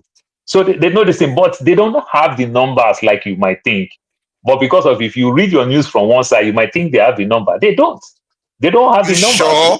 They No, they demolished the presidential candidate of the Democratic Party. You say they don't have the numbers. No, they don't have the numbers. Democrats choose to lose the election. They choose to lose. I'm telling you, they choose to lose. How do you open okay. two channel of war and you are going into an election of that kind of deadly? And therefore that's it. What do you want to explain? I can tell you, I can break down, you understand, how it happened. The last election, the states that made Joe Biden win, even in Arizona. You understand? In Arizona, there is a city called Tucson. Tucson in Arizona is the border between Arizona and Mexico. That place, these so-called immigrant Latinos, they don't stay there at all. And they need people to do dirty job. This is how the city of Tucson brought 5,000 Sudanese people. When you come to Arizona, when you come to Tucson, of course, immigration already know when you see these very dark people, you already know that these people, they've flown them. You understand? The South Sudan war, whatever, they've flown them here. You already know that they are refugees. All of them, they have paper. Geneva is a beacon now. Once they saw And you that can- mark, when they see that so- Benue mark on him, they'll be like, So Father, when you look Arizona, you have to watch your back. So Father, when you look Arizona, that Joe Biden won with only 10,900 votes. That is what Joe Biden used in winning Arizona, a swing state. You understand? And Democrats is fighting, see Sudanese war. They don't talk anything about Sudanese war. At the same time, you understand that these Sudanese people are Muslim people. Then you are doing what you are doing in Palestine, the Gaza war. You understand? Snowball again with the religion. If you lose those chunk numbers of votes in Tucson, you are not going anywhere. That's how Trump won the state back. That Democrats win. You understand? When you look Michigan, the home of Iraq people, you understand, where Iraq dominates, another swing state again. You are fighting war. Then Kamala Harris can go there and go tell them that, you can go there and tell them that, you know what Trump can do, you know what Trump can do. These people said, no, when Trump came to power, Trump just did not allow my mother to come. He did not allow my siblings to come. But I can pick up the phone and call them. But you are killing them dead. What do you expect? That you think you're going to use that kind of thing, say Trump is wicked? You understand? This is how you lose Michigan. You understand? This is how you lose Michigan. But they didn't vote for Trump. They sat at home. The question still remains. That's a recipe for disaster. Let's hear Janaba. That's why it's called swing. Father, that's why it's called swing state. It goes both ways. You don't lose. You don't, that kind of place. You don't want to lose any number. You understand? Democrats don't need to campaign in California. You understand? They don't need to campaign in New York. And Republicans don't need to campaign in Texas. They don't need to campaign in Florida. That's a pure red state. It's waste of money. They already know it's going to go red. Do you get the point now? It is swing states, you campaign heavily. So if you're going to an election and you see that your people are the people that you are fighting war with, why don't you tone it down? You understand? It has nothing to, I respect Paul's opinion. It has nothing to do with those small swing state, no swing state. They have made up their mind. This is a bigger than what you ever think in terms of whatever is going on with Trump and around the world. And this is a racial war against. Now, you can say it or not. Why is all the deportation just like Paul says on the other side that he blocked them, their parents or their siblings from not coming, but he do not deport them at that time. The end of the day, this is bigger.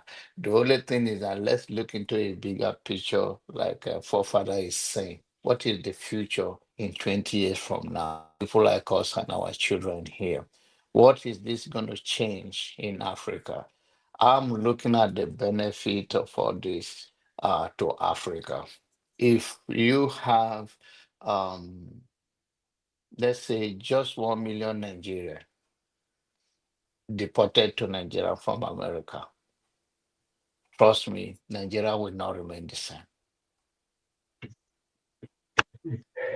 I will get myself to any local government, nor any House of Reps, not even the governor, to treat me the way they're treating Nigerians. So, end of the day, if this continue, is how do we turn it around, going back home to what is called home in 20 years, in 30 years from now? That time, Trump may not even be, of course, by nature. So, end of the day, let's look at the bigger picture, because life, what goes around comes around. How do we take advantage of this and make a better choice? And how do we push back instead of running to diaspora and leave our country the way it is? It's more or less of being a cowardice and to say we are looking for a better heaven. So, even, of course, including myself. So, let's look at the bigger picture. Then you find peace with yourself. That, okay, worst case scenario, if this system, because it's a system, I don't want to go into it. It's a system they are building. They have other way of doing their things before. People came, the first came slavery was shackles.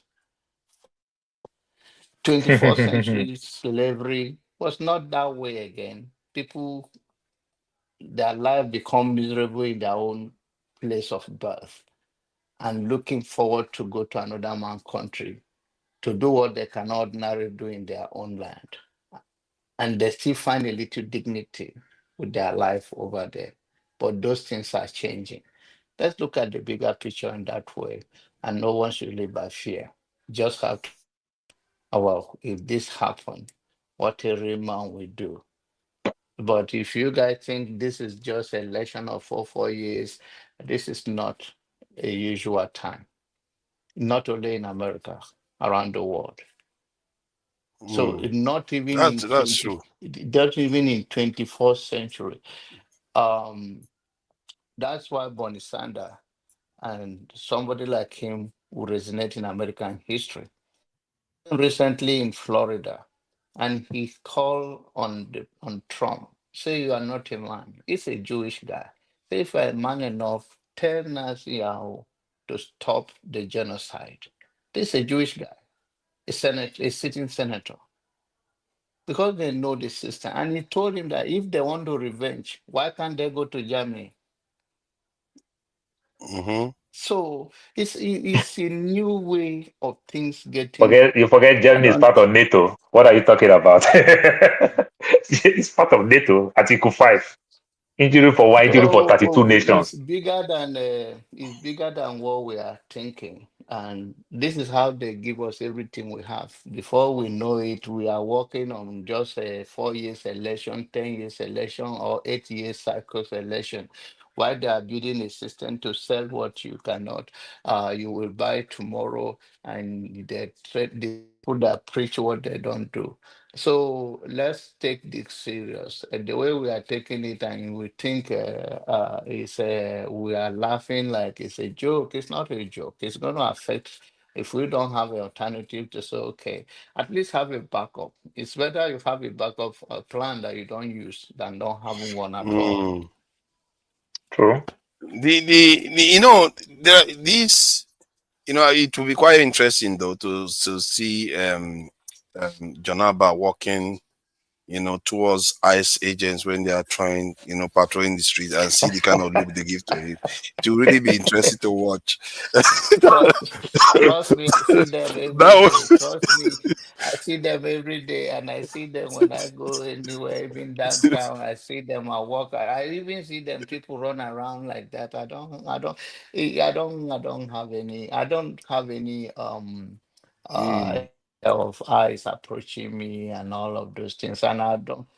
My look is different. I don't know, but I don't feel anything. Yeah, By you the don't. way, they Maybe have you don't give out any vibes, but I just get the feeling that if they walk very close and they see that Bedouin mark on your face, man, they're gonna think. But Let me take my chances. then you know my environment. First of all, you know the environment, and then you know the kind of Yeah. a lot to just approach me. And they did that for me in New York, and that time is like 20 something years ago. I was in a popular place called Park Hill, in Staten Island, New York, and that's many years ago. And what they pulled me over for is the car that I was driving, not because I did anything. It's because I come to that area. It's dominated with low class area. But if you know that area, if we say Park here, they know, and there's African store around Taji Street. So I just pull over there and they pull me over and they ask me for my license. It's not, they just think that why should I drive the car? That's the only reason. And that was, yeah. But this time around, if they size you, they'll just know that somehow trouble will come. They will let you go. They know who they are targeting. Yeah, I get the feeling that I just get this feeling. I'm not very certain that either they are reserving black people for last, or or they don't want wahala right now. They don't want black people wahala right now. Father, they pick black people. They pick black people every day. They pick black people every day. They pick black people every day. Okay. I'm telling you, they do pick black people every day, but only just that. Most of the videos you see tend to be Hispanics. That's why. So for father, they still, we know they give $750. If I want to snitch on somebody now, I can get $750. So somebody might do that, and coincidentally, while they are doing it, they find out my address. The way I am now, where I live, I can tell you my neighbor might do it. But for the fact that they can even maybe pick my mail, pick anything, and run my name and discover that, oh, sorry, he's a citizen. So it didn't happen. You understand? But to the next person, it happened. Yeah. You get the point now. So these are the things. Not that it does not happen. The people we tend to see when they are grabbing them is Hispanics, even South Koreans, for crying out loud. South Koreans are like, they were so cross. They came and took their people, are like, enough of this, man. They even before you even see black people, you saw most South Koreans being harassed. It tells you that they are not going after black people. That's why I said that's why I said it called for profiling. So now you see all those funny things. You have to work like the way I'm working now. These things they tell us is our place of work every other day. You understand? But sometimes men will be men will joke. Somebody will say, Paul, I'm going to send you back to Nigeria. You understand? Jokingly and everything. Some people might lose their job. They call immigration. We see these things happen all the time. They call, they bring in all this illegal and everything. You hear all this funny thing where they say, they bring you here to America. They give you good credit score. Now you can buy a house. You can do all these things. But these are the things these people don't understand. If I come here with already BSc, skill set, and everything, while I'm working on my paper, within another 3 years, I got my paper right. The speed that I will move will be so astronomical to the next man that drop out of school and we're doing the same job. They didn't see it from that angle. So when I got my paper now, I started applying, I have this skill, I have this certificate, I have this thing, I will go fast. That person will not understand. They'll just think that, they favor all these immigrants. They give them good credit. They allow them to buy a house. They allow them to do this. They don't understand that. No, it's not like that. So sometimes they may be coming from the place of ignorance. You understand? Let me ask Madam Ife about this now. So I take it that you know about all the ICE movements in America right now. Have you had any encounter? Have they looked at you with a side eye thinking? I don't know them. They don't know. You don't know you don't cross paths with them. Do you know anybody that has been taken away by ICE? No. So maybe they are not deporting that many people then. If you live in the capital headquarters of the South, when it comes to LGBTQ headquarters, you live around that area. My people, I hang out with everybody, mind their business. We just here 3.5 more years to deal with this madness. Maybe 2 years. Maybe 2 years if you guys manage to go out to vote, hold your nose to go and vote. But that's what is going to happen in the next election anyway. It's nothing. There is no this thing about it. No two ways about it. When they have the midterm election by next year, things are going to change. Yeah. Whether Democrats are going to control both the states and both the Senate and the House of which I doubt. I doubt it's gonna be hard. Trust me, they're gonna impeach Trump. If it ever happens, they're gonna kick Trump out. No joke. But I doubt if that's gonna happen. But you never know. People are fed up. Yeah, Going on I just get the feeling that the Republicans will have to really think hard to go they're after already Trump. losing. I mean, they're already losing with all these special elections going on. They are losing, eh? Yeah, they're already losing. So people, this is really, affecting people. Either way you look at it, people are struggling. And when I mean struggling financially, your paycheck is not going up. Everything, prices of everything is going up, but your check remains the same. Okay. So I mean, mortgage went up. I don't know, Paul. I don't know about you. Insurance, this thing came. I got it on the mail the other day. I was like, holy cow! I know my insurance, my mortgage is gonna go up again. Did my paycheck go up? No, it did not go up.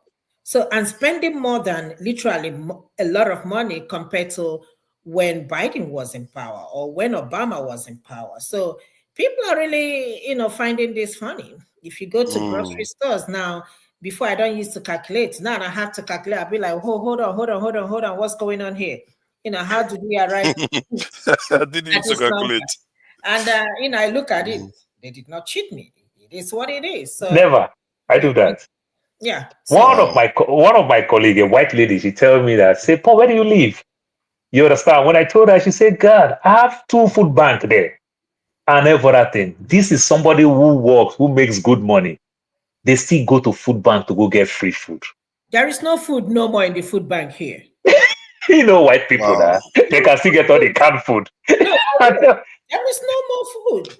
Yeah, but working class people are going to food bank to go get food. But you are saying that now. See, I've been in the UK where a government implemented austerity. You guys haven't seen austerity. They implemented austerity in the UK for over 10 years. They still keep voting them because they hate immigrants more. You are underestimating the passion of these guys. I hate immigrants. Because either way, work hard.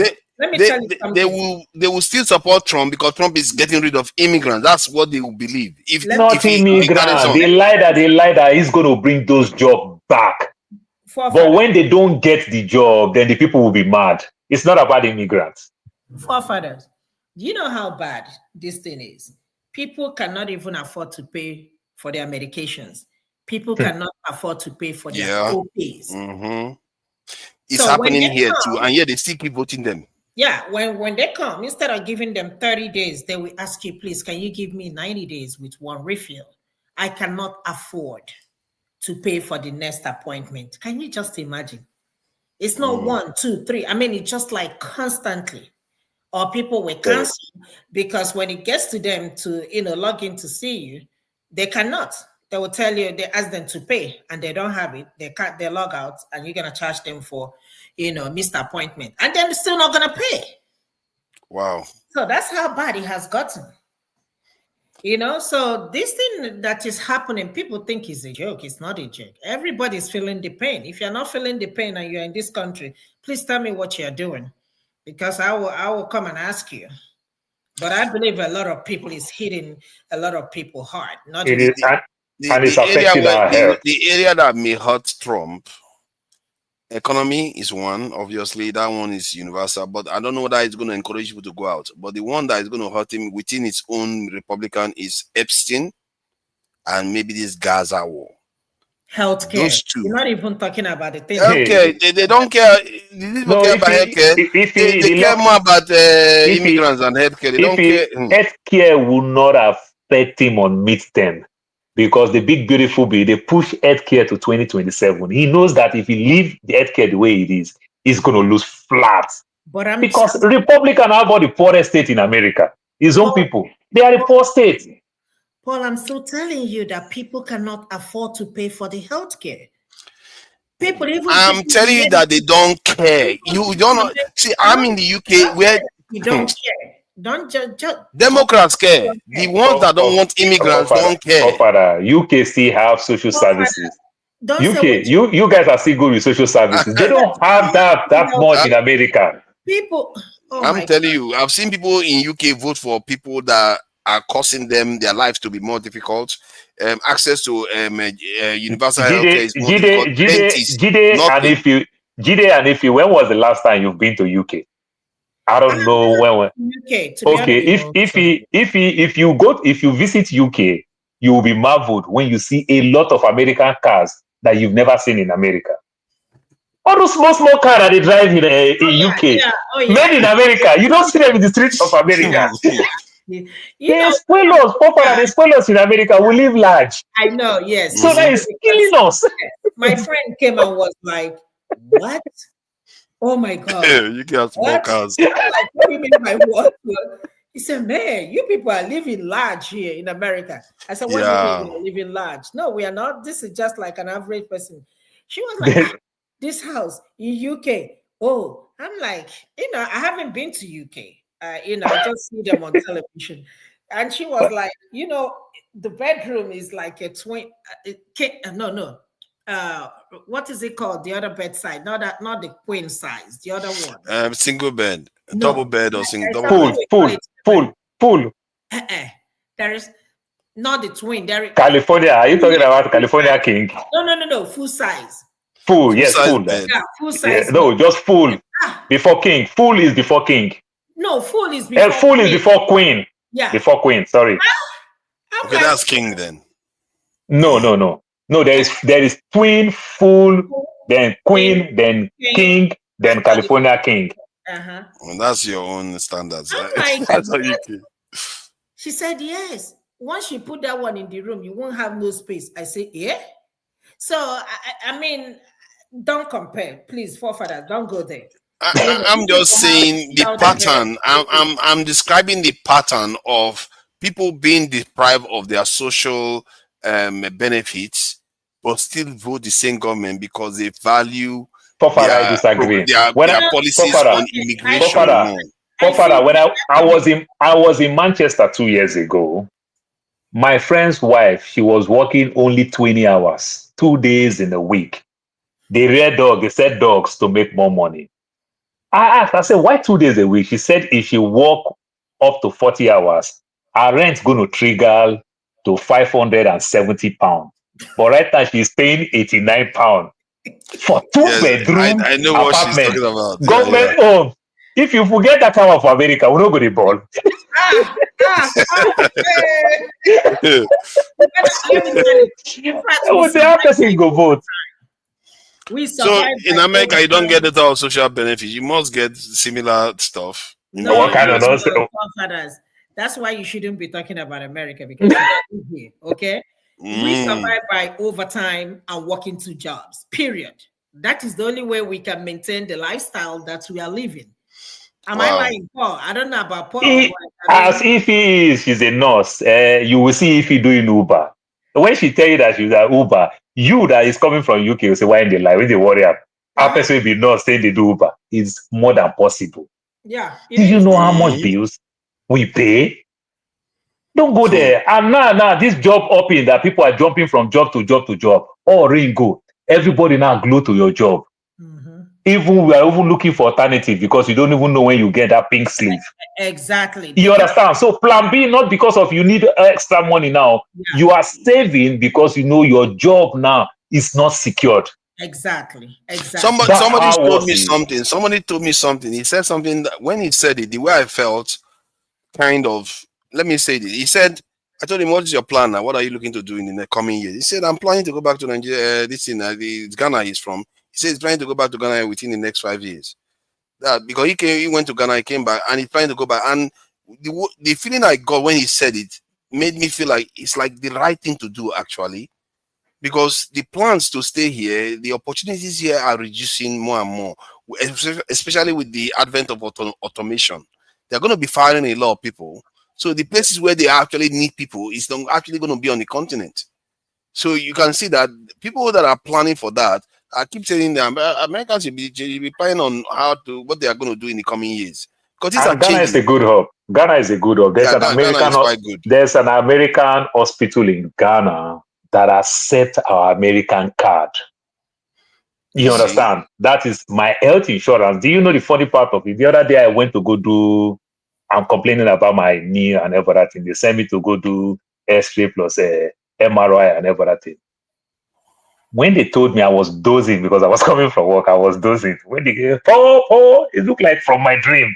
You said the money going to be $858. I said, you said $58. I heard $858 clearly from my own pocket, even when I have insurance.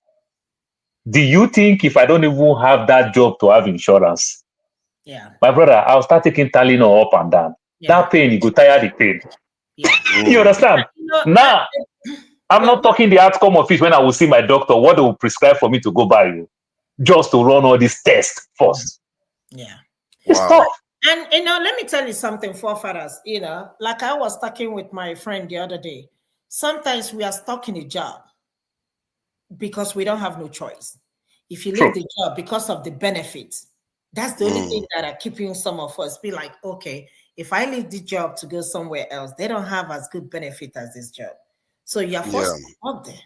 You don't have no choice. Like Paul said, let me tell you something. About 2 years ago, I went to ED. I didn't have insurance then. I lost my contract. Our contract ended.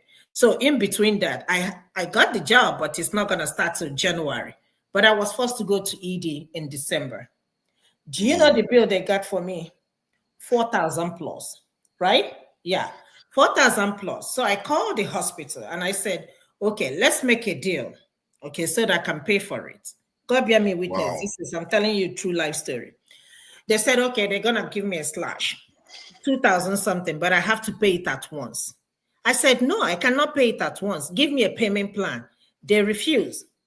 And guess what? They took me to, what is it called? Collection. Wow. I wanted to pay, but I cannot pay it all at once. 2000, I think about 2007, up to 2006 something. Okay, from almost 5,000. They asked me if I can pay right now, if I can pay it at once. I said, no, I cannot pay it at once. I gotta make a payment plan to pay. They refused.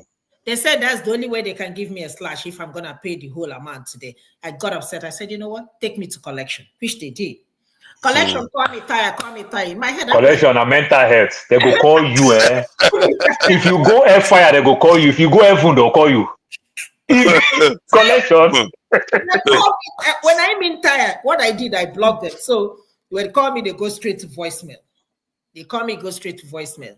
Just to collect that 4,000 something. Because I refused to call 2,000. So they'll push it back to 4,000, almost $5,000. Wow. Yeah. Because I went to ED. And what did they give me? Nothing. They only did nothing. That's it. They didn't give me nothing. Nothing. You see, what I find in I didn't see a specialist, mind you. Can I ask a question? Let me ask before we go to Jide, because Jide has been very patient. Okay, I have had all the difficulties in America because I know that it's similar to the UK. They have difficulties too, but I'm sure there are positives now in America. You know, where is the money coming from? Where is all the dollar you guys are spending coming from? Instagram life, the Instagram, na fake life, na filter, na filter. And that's why I tell people, you see what you see on social media, forget about it. All these things people post and big houses and big cars. Let me tell you, yes, you drive big cars. I'm not gonna lie that, but you gotta pay for it. You have to pay for it. If you live in a big house, and this is another problem. You have a house in America, you're building a house in Nigeria, you're not sleeping in one in America, you're not sleeping in the one in Nigeria. You have a car note here. You are working 7 days a week just to meet up to the standard of lifestyle you are living. That's not punishment. Tell me what it is. And if you buy car to go show yourself, when they contact us, they do Igbo, they say they go, I get work. Exactly. And you want to, if you're going somewhere, especially Niger people, they like competition, right? You want to go where, they will, oh, okay, who is this and who is that? They don't even know that you don't sleep on your bed. You don't. That you are literally working 7 days just to meet up to the life for people that live fake life, because I don't. I mean, for people but this is everyday people in America. And that's why I say we work overtime or we do 2 jobs. Wow. Why Just can't to like make you ends people meet. there? You people don't do all that. They don't. They don't. Europeans generally they try to. They don't. UK is the most American of European countries. The rest are quite laid back. The Italians they pay them 13 months holiday every year. For 13 months, I was shocked when I heard that. I was like, I thought it was 12 months in the year. They're like 13 months they pay them. So and they go on holidays like crazy. So UK is quite. They have a welfare system whereby you have to earn a certain amount before you are incentivized to actually even bother working. Otherwise, you just stay at home. What is the point? Because you're not going to make money. You see what I mean? So it's quite different from America. But America, the impression we get from here is that America is actually richer. In some ways, the people in America are actually richer than the people We in the have UK. more adult toy than you people, but you people live more healthier life than us. One, first of all, you guys eat way healthy food. You understand the way you see the way you America is. It's like Nigeria, where you see one big man go take Okada go reach front of your house. But UK, you will trek to your house. You will enter the bus. You will do this. We are living fake life. No good food. All this big thing. You understand? When you live the life and everything, you cry. You have them what I call adult toy. Are you really enjoying these things that you have? No. You understand? You may see us. Yes, we have this passport. We can travel here and there. On credit. The life here is just kind of like living like in a fake luxury. Like you My have brother, this that's true. luxury, but at the same time, you don't really own it. And even if you own itself, it's like, do you really need it? It's like, I mean, I think that kind of what people are describing are the kind of things that it's hard for somebody like me to perceive until I actually go there and feel it. Because I don't understand what you mean. Because Father, from the point of view, we see people are having more money. Father, there's nothing I would tell you if you can come to. I didn't say I was going to come and stay. Father, if you come to my house now, you visit me in my house, and I have one spare room for you, and you can stay there. I have one extra car for you to say, GPS, go your own way. I'm going to walk. You understand? For you, you see the kind big 85 inches TV in the living room and everything. Nothing I will tell you that you will believe. You say, no, Paul, they do well. Because you know somebody who live that kind of life in the UK is a big boy. Yeah. But you don't even understand that. I'm doing 2 jobs. I don't have life. Then you know the funny part, why you also visit Ife, you see the same thing with Ife. You visit John Harbour. You still see the same big house. We take remote, open our garage from far, garage open. Nothing we will tell you. You understand? But you may not understand that you live the best of healthier life than us. You understand? Wow. But we live in a society where if I go low to go live that small and everything, it just look like everybody keep beating me down. What if they worry? You get good credit, you get work history. What if they stay here for? You go die for this country for somehow.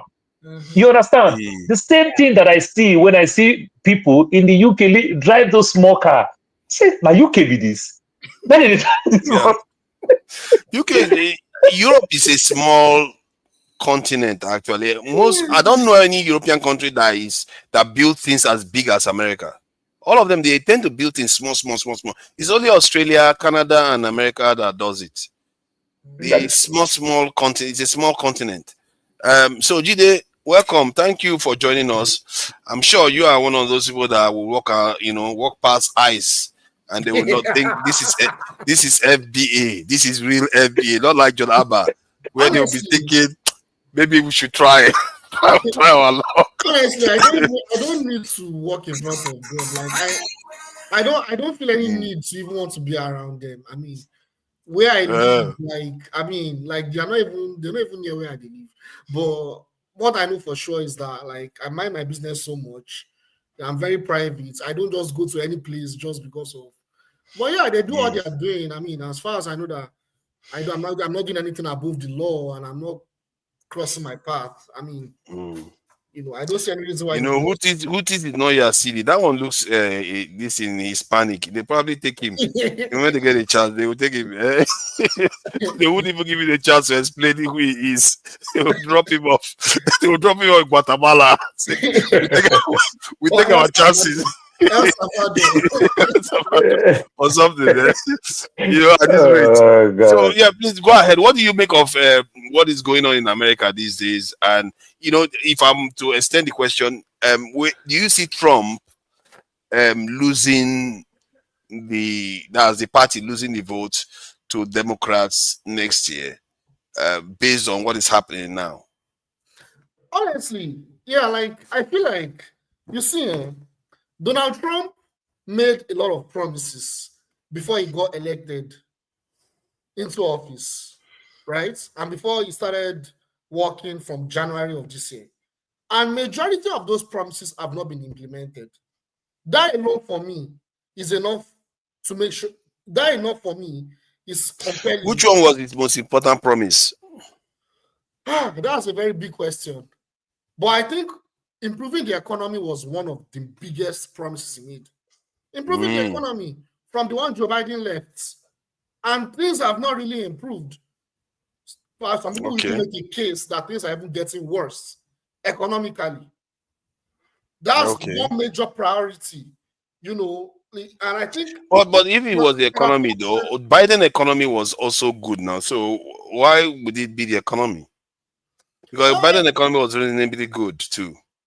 Well, it depends on if you put this into context. It was not so good from 2000. No, it was not so good. There was inflation from 2002 to 2022, 2023. There was high inflation. I know before he left office, the inflation kind of went down a little bit, but when Trump came to power and up to now, there have not been any significant improvements. So, but do you not think that his most passionate support is not necessarily on economy, but on immigration?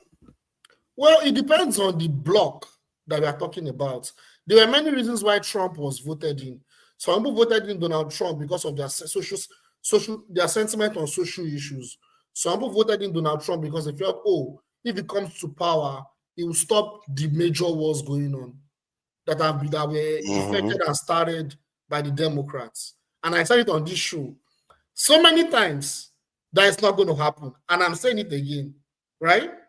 But people believe that voting in Donald Trump, those wars will stop. The genocide in Gaza will stop. You know, you see all those like Pennsylvania, Michigan, all those swing states, those were the priorities. Economy, right? Economy, the wars going on. Because those places are where you win your presidential election. Those places are very key, right? Now we're talking about immigration. So those red states already they already have their block already to vote in Donald Trump and vote, like you said, vote against bringing in people of color, right? Moving into the border into the US, right? Without papers. So he already has that block already. The other places where he's going to win them is letting them know that, hey, things are going to improve for you. Life is going to get better. You know, healthcare is going to get better, right? Things like, you know, we'll stop the wars, we'll bring more jobs. You understand? We are going to, you know, like, you know, remember the story with China, right? We are going to increase tariffs and bring in some of the jobs that we have exported outside of the country. We'll bring them back in. That was one of the reasons. Yeah, but let me say this though. But are you not worried? Because I feel like a lot of Democrats are assuming right now that Trump is going to be, you know, voted, that the Republican Party is going to lose control of the House and Senate.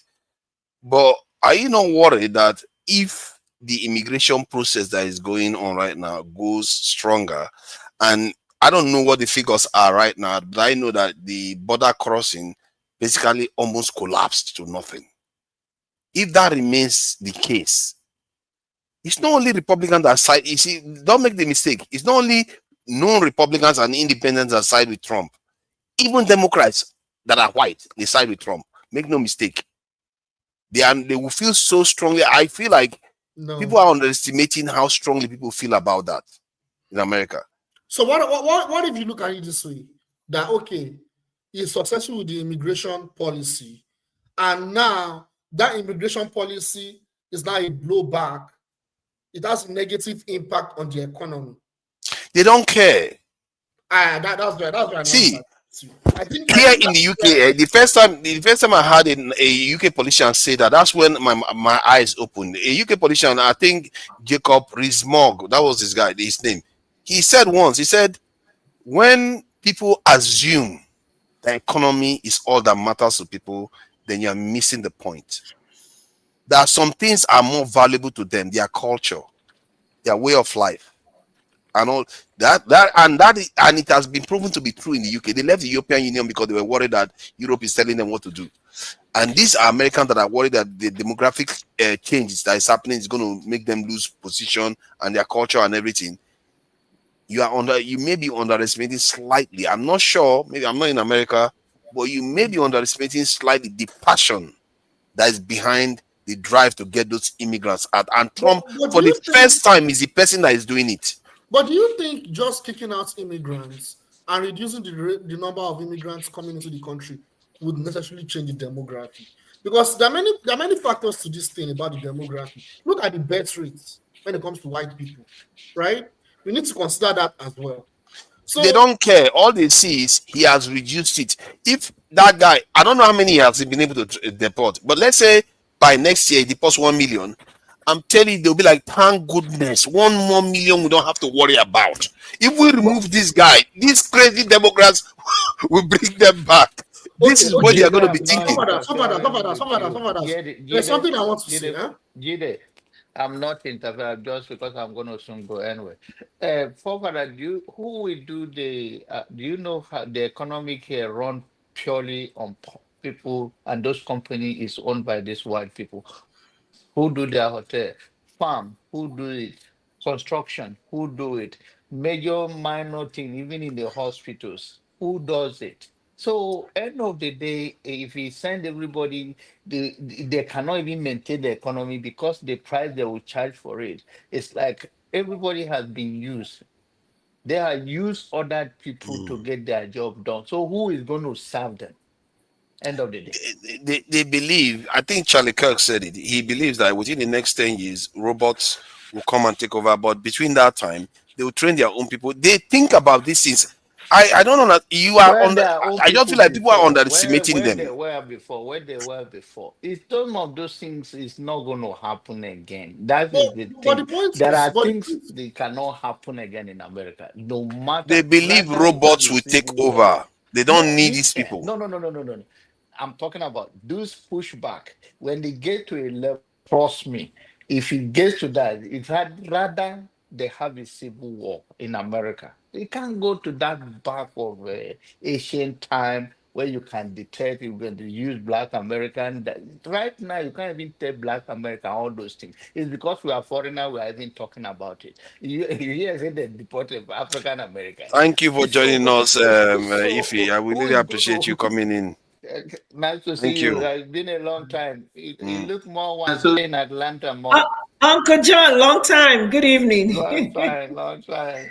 Good night, guys. You see, I gotta go to work tomorrow. She's enjoying herself doing her 2 jobs. Exactly. That's what I keep telling you. Suffering and smiling. All the way from Nigeria, go to America. Suffering and smiling again. What kind of wahala is this? Let me tell you something. I don't live fake life. The God knows. Even if I choose not to work 2 jobs, I'm still gonna be fine. But I chose to because that's what I want to do. But let me tell you, I would rather live in America than to live in UK 1 million times. Look at that. His Majesty, His Majesty's realm is very forgiving. If you eat McDonald's for UK, you go love her more. I mean, I don't lie for you. You go love her more. Not even. I have cousins there. When they are talking about £100, they will be squeezing their hand. I'm like, what the heck? I mean, they won't even bring it as if it's a $1 billion note that they're exactly. You see that? Dollar. No. You see that? You guys are living the lifestyle. You say you're not. No. Stay with there your day. Let me day my day. Exactly. Good night. Exactly. Guys. Thank you for joining us. I appreciate you. Thank you. All right. Who was so I wanted to say something about we're talking about immigration. It still doesn't make any sense if they close the border and they're going to invade Venezuela. It doesn't doesn't make any sense. It's foolishness. So how would that fix the issue if right now they are containing Venezuela and we're going to invade Venezuela? In fact, more millions of Venezuelans will run. They will find another border. And I find it hard to see America invading Venezuela. I really find it hard. Look at what's going It on. will be like shooting themselves in the foot. They will leave a gaping hole in the Asian continent. I don't see Pofara, there's a land that Venezuela and Guyana are dragging that have a lot of oil deposits. You know, if you check Venezuela oil, it's even more than the one of Saudi Arabia. Yeah, you I gather understand? that. So they are doing that more for Guyana. You understand? And they might do something stupid. Not go to war, but try to take the president down. Yeah. If they try to assassinate him, whatever but if they try to go to war, then that would be strategically stupid. The most stupid thing, because they would have left themselves so vulnerable in so many other parts. It's still going to have a negative impact. Even if you look That at is true. if you look at what's going on right now with the war in Gaza and stuff, they are building up to fight. I don't know if, and I'm surprised we didn't talk about it today. They are building to fight another war with Iran. They are building to fight another war. It's an, I mean, this is a war that is what Netanyahu know how to do. You know how to push them, know how to press the right button. Yeah, that's what Netanyahu knows how to do very well. If they say that they don't want immigrants in their country, but they're going to still bomb other countries, cause chaos in other countries. I don't see. The reason why I don't see them attacking Iran, the reason why I don't see them attacking Iran, because now they know Iran knows they are coming, and it's very, very hard when somebody like a country like Iran knows you are coming and you expect to succeed against them. They're going to attack Iran. I mean, they may, but I don't think they will achieve their ends. They will. They will. If the United Would they achieve their ends? Well, let me start from here. If the United States has already started giving them arms. Just hold on. Yeah, go ahead. If the United States already has been giving Israel arms, actually, from the time they bombed the nuclear facility, they transferred those B-52s to Tel Aviv, actually Haifa, and parked them right there permanently. So now, if they already have refueling planes in Qatar, they'll already put in Patriot missiles in the Turkish base off of Kurdistan. Something is imminent. They're going to attack Iran. It's inevitable. Now, are they going to achieve their aims? I don't know. We don't know. But I can guarantee you one thing. This time, if Israel goes into Iran, it'll be to totally flatten the place. It would not be to extend a war for another 12 days where they were getting their ass kicked like the last time. And they had to beg the United States to come save them. This time America is going to give them all the arms they want, all the weapons they want. They're going to try to take out the Ayatollah. They're going to try to destabilize the government right away and to cause as much carnage and maximum damage to even the Iranian civilian population. So it'll be a case of they are going to try to turn it into Gaza. Now, what does Iran have in store for them? We see how they succeeded the last time and kicked the shit out of Israel's ass. This time, we don't know. We don't know what's going to happen. So you can't call a war either way. You can only predict. I guarantee you, if Netanyahu knew that he was going to be running with his tail between his legs after 48 hours, he would have never attacked Iran. He probably thought, well, we're going to do it. You know, people were laughing, oh, they control the skies. But they didn't know they had those hypersonic missiles waiting for them. Now, what else does Iran have? They've gotten planes from Pakistan now. The Su-300, they've gotten a lot of arms. S-300. And that plane is Chinese aircraft, isn't it? I don't know. I know they got them from Pakistan. They got the S-300s from Russia. Russia's giving them two S-400s now, surface-to-air defense missiles. So who knows? This is going to be, if they should attack Iran this time, and knowing how they got played the last time where all their generals were deceived during negotiations and they almost lost, if not that they already prepared for it, They were deceived, killed. All the scientists were killed. The generals, the top two of the hierarchy, were decimated. This time, I would assume that if such an attack was to take place, it would be wise for them to hit the U.S. bases right away, because they know hit the U.S. bases, hit Qatar, hit Kuwait. This is why there are too many. So it's too sticky. It's too sticky. Yes, this is the best chance they have to attack Iran, because they know by next year it's over. Trump will be facing towards election and all the rest. But it is too dirty. Republicans will not support it. I speak the truth. What do you think about President Pezeshkian? What do you think about him? The way he's managing the country? Who? Pezeshkian. Of Iran? Yeah. How he's managing the country? Yeah. What do you mean? I don't know. Like him being more moderate and every other thing, not also want anything, you understand? Try to manage the people very well. Because that's one thing they use to also make the people rebel against the government, to come up with an excuse. I don't know about all of that. All I know is in the Ayatollah calls the shots. So the president, to a large extent, is just a figurehead if the Ayatollah does not sign off on it. But how he's ruling, I don't know. I haven't heard. I mean, it's a closed society. What do we let's hear hear? about? Because the Ayatollah now is really hiding. Let's hear from Jide so that he can be able to speak to.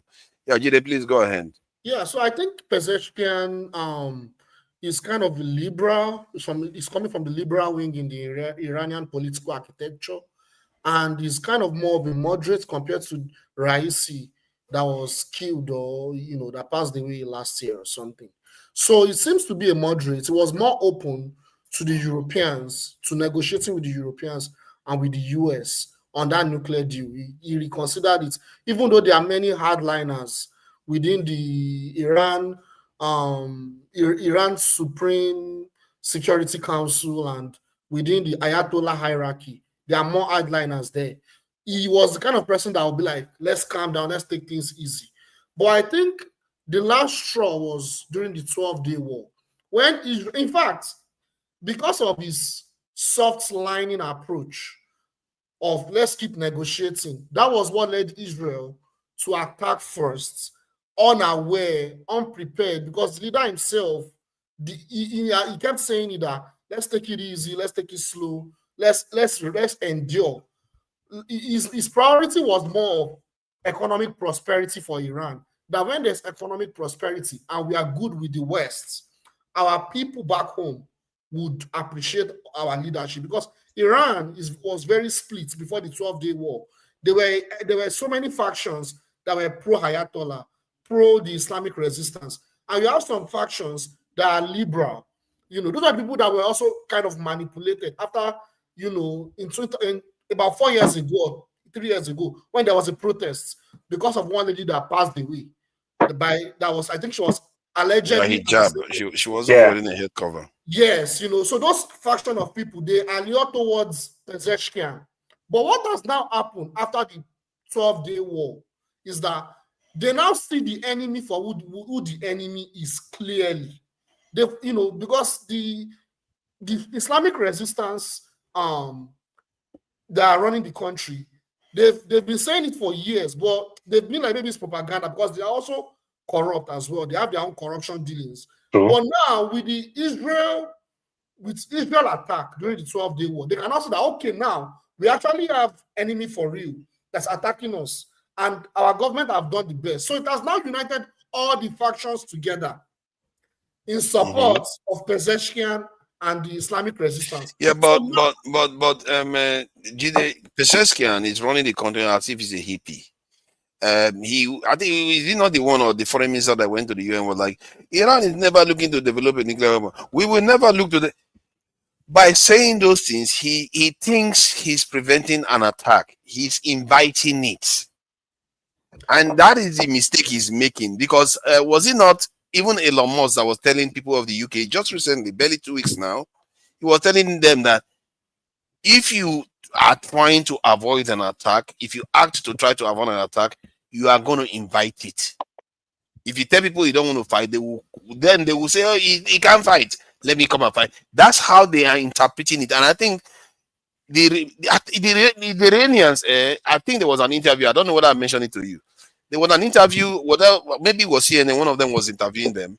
They come across as if they are kind of naive. And that's what the CNN reporter or whoever interviewed them, that's what he was saying. He said the Iranians don't seem to know how the US works at all. You think people that have been around for thousands of years, you really think they're naive? No, they are not naive in the sense that they are not children. But the way they are talking about the US, they don't seem to realize their nature.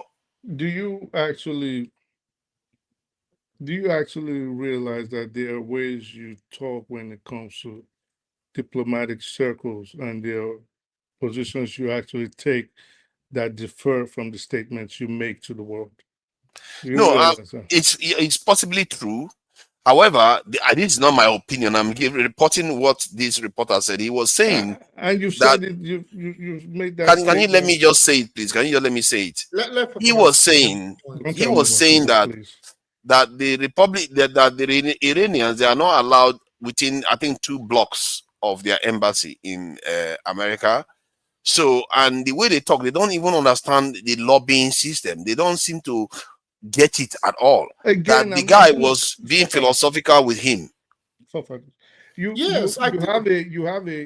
have a tendency of when once you've taken a position, to convince you otherwise is always very hard. I don't know why you always do that. And this is why you want me to explain that to you so you understand. You have to explain it to me. You see, then don't you just say stuff if you don't care about understanding. So this is, you've made this statement, like I said, you've made it at least. You see, you are being facetious now. You don't want to understand. You're just talking for the sake of it. If I'm speaking and then I don't understand what I'm saying, then you can feel free to correct me. When I say I don't want you to explain it to me, it means I understand your position. So let me just continue, and please try not to derail me. I was trying to ask you whether do you want to understand, because you don't. Right, good, I'm a dummy. So this is the thing. When you have a position, you've made this statement about the CNN guy talking about the Iranians' naivety. And then you always further go on and you start talking about the Iranians not understanding lobbying, how to lobby in the United States. You don't understand how lobbying works. And with all due respect, just like Jide doesn't either, because we've gone through this argument. Remember, I would tell you guys, and he was here. So Israel controls the US. And he was talking about AIPAC is not serious. Israel does not control. Israel controls there's no AIPAC. AIPAC is AIPAC. There's no AIPAC. So you guys don't understand how it works, okay? Who says there's no AIPAC? But your little brother over here. So, and you supported them that they over time. I supported him with the statement. My statement I made still stands. Right. So anyway, let me continue. So you don't understand how lobbying works. I don't understand how you think Iran, for all intents and purposes, will have any kind of foothold in America with regards to lobbying. It's not going to work. Number one, they've been adversaries forever. Number two, there are certain groups, it's like a boys' club. There's, certain groups that they're just not going to let come in. So it doesn't matter. It doesn't mean the Iranians themselves are naive or they don't understand how lobbying works. It's just America is not going to let them flourish. Just like America is not going to let an African group flourish in trying to influence U.S. government policies, be it in economics, healthcare, defense, and things of that nature. So they're not. It's not. The Iranians are not dumb. It's just they have this card stacked against them, and this is a door America is not going to just let everybody in. So you need to, in essence, I'll just say, you need to broaden and enlighten yourselves on certain things. And when someone explains a position to you, Just don't be hard-headed and keep going back to it and keep going back to it and say, oh yeah, I'm just gonna make this stance. I mean, at some point it just stops making sense and we start having this disagreement we all just Can I say something? So you see, because we don't understand America's foreign policy, right? I'm not like pointing fingers, but I'm just generalizing. We tend to mistake. Man, I hate when I talk about this. We tend to mistake influence and control. We mix it together. See, a particular bloc or lobbying group can have influence in a political system. It does not mean it has control over the entire decision-making, policies, implementation of policies, laws. Are you teaching forefathers or you're trying to teach everybody? I'm teaching everybody. No, you're teaching yourself. It is actually a myth that you didn't even know what APAC was. No. Let me talk. It's just interrupting. Don't allow me to talk. Oh my God. Because I get pissed off when you spoke. I didn't interrupt you. I'm sorry. Can I talk? I think Why are you interrupting me? I get pissed off when people just it's okay to disagree, but it's my turn to talk. Oh my disagree. God. You can't just talk to talk. Why can't I talk to talk? Why can't I talk? All right, go ahead and teach forefathers. I don't know. Go ahead, teach them. I'm saying confidently that it's a myth to make a case and say, oh, APAC controls the US. APAC, the lobbying group of Israel controls US foreign policy, controls, US adventure abroad. No, that's not true. That's not true. That's not true at all. There are many powerful lobbying groups in the US. Which one is APAC more powerful is than one APAC? of them. I cannot say APAC is the most powerful. No. Listen. Don't try to switch now. All those months when I would come on here and try to explain it to you guys, you especially will come here and say, no, IPAC is number 8. IPAC is this. IPAC is number 8. IPAC is even more than defense. Does it matter? Google whatever. Listen. You don't understand how it works, all right? And that's sure interrupted. You know me to talk. Of course. So let's talk because about you're following something else. Let's stop. From all this Tucker Carlson, can they so Israel, there's some Jewish people. So you know more than them. You know more than Tucker Carlson. You know more than people. I'm not saying I know more than them. 30 years, 40 years. I'm not saying I know more than them. So what are you talking about? I'm telling you is I say myth. What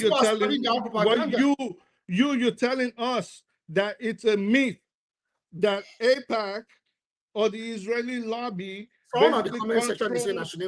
basically controls the American government. You, Jide, from Africa, from Nigeria, are coming here telling everybody. Where I am from. Hold on, just go. You're telling everybody else that the world is finally seeing. So you know better than everybody. Okay. Let's get this thing under control. See, just hold on. I'll let you speak now. Come on. Let me address Yasidi here. See, you said that I didn't know what I was saying and you didn't care to know why. My reasoning, whenever I had any position, is not because of one point. You need to understand that. I don't understand one issue. I've told you before, the way I learn stuff is more fluid. It's based on other points of a reference. Then when one of them comes and confirms it, I will use that as a reference. It's not based on one point. There are so many things Iran has done that seems to be quite naive. Not because the way they are negotiating with America, knowing full well that all the people that negotiate with America have been destroyed.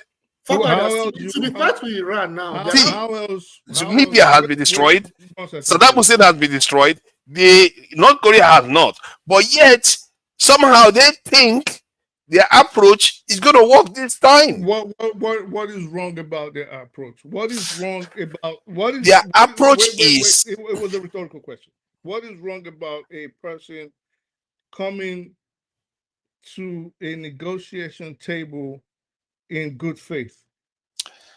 Because you don't have to. So how would you, let's play devil's advocate now.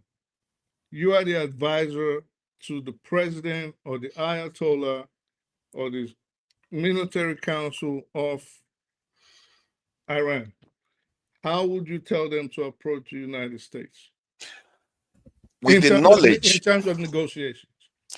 If you agree, if you say they know so well, which I'm arguing that, I'm just trying to explain something, which I'm arguing that they don't know so well about the West. If you are saying that they know very well about the West, then they probably know about the influence of Israel there. And they probably know that there is nothing Israel will ever accept. They know that already. If they already know that, in my estimation, they seem to be naive to not to know that. And Israel controls America almost completely, like you like to believe. Like I like to believe. Yes. All right. Okay. So what makes you think? Let me finish my point. Why would they go and negotiate? Basically, negotiate with Israel. Forefathers. Does that make sense to you? No. What doesn't make sense is that you can't understand a simple question. So my question again was very simple. Let's play devil's advocate.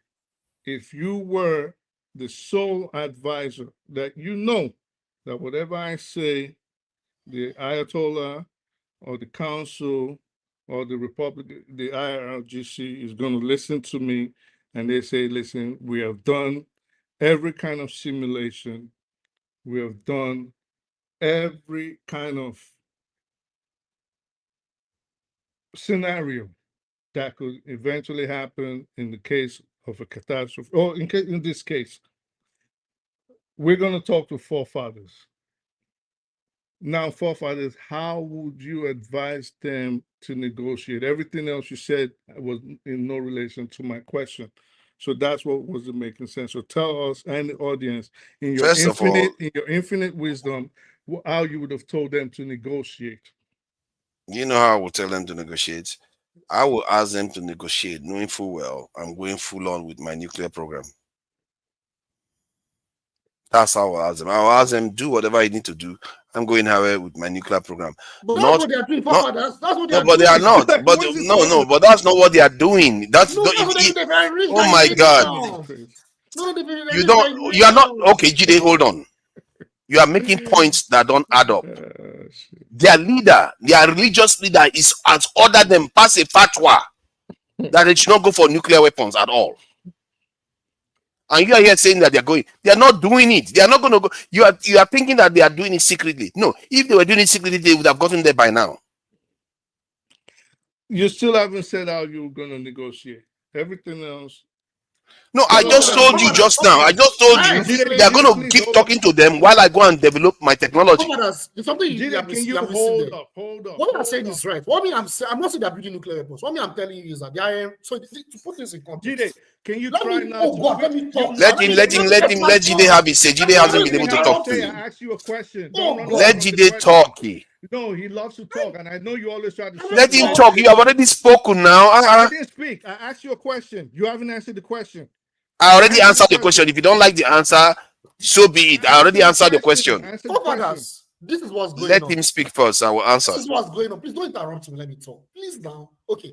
So as I was saying, the enrichment of uranium is not to build nuclear weapons. It's to have nuclear energy to what? To improve the quality of life of their people. However, the US is saying, no, we don't even want you to have any nuclear program. It's like they want to strangle Iran. So Iran is saying, we want to get to an enrichment percentage to at least, improve our energy, our energy access in our country to boost our economy. Russia endorsed that. China endorsed that. Didn't stop giving us the history. Like we were on. Can you just let him talk? Not everybody knows. I don't know some of the things he just said. Let me can you just let him talk? See, Yazidi, you are not helping your case. Let him talk. That's what they're negotiating on. And the US is saying, no, we don't want you to have any nuclear program at all. We don't want you to have any uranium enrichment at all. And I'm like, you come and tell us how we should use our uranium. Other countries are using uranium to boost their energy. Why can't we do that? That is the disagreement. Now, JCPOA now messed everything up. JCPOA messed a lot of things up. Because JCPOA is supposed to monitor those things. But actually, just JCPOA is now an intelligence vestige feeding Israel with a lot of secret information with the nuclear program. And that was how they were able to get what was going on in those nuclear facilities, that they bombed those nuclear facilities. Now, Iran is now saying, we don't want to have anything to do with IAEA. It's not even just BOE, it's IAEA. We don't want to have anything to do with IAEA. In fact, now they're now contemplating that they will now withdraw completely from the JCPOA agreement. Okay, so good. That's what's going on right now. So it's not like they're not negotiating, but at the same time, their hands are tied. I mean, they can do better. They can go hardline and build nuclear weapons all they want, like forefathers. And I don't disagree with forefathers. But the point I'm making, oh my God, they are still you putting their interrupted point. me, please. Can you just let him talk? It's not nice what you are doing, Hutis. You think you think your knowledge is the only good one. You should allow people to talk. I'm dumb. I'm going based on what. No, but you should let him to finish what he's saying, though. Shutting me down. Fuck that. You are being quite rude, though. Shut me down. He shut me. You can't even see that you are being rude. People can see. If he treated you like that, would you be happy? Yes, I will be happy. People can. No, see you us. won't. No, listen. All this manipulation you're doing. Listen. All these mind games. There's 64 people watching us. They're not stupid. They're seeing what you're doing. What is the mind game? You are the one that is not letting him talk. Yeah, when he interrupted me, I asked you a question. Answer the I've question. already spent time answering it. I can't keep shutting him out. Listen, we don't need the history, okay? People are not coming here. I've already answered your question. Move on. I've said is history. Everything I've said is history. We don't care. Everybody knows it. Like coming here. Not everybody knows it. Show people. You're just assuming everybody knows it. Regurgitating things that everybody knows. We don't give a shit. It's a very simple thing. You asked. You said the Iranians are not negotiating properly. Tell us how you would have done it different. You can't even. I didn't say that they are not negotiating properly. I said their policy is not the right one. That's why I said the Ayatollah is saying that they should not even go nuclear. It is a wrong policy approach. When you have seen a situation whereby they cancelled, the first time they cancelled the agreement, that's when you should have even gone crazy. They cancelled the agreement years ago, more than 7 years now. You should have gone nuclear then. You shouldn't, because that's a warning sign already that these people will come for you. They are not interested in talks. So because you literally have an agreement with them, they broke it themselves. So you really think that the Iranians don't want to enrich the nuclear fossils to a stage where it'll be able to become a bomb? There are two things. For me, the one I believe them now, which I didn't believe before, that they don't want to go nuclear. The fatwa that guy passed, at least overtly, maybe there are people in the background that are defying him and going ahead. It's possible. But that guy that passed that fatwa, they are following it. So they're passing a fatwa. So why have they been getting bombed all this while? Because they don't want them to master the enrichment process. That is the whole quarrel. The quarrel is they are saying that they want to master the enrichment process so that they are a nuclear threshold nation. They don't want to build nuclear weapon, but they want the capacity to be able to understand how to do those type of things. But Father, whether the fatwa or no, whether the fatwa or no fatwa, the West don't even believe. No, the West still believe that the fatwa is also a political statement. They don't believe. They still believe they want to go ahead, and the West don't want it to happen. That's another thing. I don't think they. You know what? If you ask me, in their heart of hearts, they don't think so. But what they don't want is for Iran to even be a nuclear threshold nation. That's what Brazil is. That's what Japan is. Maybe there are a few other nations that are like that. They don't want Iran to even be there at all. Brother Paul. They don't even want it to do ballistic missiles. They don't even want that. Let me even further this point. Look at Pakistan. Look at Pakistan and Saudi Arabia. They formed a pact, right? They formed a pact. These are Muslim countries. Why can't Israel go after those countries and say, Pakistan, Saudi Arabia is close to us. They will have nuclear weapons. Well, because they're not a threat to Israel the way Iran is. That's the thing. That's exactly the point. They are targeting Iran. They are targeting Iran because Iran is supporting the Palestinian resistance. But how did that even come into the conversation? We know that It's connected to the conversation. No, because We're if talking about Iran was close to the US right now, if Iran was close to the US, they can negotiate so many different things. And if America is so keen on ending the reason why Iran hates Israel, then just get them a two-state solution and it's over. All this issue goes away. Who's going to get the two-state? Father, you make mistake. These people pick their enemy. Who's going to get the two-state solution? The US now. Who else is the US should get. The US can negotiate a two-state solution. Are you telling me they can? If they can, then nobody will. Then the World War. The US that has been giving them bombs to kill the Palestinians since 48.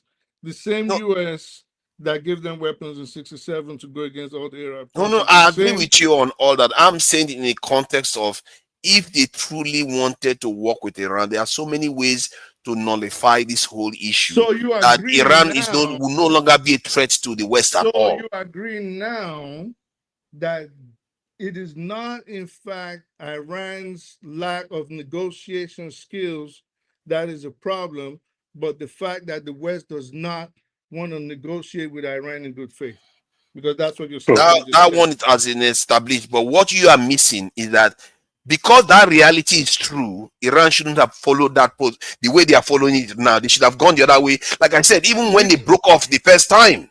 Which is the other way. You keep saying the other way. Father, remember economic sanctions. They were still being sorry. They were still being inspected till just not long ago. They should have stopped a long time ago. Like, if you break up an agreement that we had, it's not my fault if I go nuclear anymore. So tell me, it's not my fault. Because I think my problem is understanding why people they thought the deal. Again, they now killed their general. Again, you interrupted me, and then you will claim I'm the one interrupting you. I don't know why you always think you have to tell everybody the history of what we already know. You should be allowed to speak to me. Well, I was asking a question. So, if you say they should have just continued enrichment of the nuclear fossils, what do you think if they had kicked out the IAEA, if they were the first to go against the JCPOA and void it, what do you think would have happened to Iran? The same attack that you saw now? No, it would have been worse. They would have obliterated them.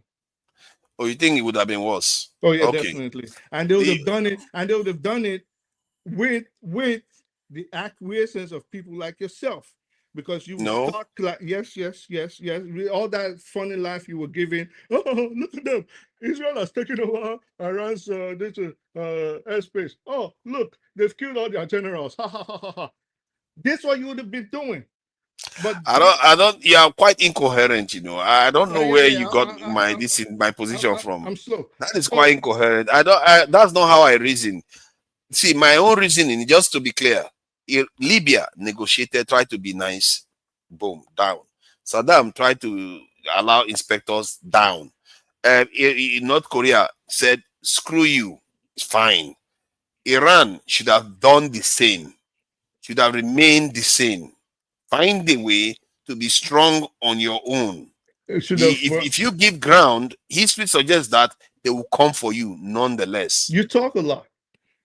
You talk a lot. You talk a lot of nothing. I don't know all this at home. You just keep insulting people constantly. No, because it's starting to irritate. I didn't insult you. Why do you just keep insulting people constantly? No, it's irritating. I think I have low patience. I think I have low patience with I just have low patience with people that I think they have a tunnel don't vision. Agree exactly with you. No, you don't have to agree with me, all right? And I actually love divergent Israel opinions. controls the US. I love that. Of course, you will laugh. You didn't even know what APAC was. So, man, Israel controls the US. He thinks Israel does. So you know more than wait. Jide, you take it or you leave it. Israel control the US. No, that's not true. That's not true, man. It's not true. Listen to this kid. This kid does not even know. He's the same one that will come on here, tell us about Mamdani is It's not a too simplistic socialist. to say that. All right. That's not the He'll say case. he doesn't even know the difference between Jide, capitalism. I hope you know He talks APAC too is much. not among every other lobbyer. APAC is not registered as a foreign lobbyer. You understand? But exactly what they are doing is foreign lobby. They don't understand What it. are you talking about? They Instead of them to go study, you're right. They have instead of them to go influence, but study, they don't they have control over pretend. the U.S. government. You see, No. you see Jide, you are going to make me lose patience with your position. Jide, go watch Thomas. You are not being reasonable. You are just talking in very Jide, go watch Thomas insulting Massey terms. interview. All right. Go watch Thomas Massey interview with Tucker Carlson. You understand? He said every congressman have their APAC man that will tell them what to do, what not to do. Paul, I mentioned That's the level where they meet you in your office. He has they let Paul finish speaking. More than 8 You 9 months understand? ago, I mentioned Thomas Massey to these two that are trying to shut me down now. And I always did. No, it's only when they allow only you to talk. What do you mean they're trying to shut you down? You have to let some other people talk. I'm telling Paul that what he's trying to say, Thomas Massey, I know you're getting agitated because I'm pulling your cards. That Thomas Massey, go back and look at prior videos. And I would come week after week after week after week and mention him. Yeah, he said it. He said in Congress, they call it my APAC guy. Every member have an APAC guy that will tell them what to say and what not to say. You don't have opinion. That's influence. That's called control. Where every one of them must go to Tel Aviv. Everyone, no. Do you know what you talk? You go to Tel Aviv, you go put your stuff in your head, you go hit the wall. What are you talking about? I know what you're saying, and I don't disagree. But what I'm saying is, each Congress they also have huge shareholding and huge executive connections with a lot of multinational oil companies. Would you say that oil companies are controlling them? No, not like APAC. Sorry. Let me just add to this. I hear what you are saying. People say this all the time. It's a long time ago I reached a conclusion. You see, the Rothschilds are supposed to be Jewish. You know, they are very, very powerful. They control most finances in most Western nations. Let's put it that way. They were very powerful, but Hitler happened. That should tell you something that, yes, they are powerful, but it doesn't mean when the people that they live within decide to take control, they don't. They can take control. And that's what you are beginning to see happen now.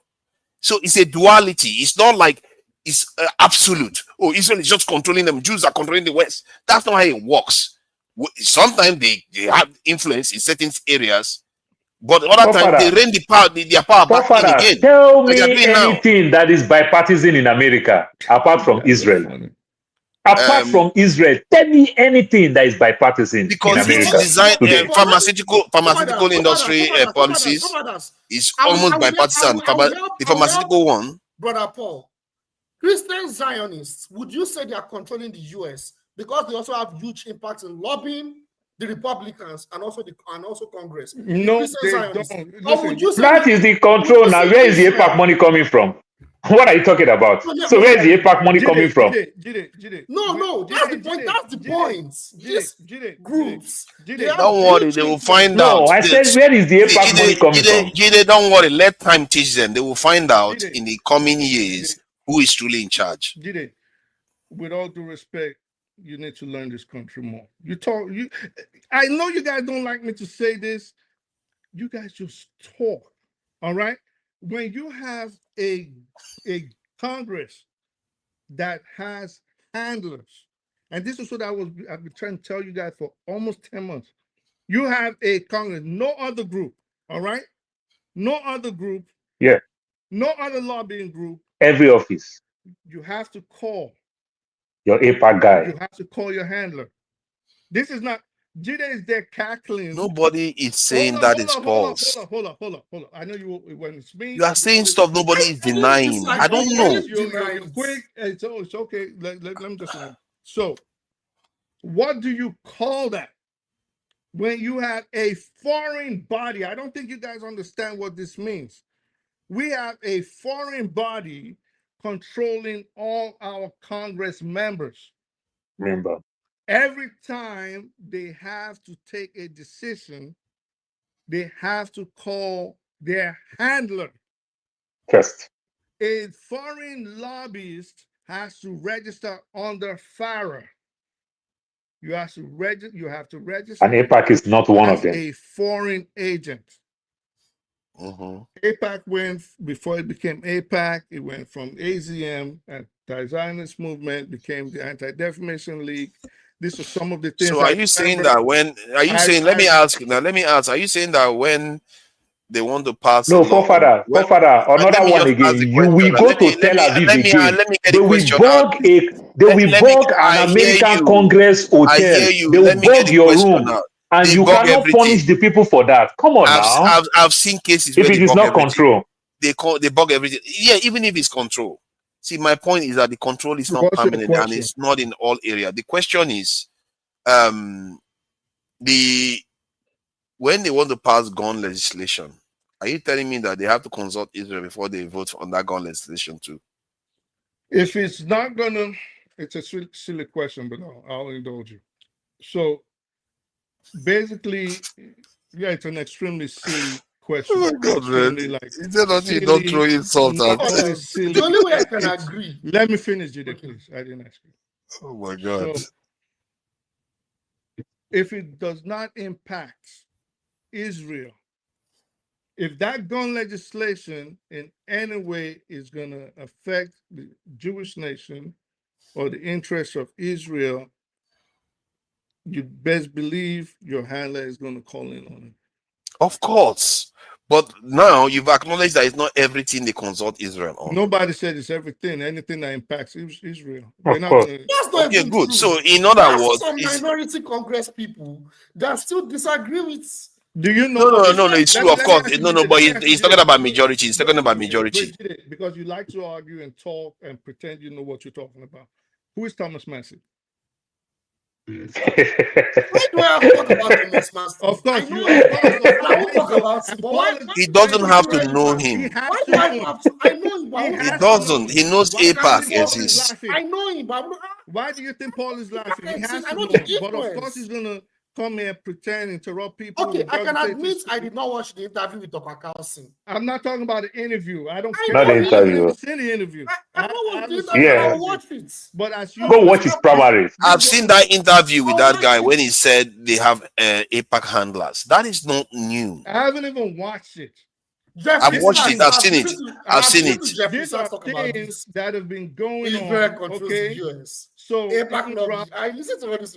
Yeah, of It's course. all bullshit. Yeah, listen to. Of course, it's bullshit. Stick it up your ass. So even back in the 80s. Man, calm down now. No, Jeez. you interrupted me. I don't care. I don't care. I don't care. If you're rude to me, I'm gonna be rude to you. Why are you That's so? it. It's not. It's being rude to you. All right, good. So even it didn't start now. It didn't start with Tucker Carlson. It didn't start with Marjorie Taylor Greene. It didn't start with Thomas Massey. It didn't start with Juma Boma. Juma. It didn't start with all these people. Okay, as far back as the 60s, the 50s, especially when Israel was known as, because they were the original terrorists. Okay, they were with the Ergon groups. They were the original terrorists, and people like JFK had been warning about them. They've been warning America and the world, and some people speculate that this is why JFK himself died or was assassinated, and why RFK himself was also assassinated. You know, let me say something about what you said just now. You know, there was this video of that Chinese guy that was doing lectures that I played the other day, and you were like, "Oh, now you're going to be talking about this again," and all the rest of it. But based on his postulation in that lecture, what Israel is doing now shouldn't be unexpected. The power they wield now should not be unexpected. He said it, that this type of stuff forges extremely powerful people. The event that occurred in the Second World War forges people like that. Have gone through very difficult circumstances that they become extremely powerful people. So you And that's agree what now you see. that they control the U.S. government, or you're going to go back to saying? No. I didn't say they don't control. I say that the control is dual. You always like to choose one part.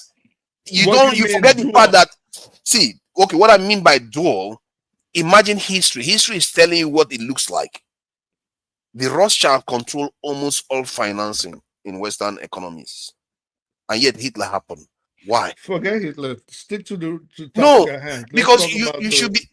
You see, the that's somebody that don't want to listen to history. No, I am listening. I just don't like straying off topic, and I see you guys have a tendency of doing that. This is why I usually get irritated. So no, stick to the topic, and the topic is that okay. Now let me explain this in more, literal terms. They have control to an extent when the actual people that are in charge of that dominant, the people that are in charge of the dominant culture, if they want it back, they will get it back because they've done it before, and they are looking to do it now, and you're going to watch it happen whether you like it or not. And this is why I fear you guys should be watching your back in America.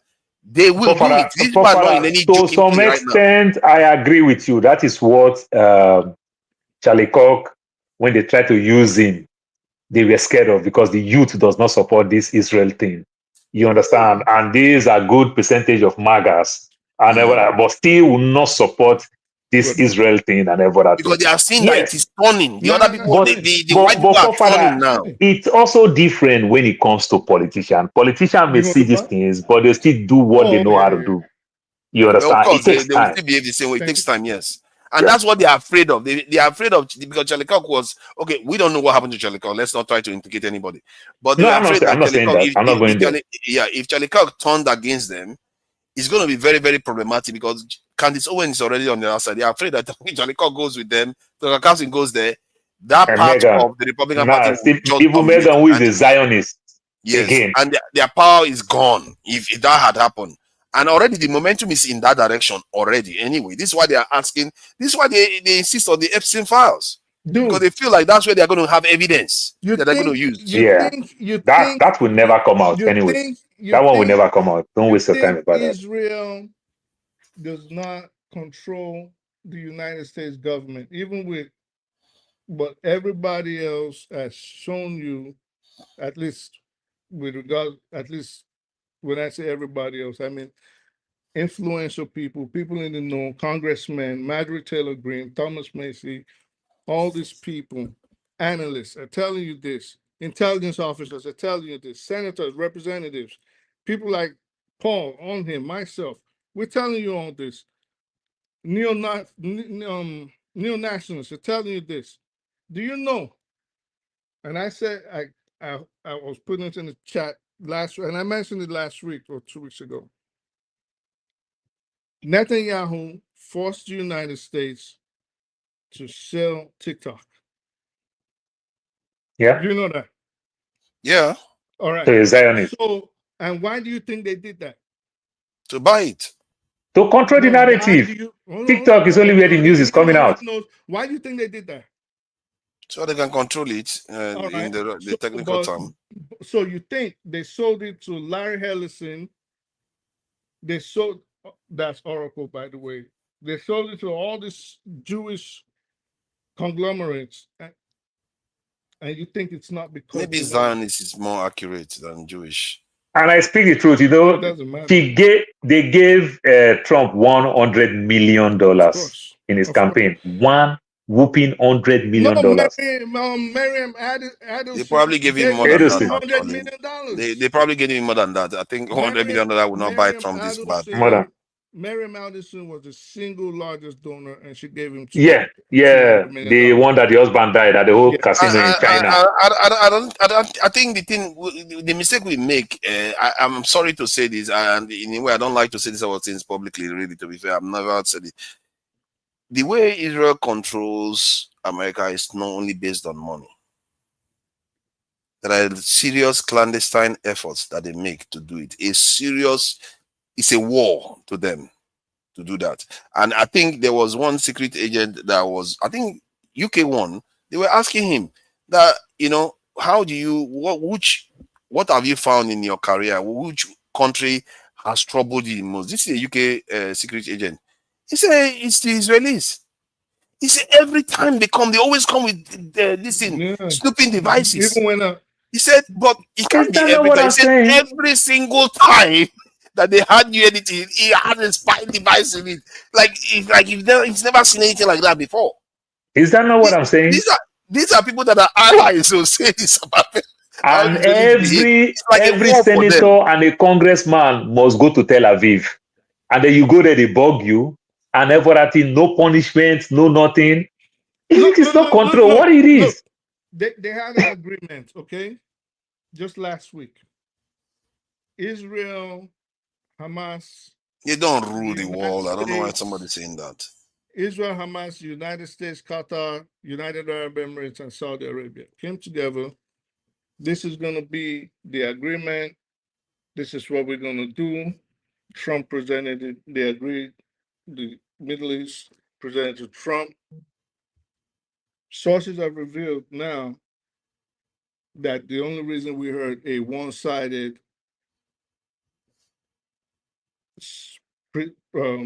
presentation from Netanyahu was because he changed it.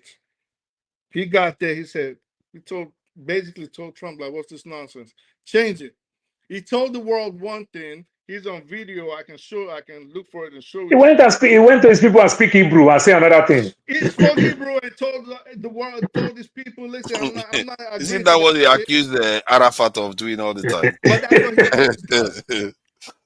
So you come to the White House and you want to tell us, you, Jide, want to come tell us, and you're still insisting on it, that this guy does not What control. I'm saying, I don't disagree with your point. I don't disagree with Brother Paul's point. What I'm saying is, Israel as a state, as a country, as an ideology, they don't solely control the entire US government. Who said it was the state as the ideology of the government? Isn't it the government? What are you talking about?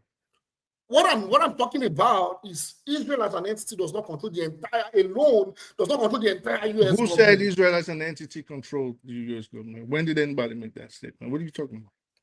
That's not what they were saying. In a way, that's what you were saying. No, I mean, if you don't listen, I'm going to say something what precisely are you saying? Real slick, and then all of a sudden I'm rude again.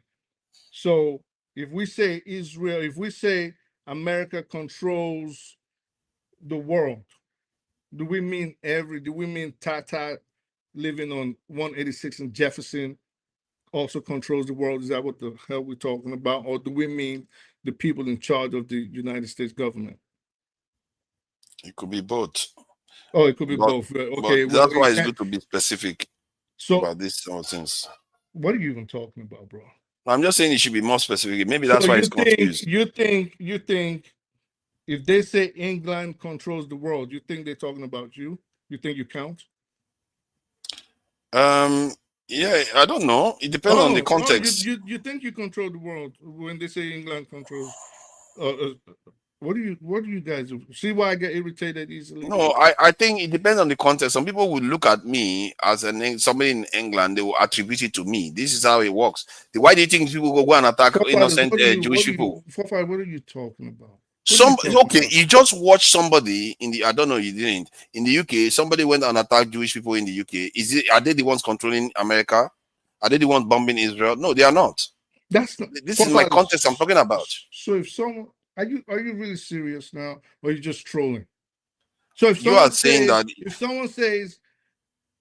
someone says England gave the Middle East away with the Balfour Declaration, you think they're talking about you? They're not talking about me. They're talking about the nation. They're talking about the people that were in charge of the government. They are talking about the nation. All right, you and Jide talk, man. I'll listen. They literally use the word the nation.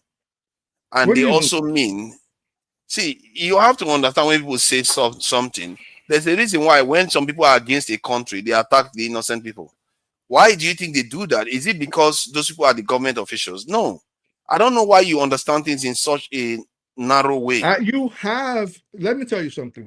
And you speak really good English. You have a serious. Oh, thank you. Is that even a compliment? I'm not sure it's a compliment. No, it actually is not a compliment. You speak really good English for your understanding to be. It's not even nuance. It's just. I don't know. Sometimes I think you try to insult the person's intelligence because you're very crafty. I'll give you that. You're very crafty, like things are turning against you. You try to turn, you hope you say certain things to turn perception of people against the person you're Or maybe arguing because against. I'm seeing things more clearly. But how can you really think? Paul, let me ask you a question that I just asked your best friend up there. If someone says, because these two are freaking, I'm trying not to lose my freaking temper right now. If someone says, Is it hot in wherever you are in New York? What's going on? Why are you so hot tempered today? because I think I don't like. You're behaving like you did 3 weeks ago. No, I'm not behaving like him. I don't like unnecessary mind games. Like we can have a conversation. We're not playing mind games. If Paul, tell me, if someone says England controls Western Europe, for example, England controls Western Europe, whatever England says goes. Are you thinking that it is the government of England, or are you thinking it is our darling forefathers over here they're talking about?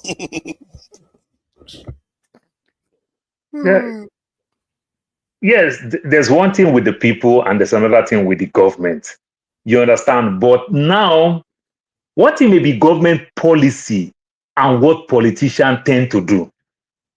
They may not like it, it may not be popular, but they're still going to go ahead with So it. you would think it's the politicians?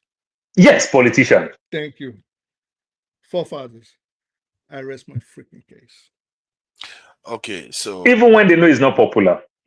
Yes, but okay, now let me ask you, when they say Forefather, I'm going to enjoy this conversation, but I just have a visitor, but I'll be listening.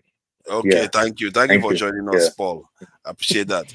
So I would have asked him, when they say Nigerians are 419 or scammers, are they talking about the deeper life adherents? Are they talking about? Bro, that doesn't make sense. That's not a governmental policy. That's you can see that clearly now. Well, that is something that, and in fact, you cannot attribute an offense and that is committed on an individual basis on another individual that is not. Yeah, but yet we have it happen nonetheless. I haven't answered. Add what happened. You haven't let me finish my statement. I haven't finished my statement too when you interrupted. Okay, sir. Continue talking then, since you didn't ask a question. So when they accuse Nigerians of being 419, and then many Nigerians are victimized because of that same 419. Sorry to Does that mean those Nigerians are the ones that committed it?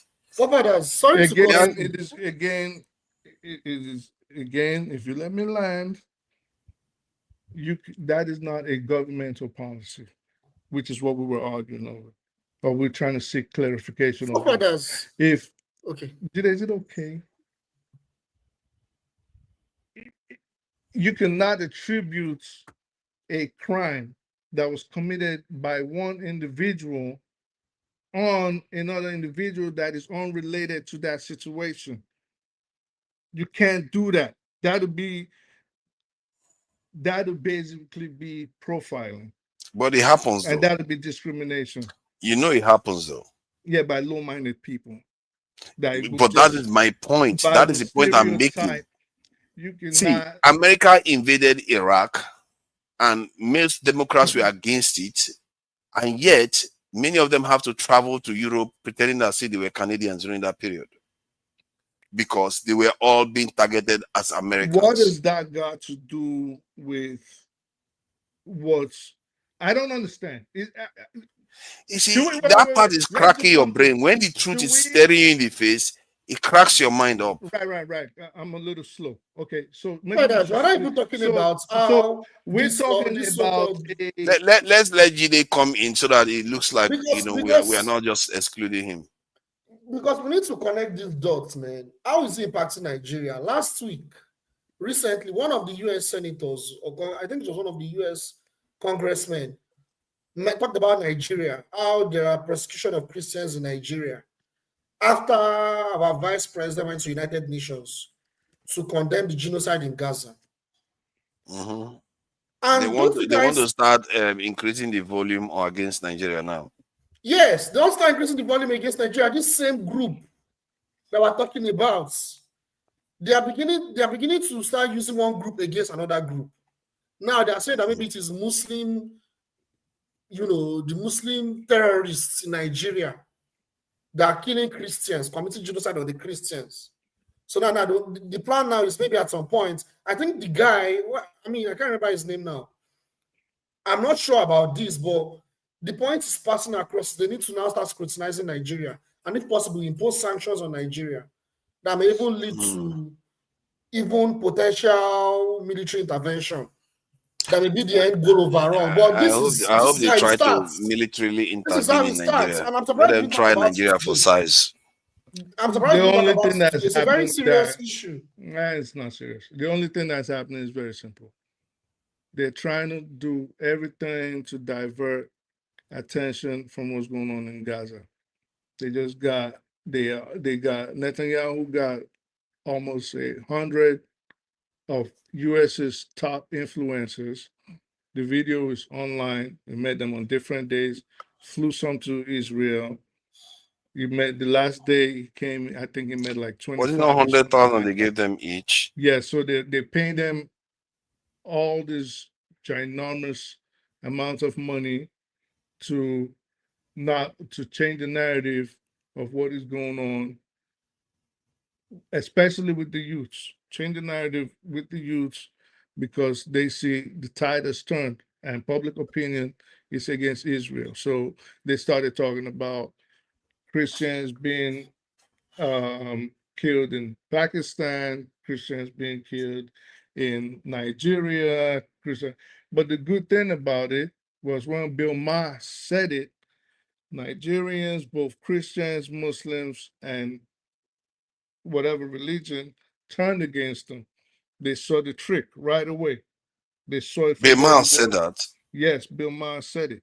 He was the one that actually put it out there. Bill Maher, who is an ultra-Zionist, a supposed atheist, decided all of a sudden, I'm going to be defender of Christ in Nigeria. And Nigerians, thankfully, because Nigerians are not as stupid as people think they are, they're wise, especially the young ones. They're wise, they're well-read, they're exposed, and they caught on to it quick, and they shut him down. Of course, there were elements, the usual elements that wanted to back him up and say, oh, yeah, they're killing us.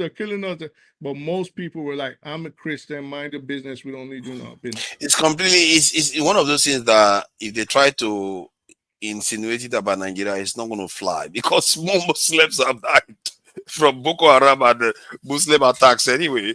So it's just ridiculous. And if there's anything we should be really concerned about, personally, I really think that maybe we as sub-Saharan Africans should be watching Sudan very closely because that is an omen of things to come. And we just seem to be asleep. The sooner we start getting our act together, the less the chances of what happened there is going to come down to us. I think, gentlemen, we've gone to 6 hours now. That is respectable time for the day. And I thank you all for coming in. I speak the truth. Take it easy now. All this ruffle thing you are doing, I don't understand it. Like, I don't know. Maybe what I think I need to start doing. I need to start taking myself out of my professional mentality and understand that. I need to start dumbing things down. I need to start dumb it down. Dumb it down. Try to be more patient and understanding. No, you can't be. Listen, you can't be patient. It's hard to be patient with someone that will see the truth or will refuse to go seek, but pretend like they know. It gets irritating. After a while, it gets irritating. You start getting pissed off, and I know it's a Nigerian thing of trying to, oh yeah, I know, give us all this history, and then, oh no, APAC is fine. Like after a while, you start getting irritated. Like, what are you even talking about? You're trying to. Sorry, do you know why sometimes I feel like there are different types of people? Some people are specialists in their areas. while others are generalists. And yes, specialists generally are more accurate when they predict stuff in their own areas, generally. But the generalists tend to make better intuitive judgments because they tend to understand how things connect together. You know, they call some people polymaths and different because they know so many different things. People don't understand how important that is. I think that's how human beings are supposed to be. Oh, when something is right, it's right. When something is wrong, it's wrong. That is true. But I'm trying to let you understand that when you are discussing many issues, there are areas you are specialists and you'll be better at those areas. But don't underestimate the skill set of people that can see between the lines. Listen, again, that's not the point. That's not the point. Like I always, that's not the point. If something is right, it is right. If something is wrong, it is wrong. That is true. Nobody's arguing with that point. So you can't come on here and just say, because I want to pretend, and I use pretend, I want to pretend like I know what I'm talking about. I will argue with the fact. I understand you're all the way in England, and I understand, you know, maybe you might be getting your news source from a certain, you might be getting your information from a certain source. So in a way, I guess that's where I'm less irritated with you, because I can say, okay, well, it's forefathers. He really doesn't know, right? As opposed to someone that will come on here and try to convince us wrongly. It's just like me saying forefathers. So I confuse everyone wrongly. Someone, no, I mean, you can't convince anybody because people are calling it out. They're starting to see it. So I can't confuse people wrongly because whatever I say, I don't just come and say anything. I am confident whatever I say. Yes, you do. And whatever I say is validated. Yes, you do. Listen, this is let me tell you. If you go online and go and read, if you go and read books, if you think, right.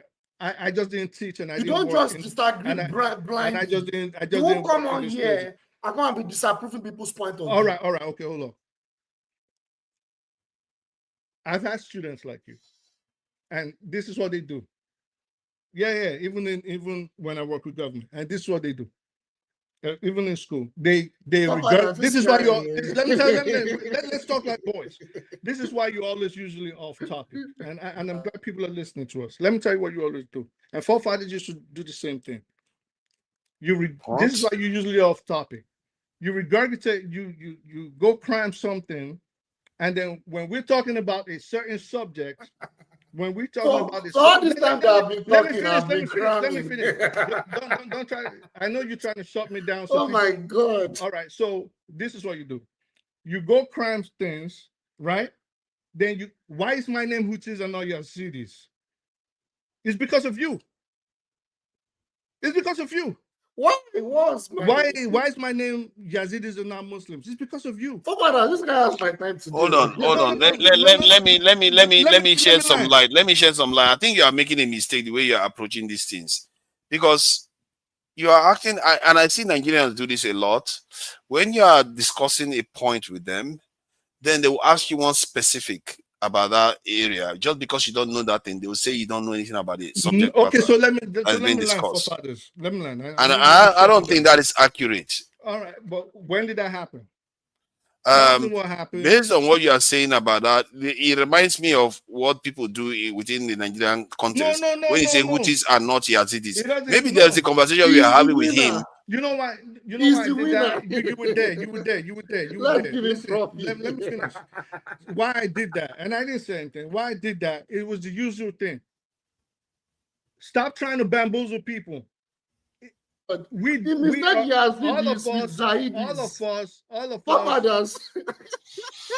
us. He mistaken Yazidis. No, you said you were supposed to say Zaidis. Look at you laughing. I can show you your tape. I cannot make this up. Okay, now let me ask you one short question. Do you think sometimes people can be cross-talking each other and misunderstand the points that they are making. Very, very true. But listen, forefather, that's not my point. That's not my point. Maybe that's what is mostly going on here. No. Listen. You have time. It's not. Listen, we cannot keep coming on here, and this is why sometimes I get irritated. We cannot keep coming on here to bamboozle people. People are listening. People are trying to learn. All right, we can't keep coming on here and so I have to win this thing. I'm just going to try to bamboozle people. Who bamboozles people? You get what I'm saying? So we had a whole talk all night today about APAC. And where was my irritation? Because he tried to do the same thing again. Even when Paul was trying to correct him, instead of him to go read up on it. There's nothing wrong. Go read up on it. But you are saying that we are disagreeing with you. We are not disagreeing with what you are saying. You know what you are doing in the opposite side? You are not seeing that we are adding extra caveats to what you are saying. And I don't understand it. You're like, nobody's saying what you are saying is wrong, and you are still keep fighting us. We are just trying to say that there is more to what you are saying. No, you probably didn't say it was wrong. He has always held on to the position. Listen, my position remains I will say it again. Wait, notice he does something. Does not control the entirety of America. Notice he does something when I'm speaking, right? This is exactly what he does. This is why I get upset. So he does something. When I'm speaking, he's quick to interrupt, he's quick to good all this, he's going all this, and then you asking him like, okay, so what part are you disagreeing with? And then he starts talking about something unrelated just to show us that, oh yeah, I know this. He's like, what was that? What are you doing? You get what I'm saying? So it's irritating for me. Yeah, but you have to be patient because you don't know. Sometimes you have to listen to what they are saying so that you can be able to rebut more completely. Maybe they will understand you and come to your side. I don't have to listen. I don't have to rebut if, for example, I'm making a statement and you're there in the background shaking your head, wagging your finger, and I say, or interrupting as usual, and I say, okay, so what are you? I'm hoping to hear something that'll educate me. And then you just go off topic and start talking about something else. And it's like, what are you always doing? You see, now let me give you an example to try to highlight. I hope you see it. You asked me, how would I have approached the Iranian negotiation? Listen, the first time I said, if I was Iranians, I wouldn't be behaving the way they were behaving. Then you said, no, I didn't answer the question. And I took on board that I didn't answer the question directly. Then the next time you insisted that I answer the question, then I went on to say, you know what? I will carry on talking to them the way I'm talking to them right now, but I will go on to develop my nuclear technology without any listen. When I gave you that answer, you still said I did not answer the question. So it means that you were not listening to what I was saying. No, it means that you didn't answer the question. That's what it means. But I did though. I answered it directly. I said I will be negotiating the way I'm negotiating now, but my approach is that stupid fatwa will not be there because I will be going to develop my nuclear technology. That was probably like the third time. You can always go back. No.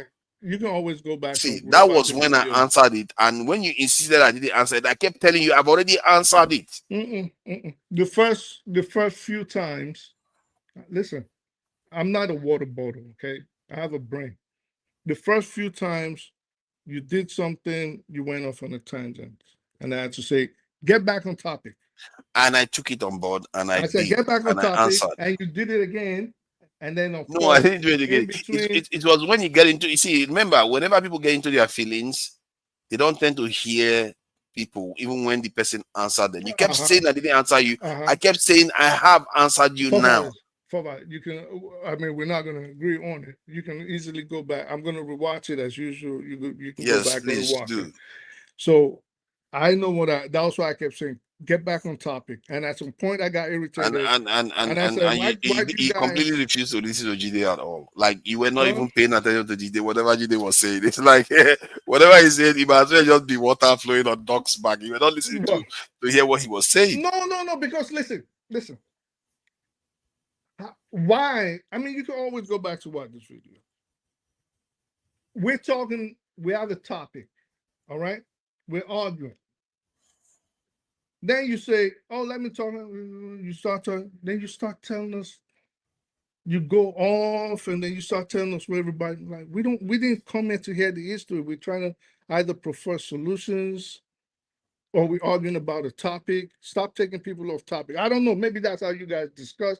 But for me, it gets irritating because that's why we're always talking over each other. This one's talking that way, talking that way. For me, it just gets, it's less intellectual when we do that.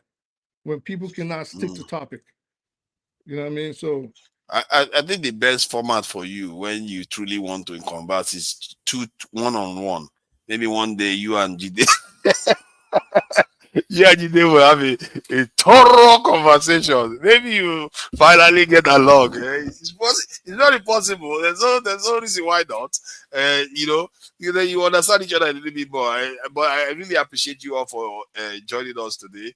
And Jide, thank you for being patient and enjoying. Jide has been very patient. He was listening for a very long time before he even spoke the first time. And even when he spoke, everybody, you keep jumping at him like as if he's being offensive. It's not right.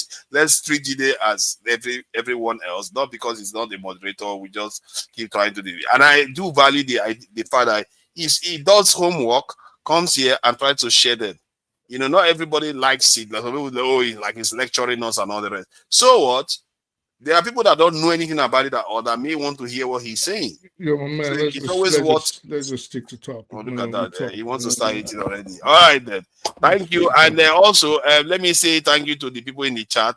They started going after you, Boom Boom Ray. Aladdin A, I see you there.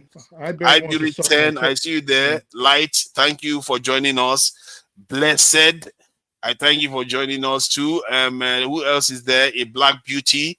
We truly appreciate you and thank you for also subscribing to the not subscribing, becoming a member of the channel, the Dr. Damages family. And there is also, who else am I missing out there? There is Chopper O, she too was there. Adama stepped in for a bit and went off again. All the people that I don't remember, I'm sure there are not that many. Fumi O is there too. Thank you for joining us. Oscar Blackbone was also there. Fumi O she still has this bad belly where one day I didn't know a fact and I didn't correct myself. I corrected myself in the next session. Today she still hold that grudge. When I get something wrong, I'll correct myself. What is the point? I have no pride. I have no ego. His belly exists. He's been shot to pieces. Thank you all for joining us. Till next time, I will see you. Tomorrow there's going to be a show. So join us for today, actually. Join Dr. Damages with the guests and KJ later after Dr. Damages' interview. Probably going to be an interesting discussion. And we appreciate you all for joining us today. Till next time, we'll see you all. Bye.